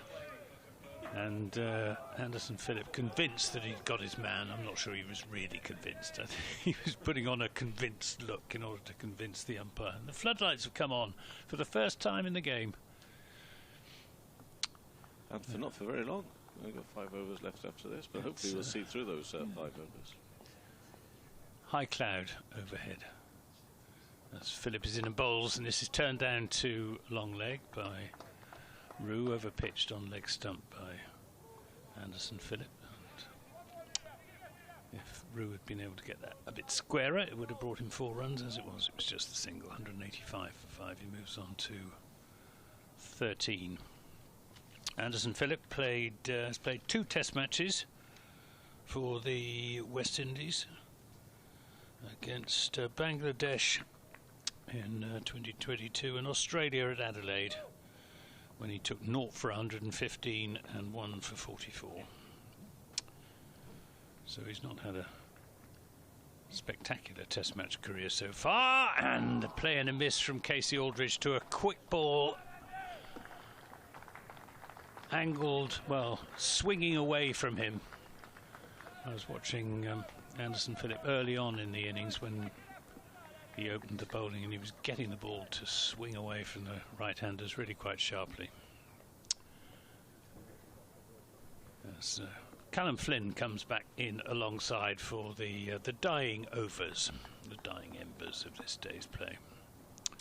Not yet the dying embers of the game, because these two can stay there until the close. We may yet get some excitement tomorrow. Yeah, the game's moved that fast, you totally forget it's only day 3. Tom Bailey just helping Keaton Jennings marshal the troops. He's just making a suggestion to Jennings as to George Bell is going to go to leg slip. I think that was the suggestion, which suggests that Phillip is going to change his line a little bit, bowl a little bit straighter. He's in now, bowls to Aldridge and beats him on the outside edge. That's his strength, I think, Anderson Phillip, that away swinger that he bowls to the right-hander. Yeah, he just needs to start it around middle stump, doesn't he, with that slingy action. Even if the ball's not moving, it's naturally going to go with the arm. He comes quite low from right to left with that bowling arm, so it's always going to shape away from the batter. And there's a nice little setup from Tom Bailey, and Anderson, Phillip, Bailey indicating to Jennings that he's going to bowl a short one, trying to get a leg slipping, clipping off the hip, but he goes full and beats the outside edge of Aldridge. Phillip in a bowls, and this time Aldridge plays a solid defensive shot. Tweet from Andrew Frampton, farming down there in West Dorset. As a Somerset supporter, we cling on to a slither, I think it should be sliver, of hope, but I'm sure that's predictive text. There are certainly 200 runs in the last 5 batters. If with a fair wind things go their way, we could chase this down. 1 in every 50 games from this position. Maybe this is the one time, the 1 in 50. That's the spirit. That's the never say die spirit of the typical Somerset supporter. Where there's life, there's hope. And there's certainly still hope for Somerset. 208 runs required. 5 wickets still in hand, and while James Rue still at the crease and Casey Aldridge does certainly have a little bit of hope. As Wells comes in, bowls short of a length. Rue's onto that quickly, but hits it too well that he only gets a single out to Rocky Flintoff at the deep mid-wicket boundary. Missed out, James Rue there. That's the nearest thing that Luke Wells has produced to a long hop so far. Yeah, that's Luke Wells' bad delivery. It so often is for a leg spinner, especially with the pace that Luke Wells bowls it. He's very much Rashid Khan style leg spinner. He really runs in and bowls it pretty quick, pretty flat. As in he comes, and he finds that fuller length. Doesn't look much like Rashid Khan. No, a little bit taller, less hair.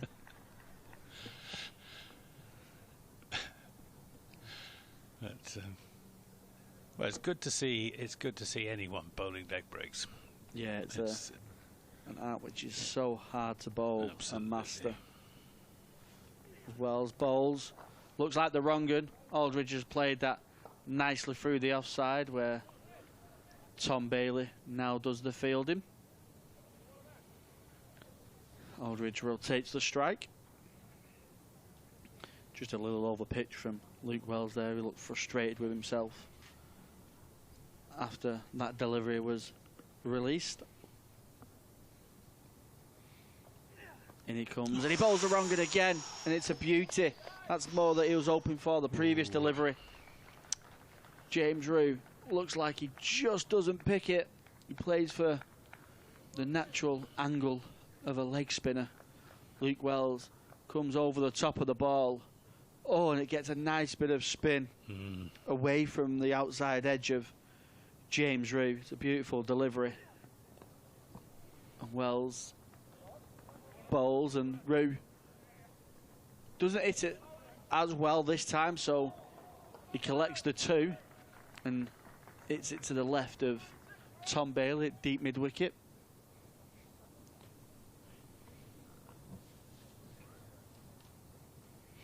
Lancashire looking for a late wicket on day 3. Somerset hoping against hope that these two can stay together till the end. Wells back of a length. Rue rocks back, slashes it through the offside, where Will Williams picks up, throws it into Matty Hurst with the gloves, and that's the end of Wells' over. 1 for 21 so far. His wicket of Lammonby started a little bit of a collapse for Somerset. Lammonby looking well set on 49, got beat by the Yorker of Luke Wells, going under the bat. That followed by Tom Abel, who was dismissed LBW by Anderson Phillip. Who's bowled pretty well. Yeah, he's deserved more than his 1 wicket. He's gone for 62 off his 14. Yeah, he's bowled the occasional loose delivery, particularly outside the off stump. But he's bowling now to the left-handed Rue. He's in and bowls, and Rue drives away through the offside, and that will be 4 runs. Typical James Rue cover drive, that one. Square drive almost. Opened the face on it. Nice shot. Yeah, lovely shot from James Rew. Gets a good enough stride, a little bit over-pitched in the batter's half from Anderson Phillip, but Rew is too much of a good batsman to miss out on that delivery. And the number of runs needed has gone below 200. Somerset almost halfway to their target, with half their wickets down. Phillip bowls to Rew. It's a Yorker, which is well played by Rew. It wasn't quite on the money from Anderson Phillip, just a little bit too much pitched up, so it reached Rew as a low full toss, but even so he had to come down pretty quickly on it. Yeah, it looked like the effort ball as well, didn't it? It went through a lot quicker than the previous delivery. Somerset's next target will be get that down to 150 required and just keep chipping away at that target. Absolutely. Phillip in and bowls, and this is pulled by Rew, but there's a fielder out there, Will Williams, so it's just a single. Controlled that shot nicely, did James Rew. 195 for 5.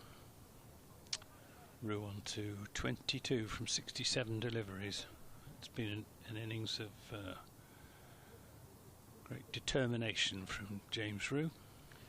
Yeah, very similar to the Lancashire innings of Luke Wells, determined in defence early on, and now he's just picking off the bad balls as they come, rotating the strike.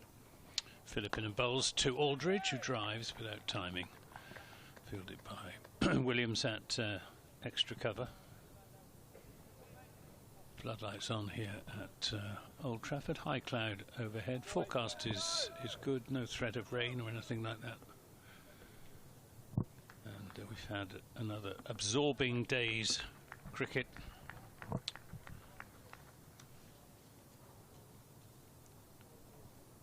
With Lancashire going on from their overnight 298 for 7. They added exactly another 100 runs today. Phillip in and bowls to Aldridge, who sort of ducks out of the way, but he keeps his bat high and horizontal, which is a bit of an open invitation for the ball to take the top edge, but sailed well over the Aldridge bat through to the gloves of Matty Hurst. Yeah, he's forced that bouncer a little bit too much in this innings as Anderson Phillip. It often sails over the head of the batter. Last ball of the over. Phillip to Aldridge. Aldridge edges down to third man, 4 runs. It wasn't a chance, wide of the slips. And it takes Aldridge on to 16, Somerset on to 199 for 5, and they are more than halfway to their target. Yeah, it's been a scrappy innings so far from Casey Aldridge. Not quite found his rhythm, but that won't matter. The Somerset batsman, he's hoping to still be there at the end of the day, come back tomorrow and keep chipping away at this target. As long as himself and James Rew are at the crease, Somerset still have a chance of chasing this mammoth fourth innings total down. They certainly do, and they have 3 more overs to get through this evening. They both achieved success here as well last season against Lancashire, so they'll have fond memories of batting on this Old Trafford surface. As Wells bowls, and Rew's got enough time just to tuck that into the leg side where no one is up saving the single except Josh Bohannon, and that's 200 up for Somerset. 200 off 60.1 overs. 5 down. 193 required. That's the target for Somerset. 5 down is the key for now. And it's nicked through to slip, but I think I don't know if it's a bump ball or it's a Yorker length delivery from Luke Wells. Aldridge, I don't know if it's just spun out the footholes or it's a bump ball. Yeah, I think it just spun out the footholes. Yeah, I think it's more the spin out the footholes. It's pitched up from Wells as he comes in again. Brings that length back. Aldridge plays it on the bounce to George Bell. Silly square leg. Silly square leg. Silly square leg. That's a new one on me.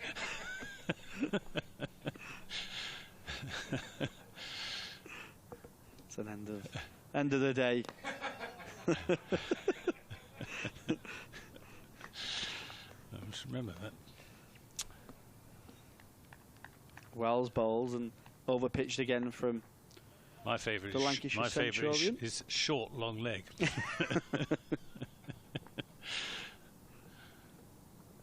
Wells bowls again over pitch. Aldridge drives it out to Tom Bailey, who's at the deep point boundary. Gets a single. Still playing with some freedom is Casey Aldridge, even if there are only 2 overs and 1 ball remaining. Yeah, he certainly looks more comfortable against the spin of Luke Wells.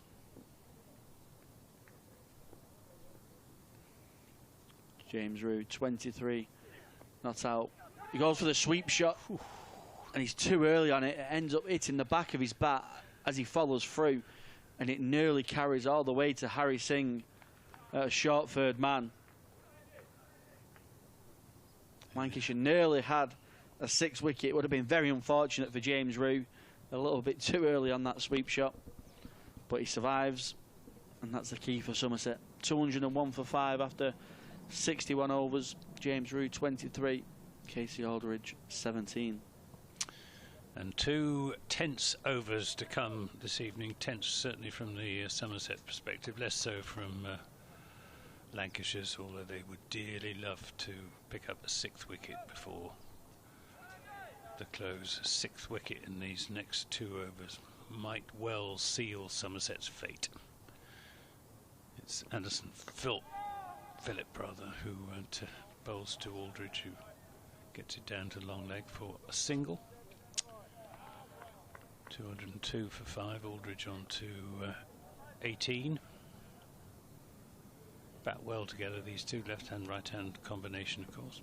An unbeaten stand of 196 in the equivalent fixture last year, although circumstances were entirely different when the game had been virtually given up for a draw on a very flat pitch, a flatter pitch even than this has become, as Philip is in and bowls 2. Oh, this is up in the air and there could be a catch, and it's been put down by George Balderson, sprinting in from long leg. Goodness me.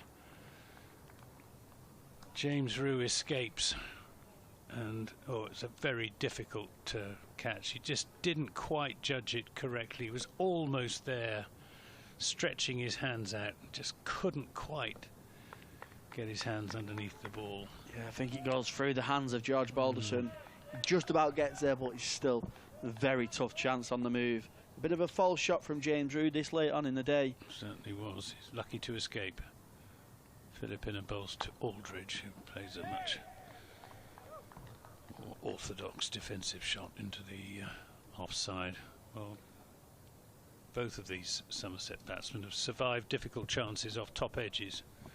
Yeah, both. Anderson Philip, who put down Casey Aldridge earlier on, and now George Balderson has put down James Rue. Both difficult chances, very similar in a way, with field of running, having to run in 25-30 yards to try and take the catch, diving forwards, and they're always the most difficult, and neither sticking. Philip bowls, and this is whipped away through the onside, but it'll just be a single to Aldridge. 204 for 5. Aldridge on to 19. Yeah, nice from Casey Aldridge. He tends to walk across his stumps, gives the ball the opportunity to target his pads, but he looks strong through the leg side. He looks like he's quite happy to score through that leg side region. Tucks that away nicely and rotates a strike. Philip to Rue. Rue plays this defensively into the offside and has no run. The longer this partnership can go on as well, obviously it'll frustrate Lancashire in terms of wanting wickets, but with it being left and right hand as well, it'll frustrate the Lancashire bowlers trying to adapt to their line of length, constantly trying to change. They put on 49 so far. And they've got within 7 balls of taking Somerset through to the close of play with no further damage, as Philip is into Rue, drives, but straight to Luke Wells at extra cover. End of the penultimate over of the day. Somerset 204 for 5. James Rue on 24 and Casey Aldridge on 19. Yeah, the last over of the day. And the Centurion for Lancashire. Luke Wells, 130 today for Lancashire. An absolute excellent innings to set Lancashire up to a possible victory and to try and stay in Division 1. He's going to have the manner of delivering the final over. And can he get a 6 wicket before the end of play? Balls full of a length. Aldridge drives handsomely. There's a run out opportunity, but he just gets back. Excellent fielding from the big fast bowler of Tom Bailey at cover. Doesn't look too happy that he's had to get down to that one this late on in the game, but he stopped a couple of runs and nearly created a run out opportunity. He'd land on the ball.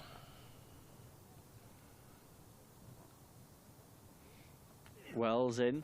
Quicker, and he finds the outside edge of Casey Aldridge. Laid on in the day.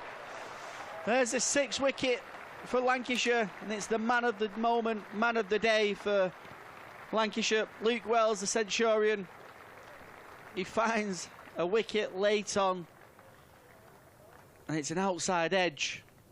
It's a little bit shorter, a little bit quicker from Luke Wells. Aldridge tries to push it through the offside, and it's a good catch from Matty Hurst. Wasn't a very good shot. And that's it for the day. They're coming off. That was the first ball of the last over. So Somerset finish on 204 for 6. They need another 189 to win, but with only 4 wickets in hand. James Rue finishing on 24 not out from 72 deliveries, but Casey Aldridge gone for 19, a potentially killer blow in the very last over of the day. But Somerset hopes still alive. They've still got Lewis Gregory, the captain, and Craig Overton to bat, both of them top quality all-rounders, but James Rue just walking off looking a bit dejected. He's not out, but his batting partner Casey Aldridge is out, and a wicket for Luke Wells, who finishes with figures of 9.2 overs, 2 for 23. So Lancashire will go into the last day hot favourites, I would say, and still in with a chance of avoiding relegation. Yeah, it's a real blow, isn't it, at the end of the day, to lose that 6th wicket. Aldridge and Rue was just one short of their 50 partnership as well, and they batted so well so late on, haven't they? And sadly for Somerset, they lose their 6th wicket, but Luke Wells, the man of the day, Centurion, earlier on for Lancashire, takes the 6th wicket and takes his second, 2 for 23 off his 9.2 overs. As we can see there, 68 from Vaughan at the start of the day. He batted beautifully. 49 from Lammonby as well, who was looking real threatening for Somerset. Luke Wells picked that big scalp up, and a couple of runs for Cole Cadmore. And James Rue is 24 not out. He'll be looking to bat most of the day if Somerset have any chance of winning this game.